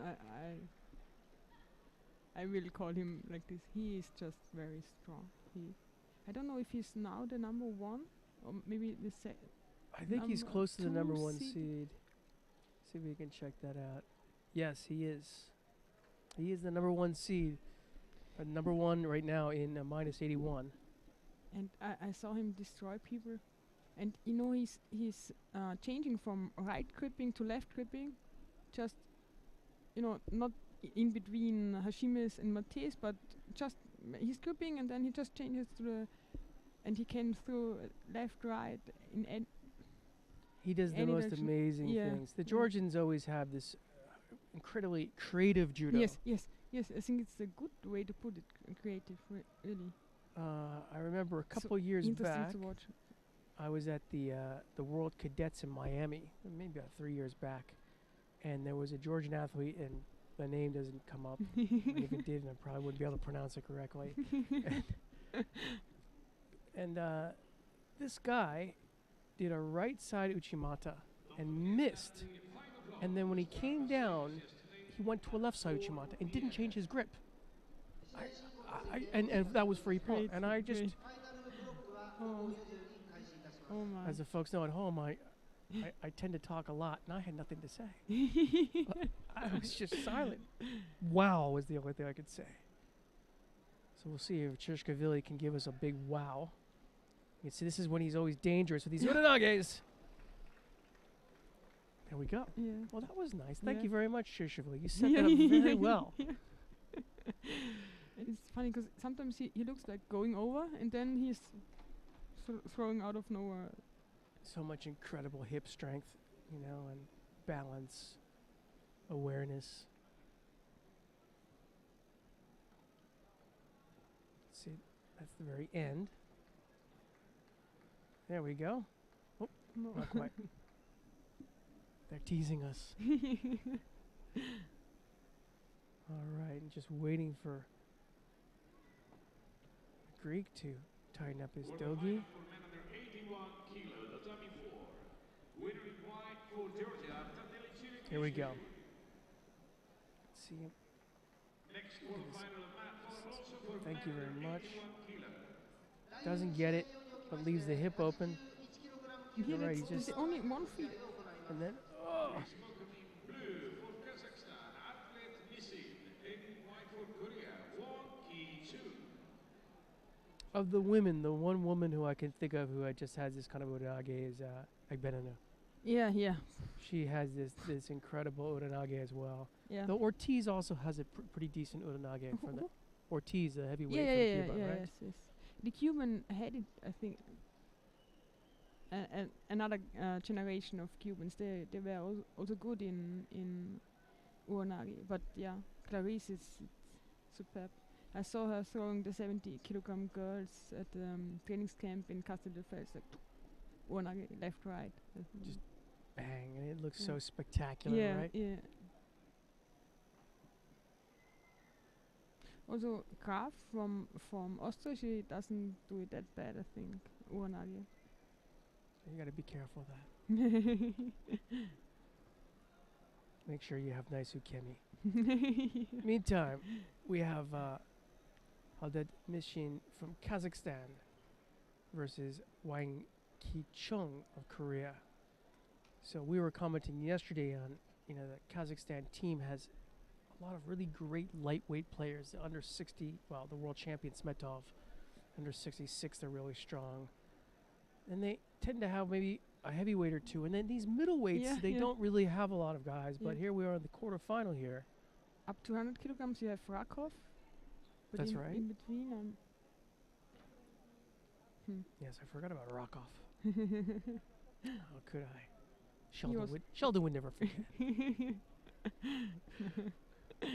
All right. So Wang is up by the one Shido here.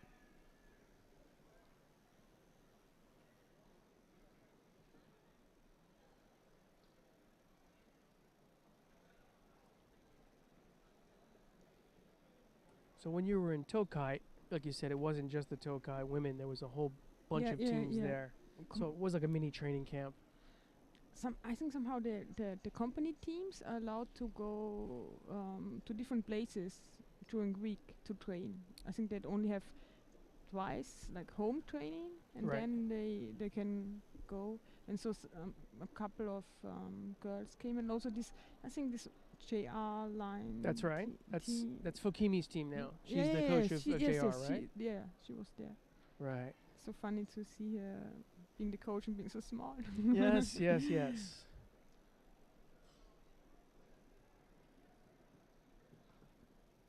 But now she's developed a little bit of her English language skills. She was in Yeah, England yeah, for yeah, a yeah, yeah. year, and I know that right after she retired, she was in Russia a little bit working with Gamba. Yeah, so yeah, I remember, she's yes. got some skills now.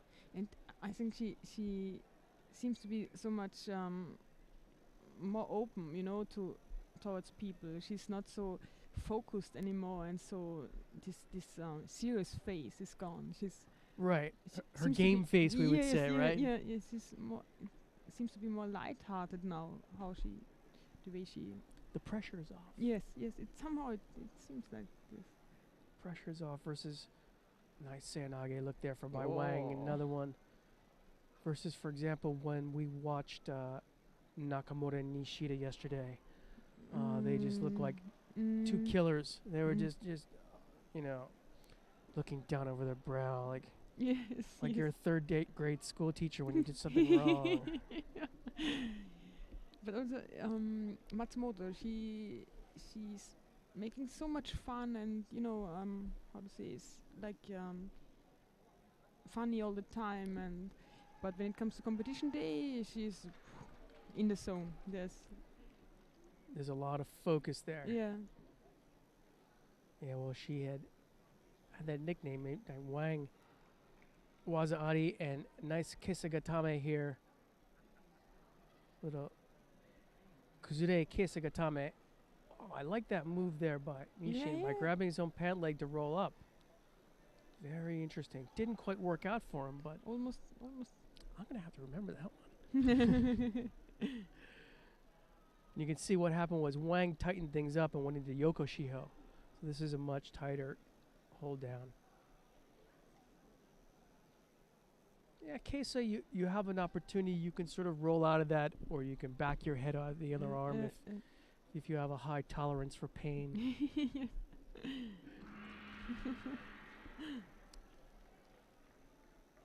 Not everybody has that. That's a good way to earn some newaza ears too, right? Yes.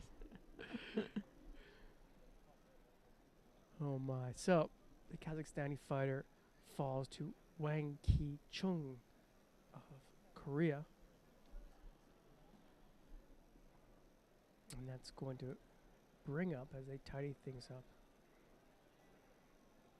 our final match of, let's just say, the preliminaries and quarterfinals.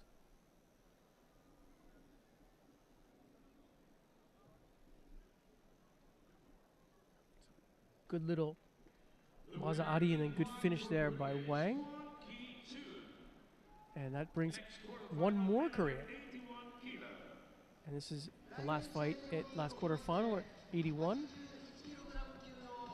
And we have Lee Sung-soo of Korea in white versus, another Georgian name. Ushangi Margiani of Georgia. Quite easy. More of an Italian sounding name. None of this Nishavidi thing, right? Yes. No, I shouldn't. We love the Georgians. Great team. See, as they sort of tidy things up, you can see the difference of Georgian number 12, the Korean number 63. But just like you were saying with the Japanese, sometimes these B-level, C-level guys are actually really strong guys. Yes. The second, the third, the fourth team could easily make it to the medal. So Well, that's what is really tough for the Olympics, because there's only one per weight class. Yeah. And you have a situation like, for example, Ono versus Nakiriki in 73, or of course Asami versus Kondo in 48. And it's for the coaches, it's an luxury problem. It's like, okay, I don't know who to pick, but for the athletes, it's bad. I think actually it's kind of tough for the coaches too, because what happens if you pick one and, like And you he said, they go out in the fails, first round, like you were saying with the Russians, then you're going to be second guessing. You know, did I pick the right one? Yeah, and you are second guessed somehow from others, huh? They are, okay, he made a bad decision. Maybe you have to explain yourself afterwards. So. Right. Well, for the most part, for the Russian team for London, I don't think I'm going to let explain what they do. Get a pretty good result there. Yeah. All right. Okay, so we get things underway again. Lee in white and Margiani in blue. But you never know their standards. You know, it's like in Japan, if you got second, it's like, I lost. Yes. It's and it really is like this. My teammate, she was 3 months now in Japan at the Komatsu team. Okay. For training. Was she on that Komatsu scholarship? Because they have kind of a Komatsu scholarship. Somehow you can put it like this. So she gets some sort of financial support from Komatsu or something, or? I think I don't know. Actually, I don't know. Okay, because I know that, like me and Sheldon were talking about, for example, Kalita Zapanchik. Yeah, she was there. She was for a year under kind of a support from Komatsu, which is great for Komatsu and for her. She gets this experience, and they have a foreign competitor they can beat up for a year. Look here, Lee goes flying in with Seanage. I'm sorry. No, and she told me that there was one competition, and I think it was the Kano. Or the Kodokan Cup now, we call it. It used to be the Kano Cup, And there were girls getting third or something, and they didn't even mention this. They were like, no, I lost. Yeah. When she asked them, and then she saw the list, okay, they got third, but they don't even mention it because it's not winning. Well, I mean, I don't know if it was back at that point, but right now the way they have things set up is, for the most part, if you do well, if you win the Kano Cup, the Kodokan Cup, then you'll get an automatic invitation to come here. But if you come in second or third, unless they have a really open spot, you won't be here. So, for example, 57's Yamamoto Anzu came in second place, but she did not come to Tokyo for the Grand Slam. It's crazy, huh? Yeah. I mean, it's tough. Who would have thought that Yoshida yesterday would be the one to be topping the platform with Udaka and Matsumoto out and Ishikawa as well? Yeah. It's a bit worried about Matsumoto's arm, but she was on the bus and she was holding her arm. I don't know if it was in a sling, it was underneath the jacket, but she was smiling and joking, as you said, the usual. Lee coming in here with Stemiwaza doesn't quite work out. A little second effort. Ooh.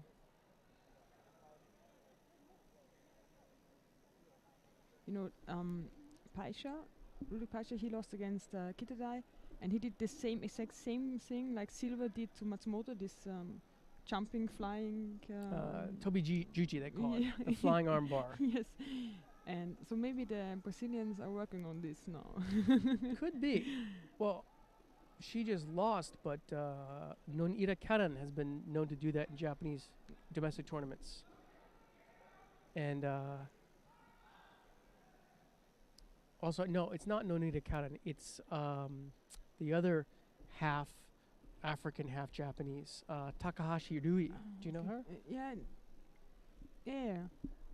So both of those girls, both of those ladies came from International Pacific University, which is where Koga coaches and teaches. And I guess Koga really worked on the Newaza because they're dangerous on the ground. So we still just got the Shido here as a difference between Lee and Margiani. Lee coming with Sanage, and this time he drives and gets Wazari. We were talking about that second effort. Lee showed it there.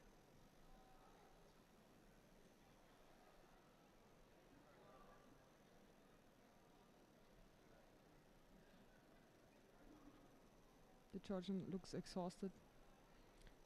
Yeah, this is two different approaches. The Georgians tend to gas out early, and the Koreans probably could go another 10 minutes, in my book. Yeah. Sometimes it has been with the Russians. It not anymore, but with the Russians it has been the same. I think that they They didn't have the stamina before. that they got tired just after 2 minutes. But since Since that new guy took over, I can't remember his name. Something Italian. No, you know how I call him God Gamba. God Gamba.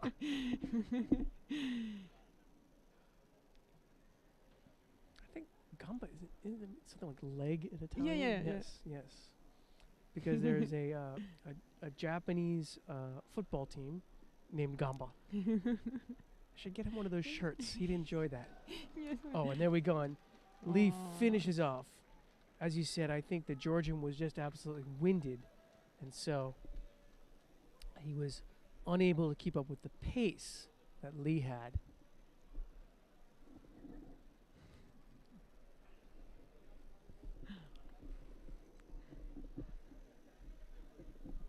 So, I didn't see the call there. It was either Ippon or Waste Ippon. In any case, Lee gets himself into the semifinal. And Margiani just tidy things up.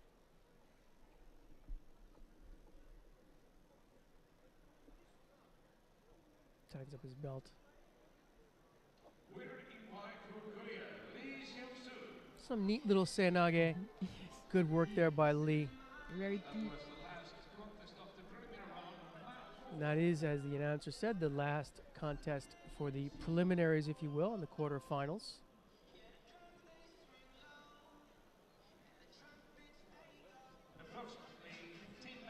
And we are going to take a 15-minute break between this last quarterfinals.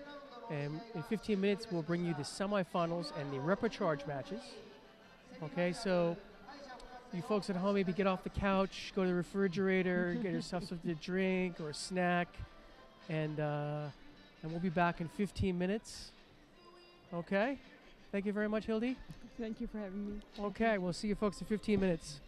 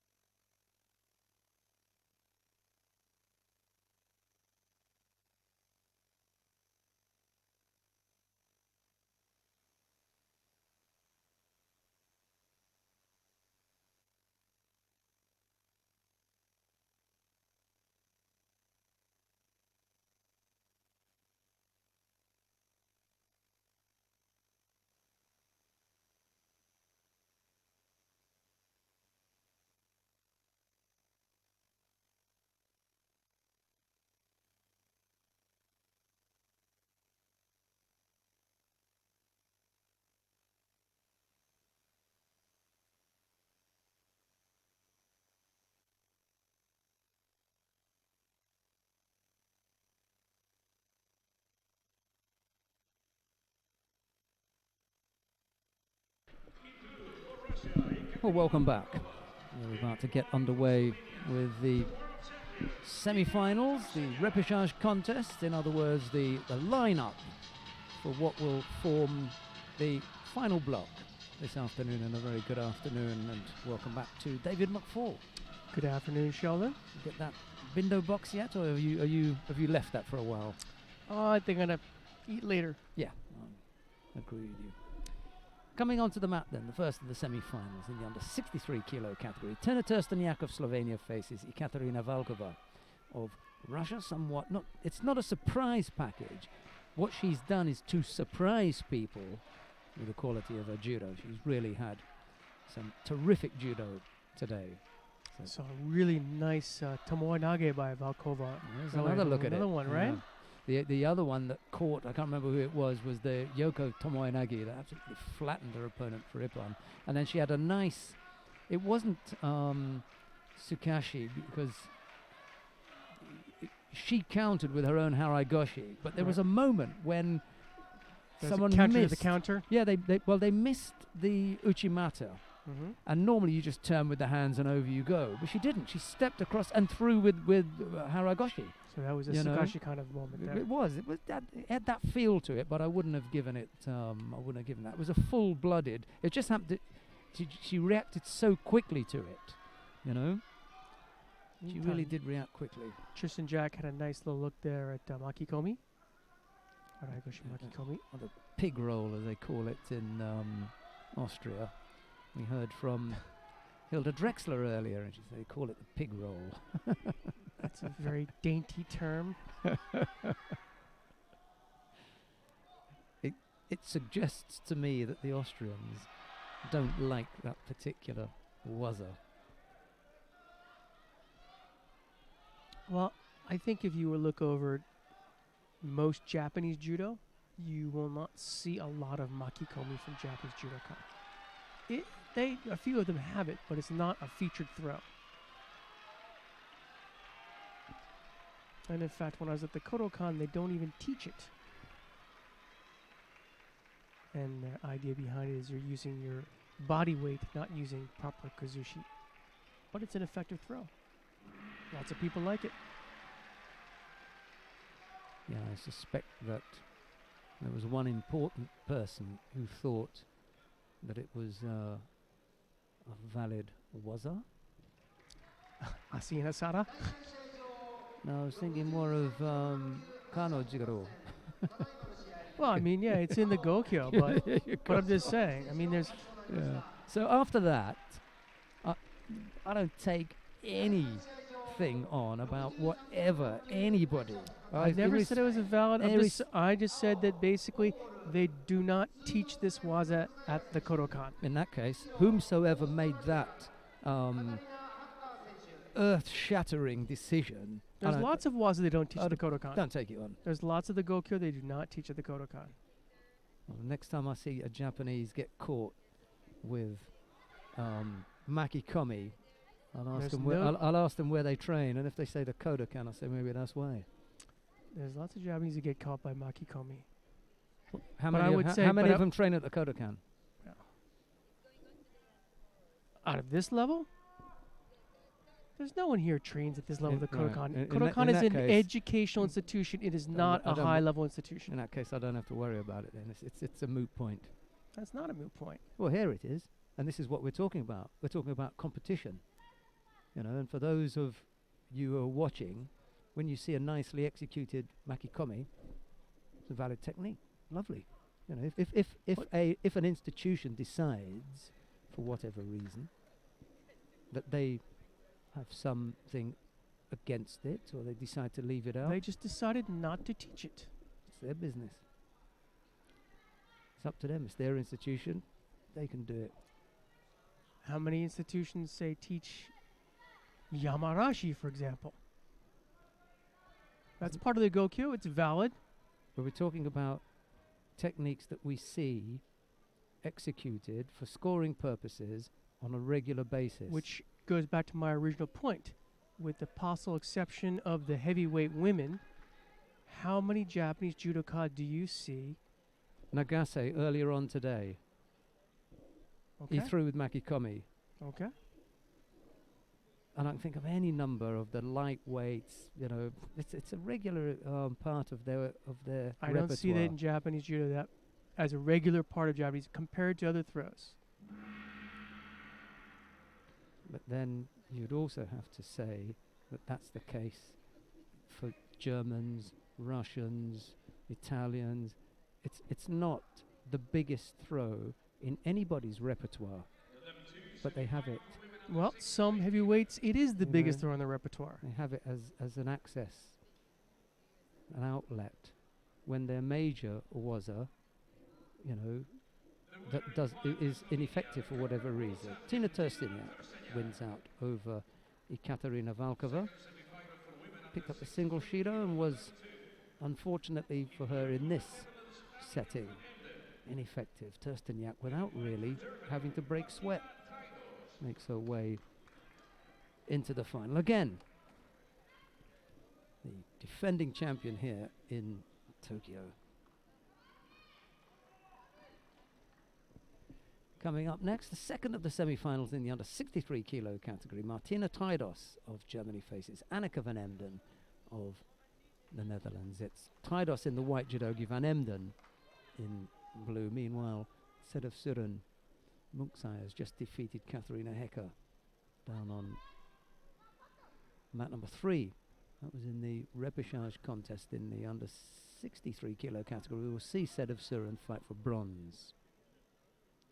There's another repechage contest about to get underway down on mat number 3. That's in the under 73 kilo category. Lasha Shavdatuashvili of Georgia faces Arthur Margelidon of Canada. It'll be Shavdatuashvili in white and Margelidon in blue if you want to go down there to see that one. And I'm sorry, Michael Smith, that we didn't get to show you as many of the Canadians as we would have liked. But nothing against them at all. It just worked out that way.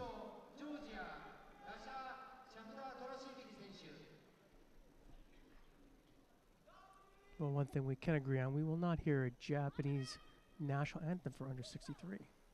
Yeah, that final is going to be minus the Japanese. Mind you, we knew that before the semi-finals, didn't we? Yes, we did.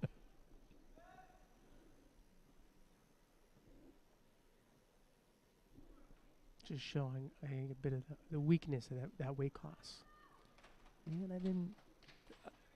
I wasn't sure after Ueno whether Abe would be able to step in, but that lasted all of a year or so. You know, once Ueno had wrapped things up in London, Abe didn't hang around for that long, and there was like a vacuum, wasn't there, in the absence of the what had been the previous top two. Right. Both of them going at the same time meant that you were looking at 3, 4, 5, 6, and that hasn't proved. They haven't proved capable of closing that gap quick enough. Tashido is kind of reminds me of, again, Arai. She's good odds to make the platform, but she can't quite make it at the top step in the big competitions. Whatever happens, it's going to be one of the Europeans to take the gold. Turstiniak appears to be in good form. World number 1, the current world champion, defending champion. It's all stacking up against whomsoever it is that's going to hit that wall in the final. Either Teidos or Van Emden. You know, once she won that world title, she's going to have that target on her back, right? That's part of the trip, part of the baggage, right? You wear that red back patch, they're going to be gunning for you.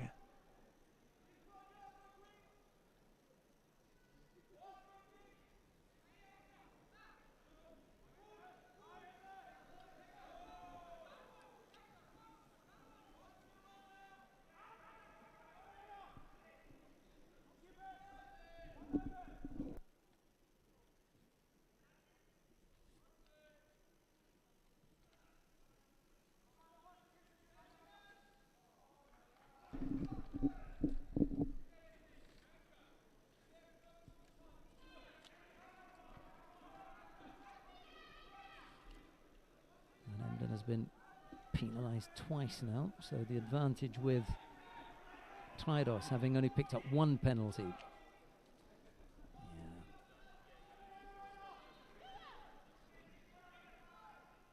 She's got that habit of hooking that leg in. Dangerous right there. Yeah. Came up with the score, managed to turn, or she was in control as her opponent went over. So came up with Wazari. Leads now with half a minute left to go.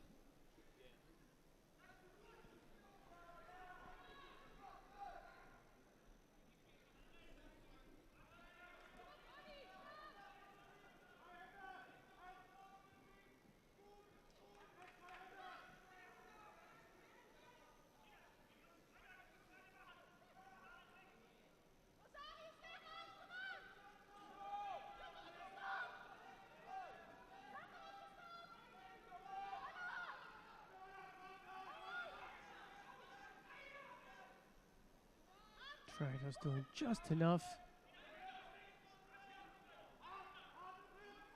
You knew on paper this was going to be a tight match.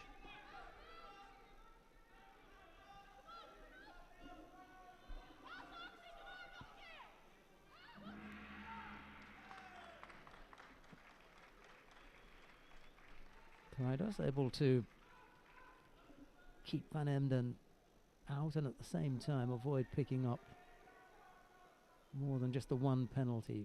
Van Emden picked up two. So Traidos it is. Will face Tina Tursteniak in the final of the under 63 kilo category. Oh, European final.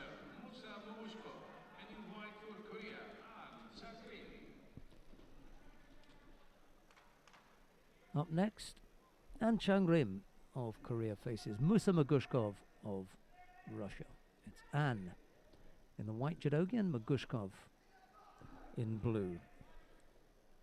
First of the semi-finals in the under 73 kilo category. Silver medalist here last year, An Chang-rim. It was Magushkov who took out Nakaya Riki.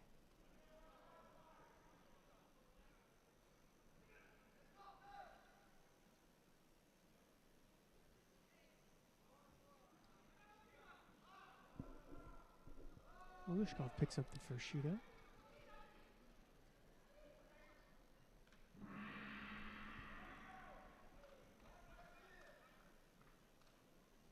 Oh, and good Ashiwaza on Magushkov. Just couldn't control the upper body as they were coming down.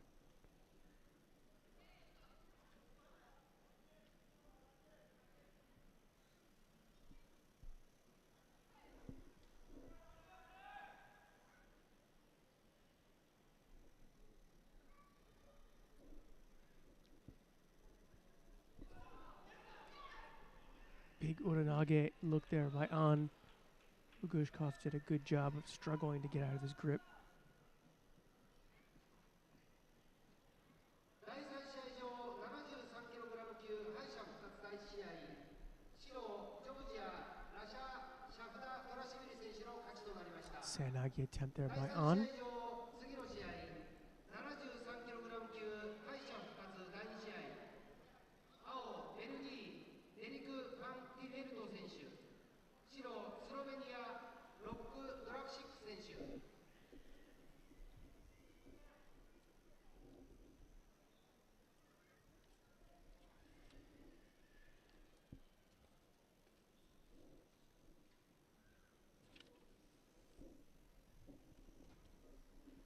Oh, and An looked like it was a counter that would get the points, but that's not going to score. Right now, An looks like the aggressor in this match.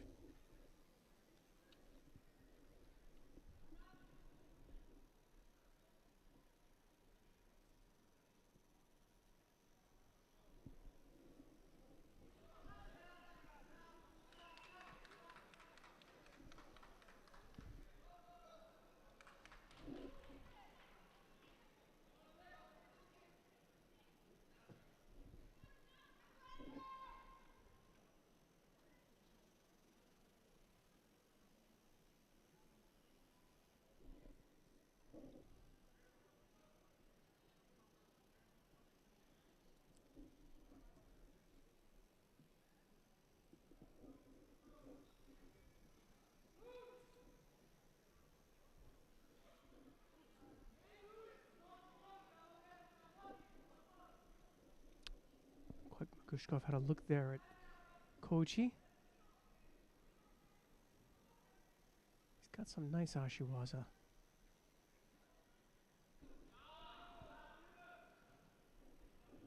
Had that first look, unfortunately couldn't control An's upper body in the first minute there.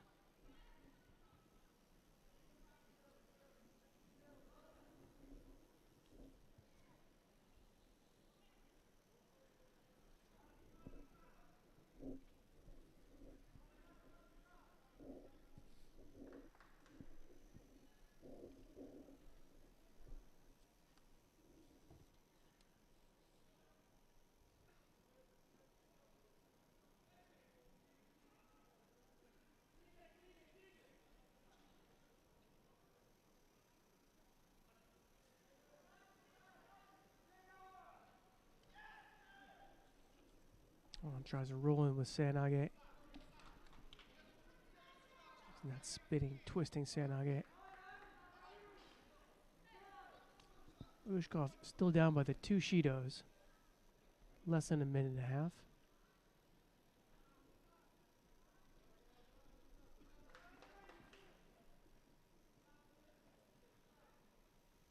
Magushkov's the first fighter today who just moved An out of his power game. I know he doesn't look like a big fighter, but he's a powerful thrower. And he's managed to put away a number of his opponents today. Well, this is his 4th fight. Shavdatuashvili fell to Ippon. Tamura fell to Ippon. He had a tough first contest against Sami Chuchi of Belgium. Maybe that was, with the greatest of respect to the Belgian, the warm-up. He scored a Yuko in that. Managed to pick up 3 penalties as well, so I suppose just managing things towards the end of the contest. Anyway, hasn't been able to get on the board as yet. Magushkov is the fighter who's picked up 2 penalties.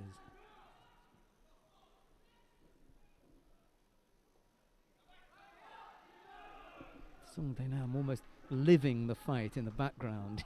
As the coaches tend to do, right? You can't be on there for them, but you might be able to live vicariously through them, right? And picked up a Shido there.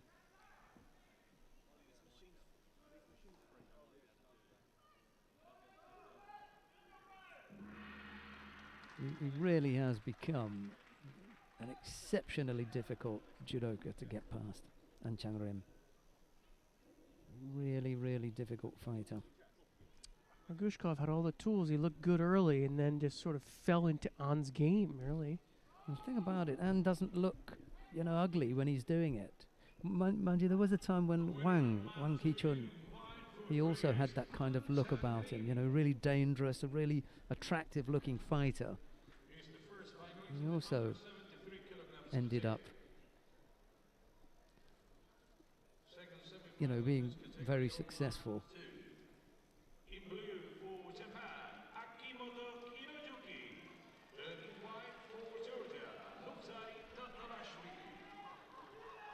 So Akimoto still has a chance to defend his title here. He's the man in the driving seat. Came in here today as the number 3 seed. He's up now against the number 2. 2 versus 3 then for a place in the final. The number 1 already there and waiting. With the seeding working out very well.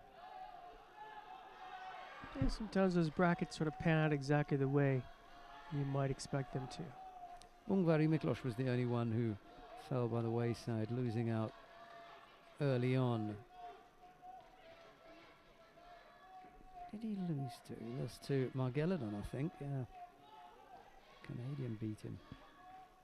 Oh, well.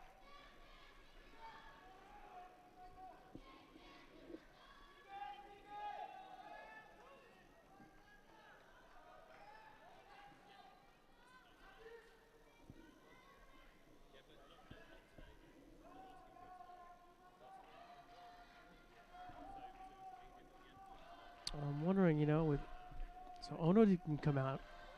Nakia got beat in the quarterfinals. Not a bad showing, but I think expected at least one more fight, at least to be in contention for a bronze. So that probably plays in Ono's favor, depending on what the injury is.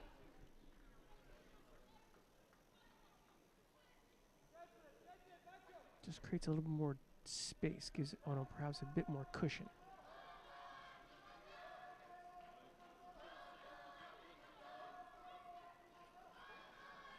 Yeah, I think it's more of a problem if, or I think it would have been more of a problem if Nakaya had, gone through and won, If he won the whole thing, as opposed to Akimoto going through exactly. and winning it. I see Nakaya as more of a rival for Ono than Akimoto. I like him, he's a good boy, but again, it's back to what you've been saying earlier. A win here is useful, but it's what they do in the two events that will follow, Paris and the All Japan Championships.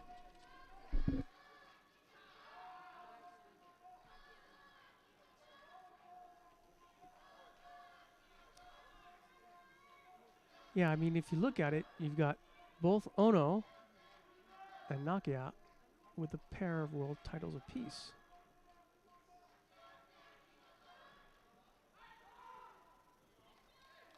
So Akimoto is not quite in that class.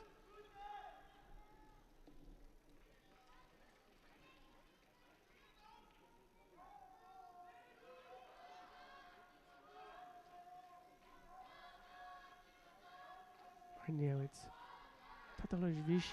Tatalashvili who has got the one Shido.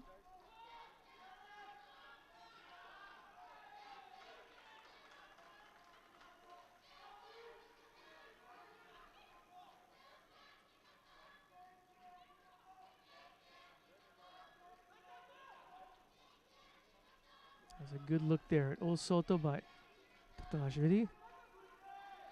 Akiyama has a Sanage.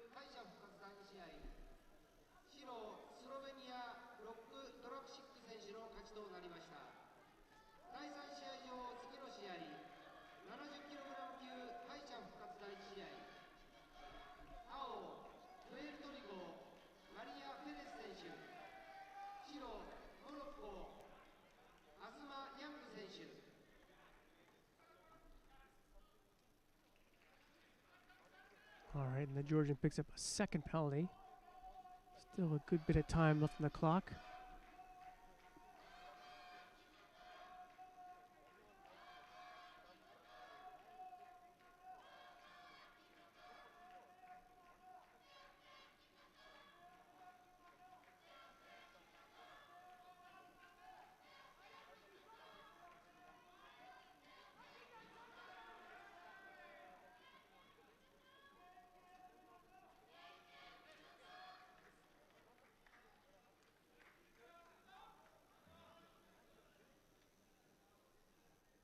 Look like a concerned spouse.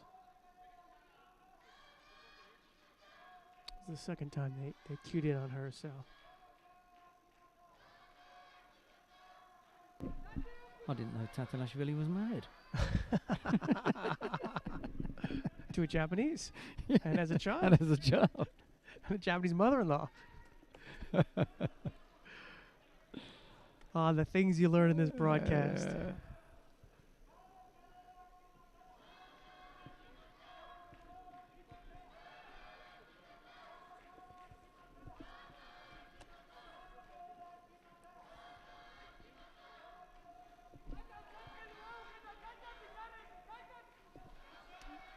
Akimoto goes in again. He's just going to keep attacking here. Another attack.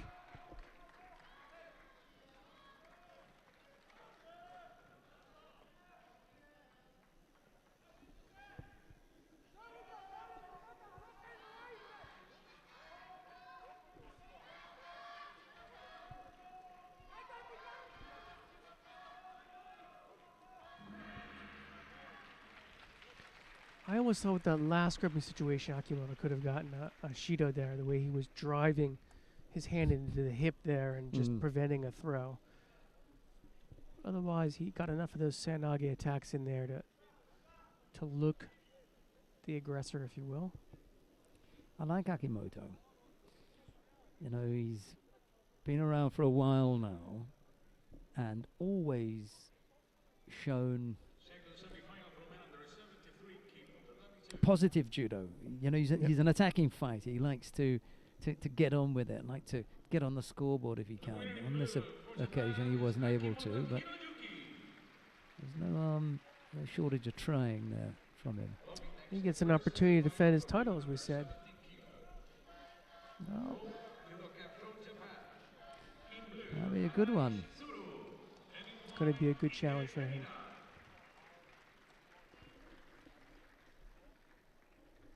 And a Korean-Japanese final is always a fun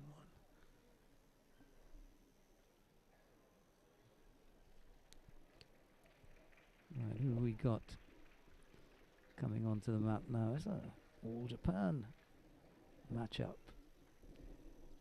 Ike Irina of Japan faces Arai Shizuru. See how this pair get on.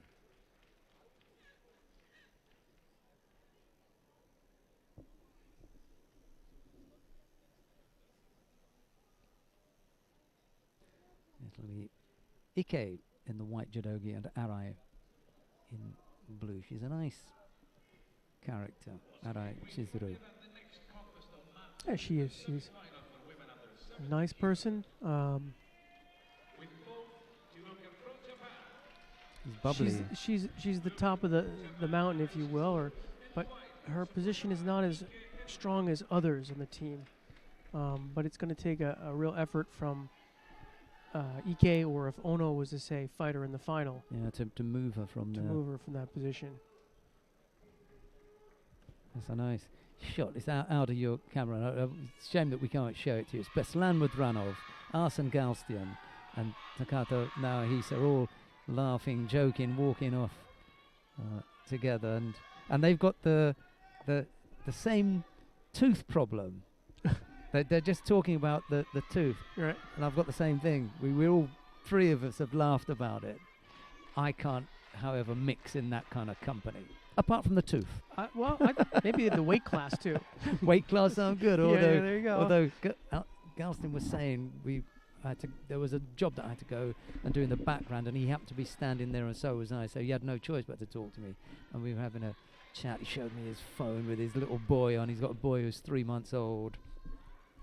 And we were just laughing about the weight category change. Because I said to him, you look really good, healthy, and your face is full. And I said, yes, I go beach now and take the t-shirt off. Because he's put on 5-6 kilos. So he says he's happy to go to the beach now and show off his physique. Yeah. And he does. I mean, he looks a lot different from when he was 60. Mm-hmm. You know, gaunt and pale, dark under the eyes, and now he looks healthy. Good for him. I've also started taking my shirt off at the beach, but that's beside the point. Let's get on with the judo. Uchigari and then Uchimata from Arai. She just manages to turn Ike, who hops off that effort. It avoids giving up a score.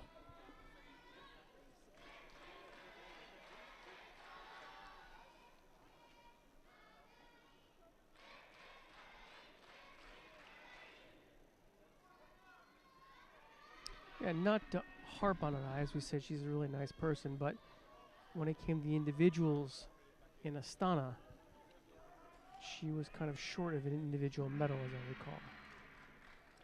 And Yeah. And they sent her to Paris. She was actually, I believe, the only one they sent to Paris. And she got a third in Paris, but I think she was really aiming for more if she wanted to solidify her position as the Japanese under 70 representative. So it would take some work by one of the others. I'd say, I don't know if Ono could do it. Cade probably not. It would take some real work to knock her off the mountain at this point. Or off the hill, I should say. Well, they've appeared to have abandoned the Tachimoto Haruka There we go. experiment.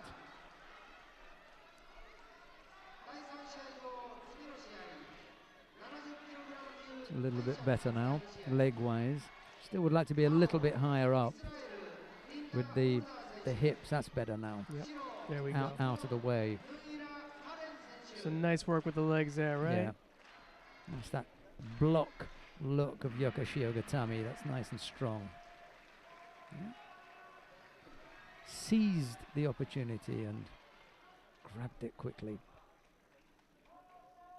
That was enough for Arai to make her way into the final. The first of the finalists then, Arai Shizuru. You saw how she originally had the Yokoshio and then she actually locked down the leg, kind of like Hashimoto did yesterday. Just make it a little bit firmer. Prevent the bridge, if you will. So this is the Ouchigari. Sets it up. Wazari.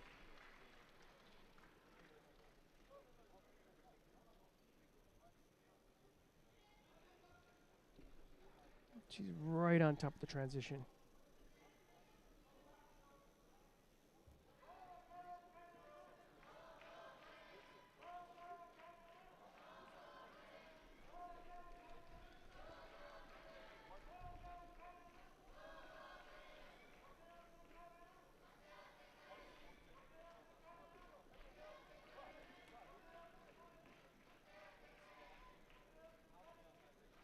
Well, we've got Maria Portela of Brazil coming up next. She faces Ono Yoko of Japan. It'll be Portela in the white judogi, Ono in blue.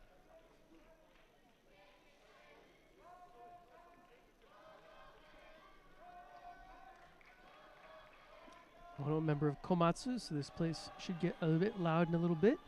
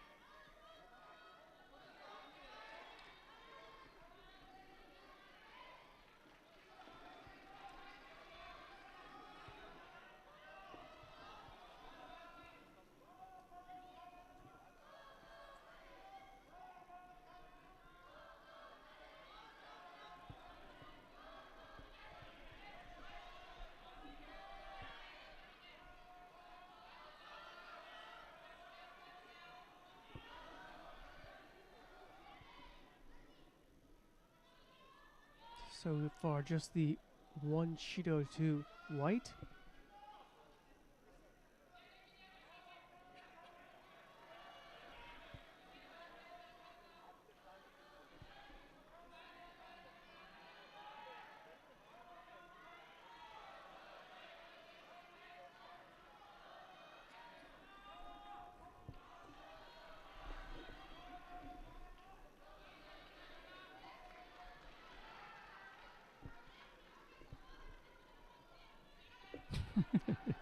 She's even smiling when she's given the instructions. Exactly.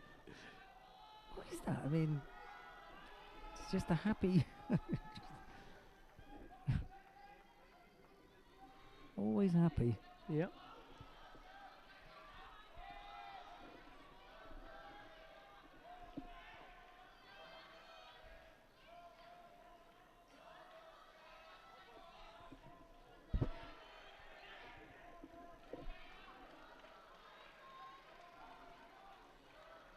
Still just the Shido separating the two.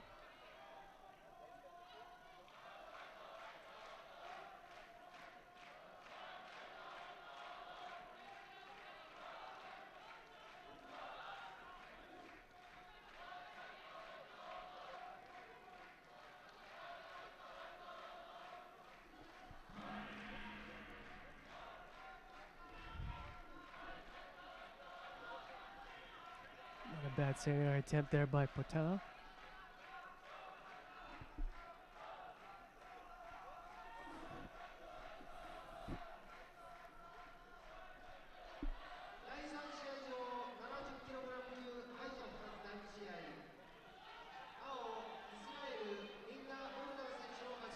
Looks like Ono's got the grip she wants. If you ratchet things down and make it some attacks here.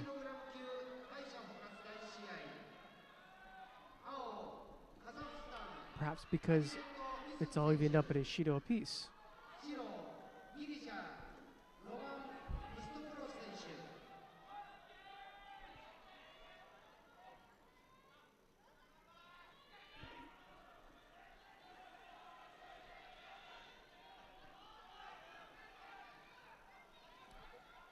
Down on map number 3, the repechage contest between Roman Mostopoulos of Greece and Adlet Misin of Kazakhstan, if you want to wander down there to map 3 and watch that one. But let's stick here with the semi-finals. I think it's a nice Matt 2's division. looking fantastic at 81s. They've divided things up nicely. And we've got all of the semi-finals on map 2 and all the repechage contests on map 3. So that's nice and simple for us. We get probably the better quality. Whoop! That should score Yuko, I think. Yep. But heads up. Ono grabs, makes the transition here. He's gonna steal this one, I think. Well, gotta keep it tidy on the Now way it's over. Done. Yeah. That was pretty dramatic. Yeah, she really got hold of Ono there, was slightly untidy in the finish, and partly as a result of that, didn't have control of her opponent. You mean Portela? Yeah, Portela, Yeah, and in the execution of the Waza, didn't have control of her, and when they went over, that inability to take control of Ono, Campos is just left Portela at a disadvantage. Ono seized on that, and that was it. Well, the beauty of it was Portela was down by the Shido. She had to go for it. She executed, and then just the 10 seconds left, something like that? Very little time left on the clock. Beautiful.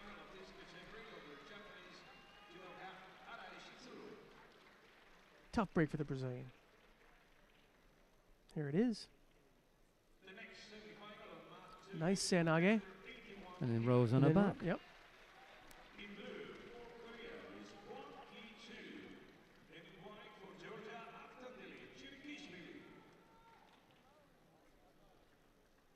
Unfortunately, don't have a clock in that shot to see how little time, but we know is, 10, 15 seconds left. I think it's 10 seconds left. But as you already said, she had to execute a scoring Waza. She did, unfortunately. That's not the classic finish for the Senagi to end up on your back. So there was something missing there. Something was overdone. Threw herself at the same time, ending up on her back. Okay. Just a little bit of control. Avtandil Cherikishvili of Georgia faces Wang Ki-chun of Korea. It's Chirikishvili in the white judogi and Wang in blue.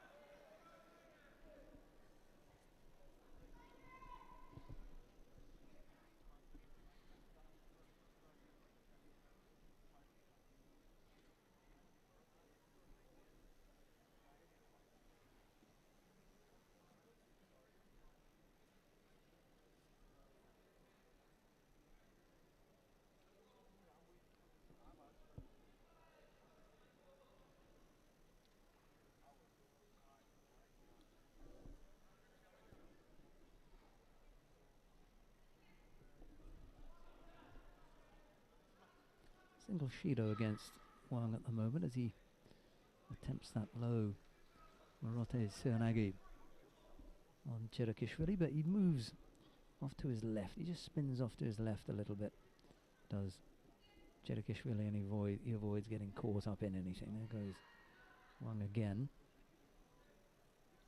My impression is that Chirikishvili is not taking the bait.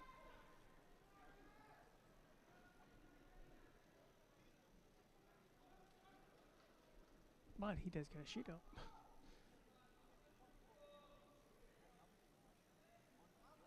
In fact, it gets waved off. Okay. So back to square one, if you will. Just the Shido difference between Chirikishvili and Wang. I think that the referee was right there.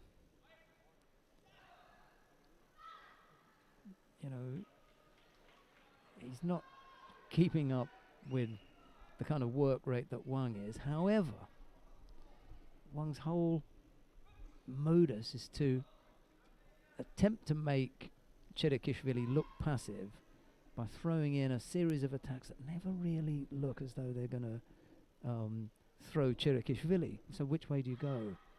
You know, now that time that was a full-blooded effort. He had to defend it. But the others, he just stepped around and just action. He's just being active. And now the referee, having wanted to penalise Chirikishvili previously, he hasn't attacked since. Wang has attacked No doubt. 3 times here now.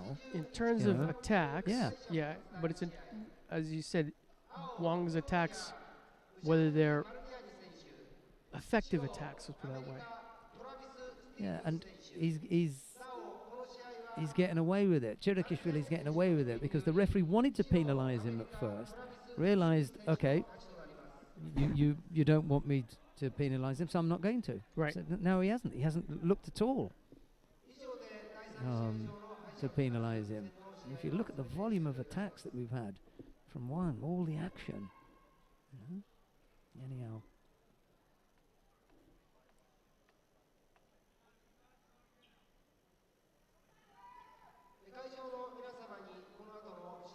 So he's gone again. They're just little movements that just give the impression that he's attacking. Well, he's turning Not in, really. but I think Yeah. he keeps letting go of the sleeve hand. Yeah. So it's a one-handed thing, which is not going to throw anybody. He's a master at that. Just looking busy.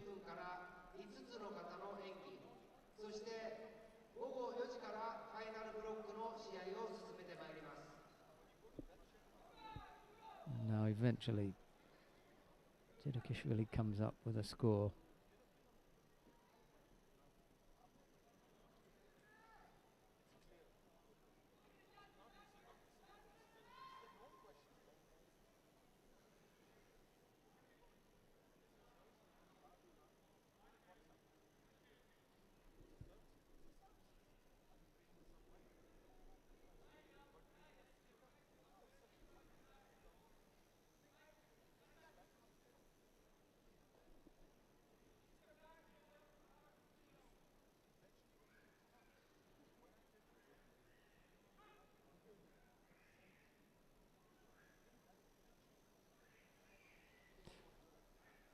Nice movement away from the oncoming Wang, and the second time when Wang's attacked and Chirikishvili's looked to respond with some ashiwaza. The first time was a little bit more dangerous. He was closer to unsettling Wang. The second time around, well, Wang hadn't put in quite as much effort, so there wasn't as much movement to react to, and that time low right-sided Toyotoshi effort.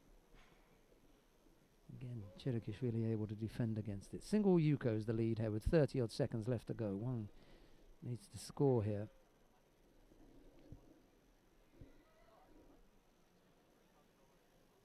Now it's Chirikishvili's turn to just throw a little something in without ever really looking that dangerous.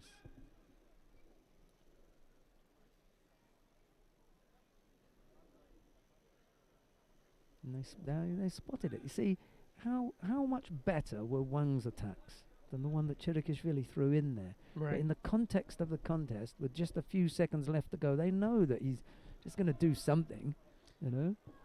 As you said, He the got it. referee called it earlier and they pulled it back. So he just said, okay, that's the way, if that's the standard you're going to Yeah. use as far as making these calls,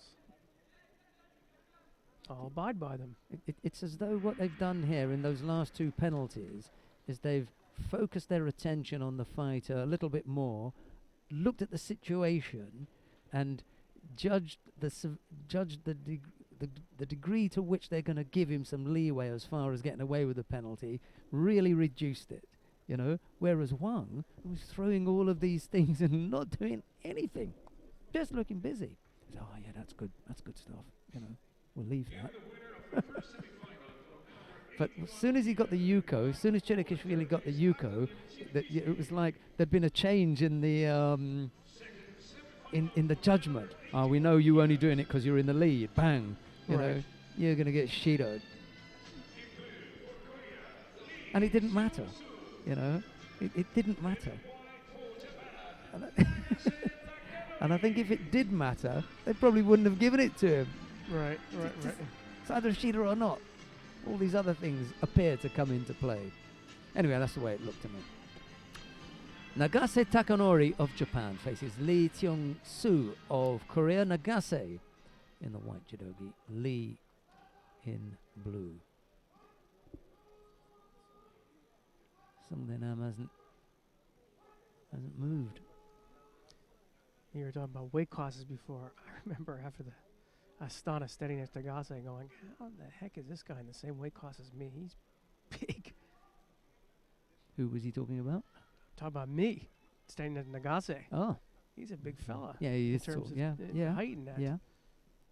He was You're towering right. over me. You're right. And he didn't look thin. Kind of maybe that sort of slightly wiry build, perhaps.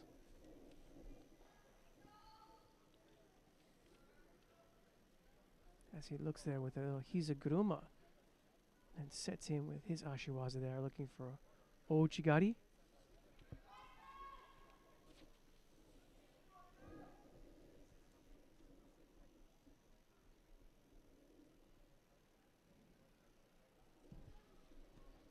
The big Ouchigari.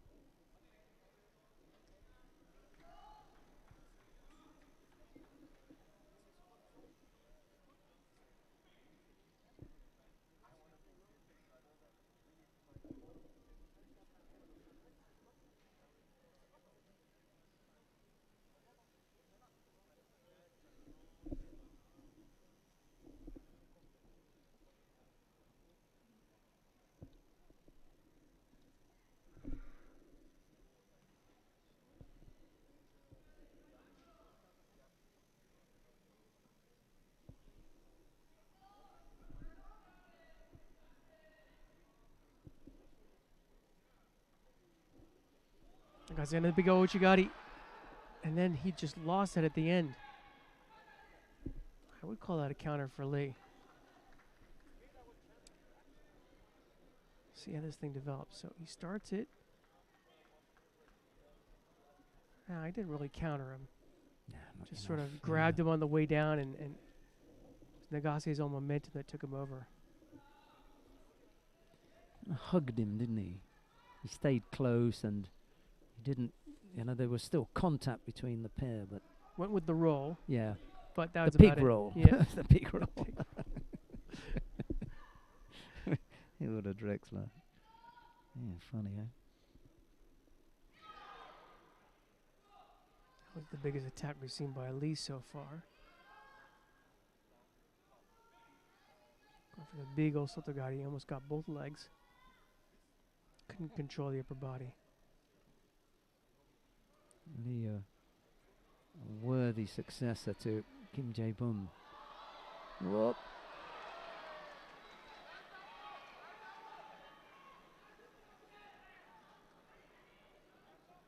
I'm going to take a look at this one.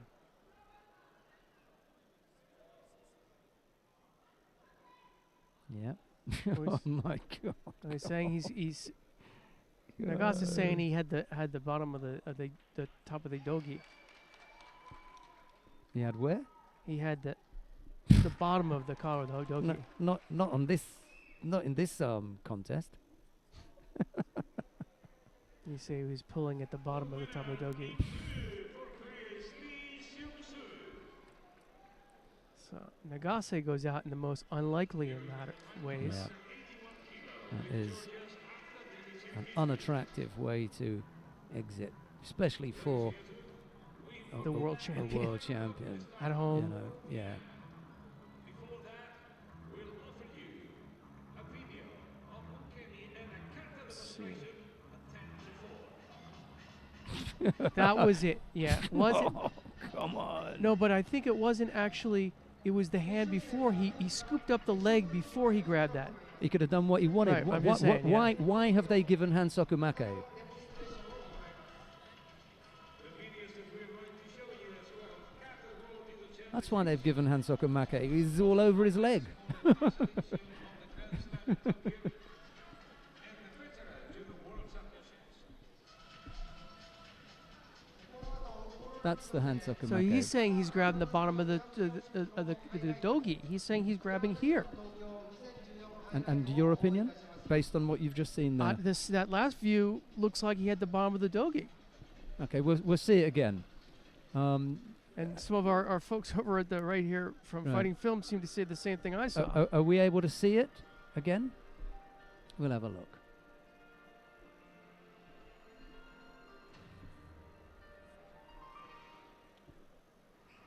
Now the important thing here in determining whether this is Hansoku Make or not is to understand what the rule is with regarding hand to leg. The rule says any contact with hand below the belt is Hansoku Make. Even if you're grabbing the top of the top judogi, not the pants. Where, Okay, I'm just saying. But please tell Right, me right. from that shot where his judogi is. You'd have to have a long judogi to get down there. That's what I'm saying. I think if you look, he's grabbing the dogi because he had the dogi Right. there. And where is that in relation to the belt? Right, it's below the belt. In that, then that's the rule. Okay, that's what I'm saying. Below the belt is Hansoku Make. So in your opinion now that we know the rule, what's your verdict on that? Yeah, and according to that, yeah.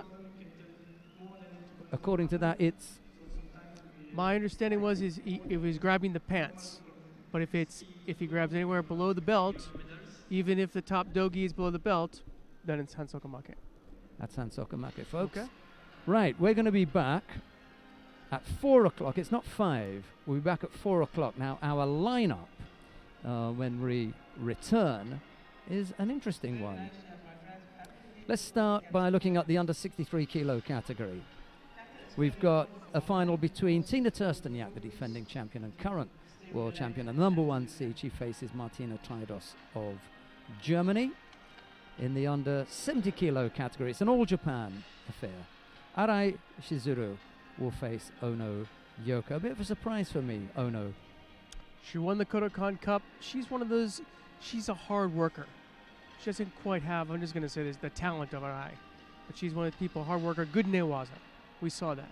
Okay, and then and not only that, she was sharp in taking advantage of that error from Maria Portela. She got scored on, and normally you're at a bit of a loss. You know, you've just been scored on. No, she was sharp enough to take advantage of it and come up with the Osai Kami, having given up a score. In the under 73 kilo category, An Chang Rim, the number 1 seed, the world number 2. He faces Akimoto Hiroyuki of Japan, the defending champion in the final. And then in the under 81 kilo category, it'll be the world number 1 and the number 1 seed here, Aftandil Chirikishvili of Georgia, to face Lee Seng-soo of Korea. That's the lineup for you folks. We look forward to your company in an hour and a half from now. From David and myself, bye-bye. See you later, folks.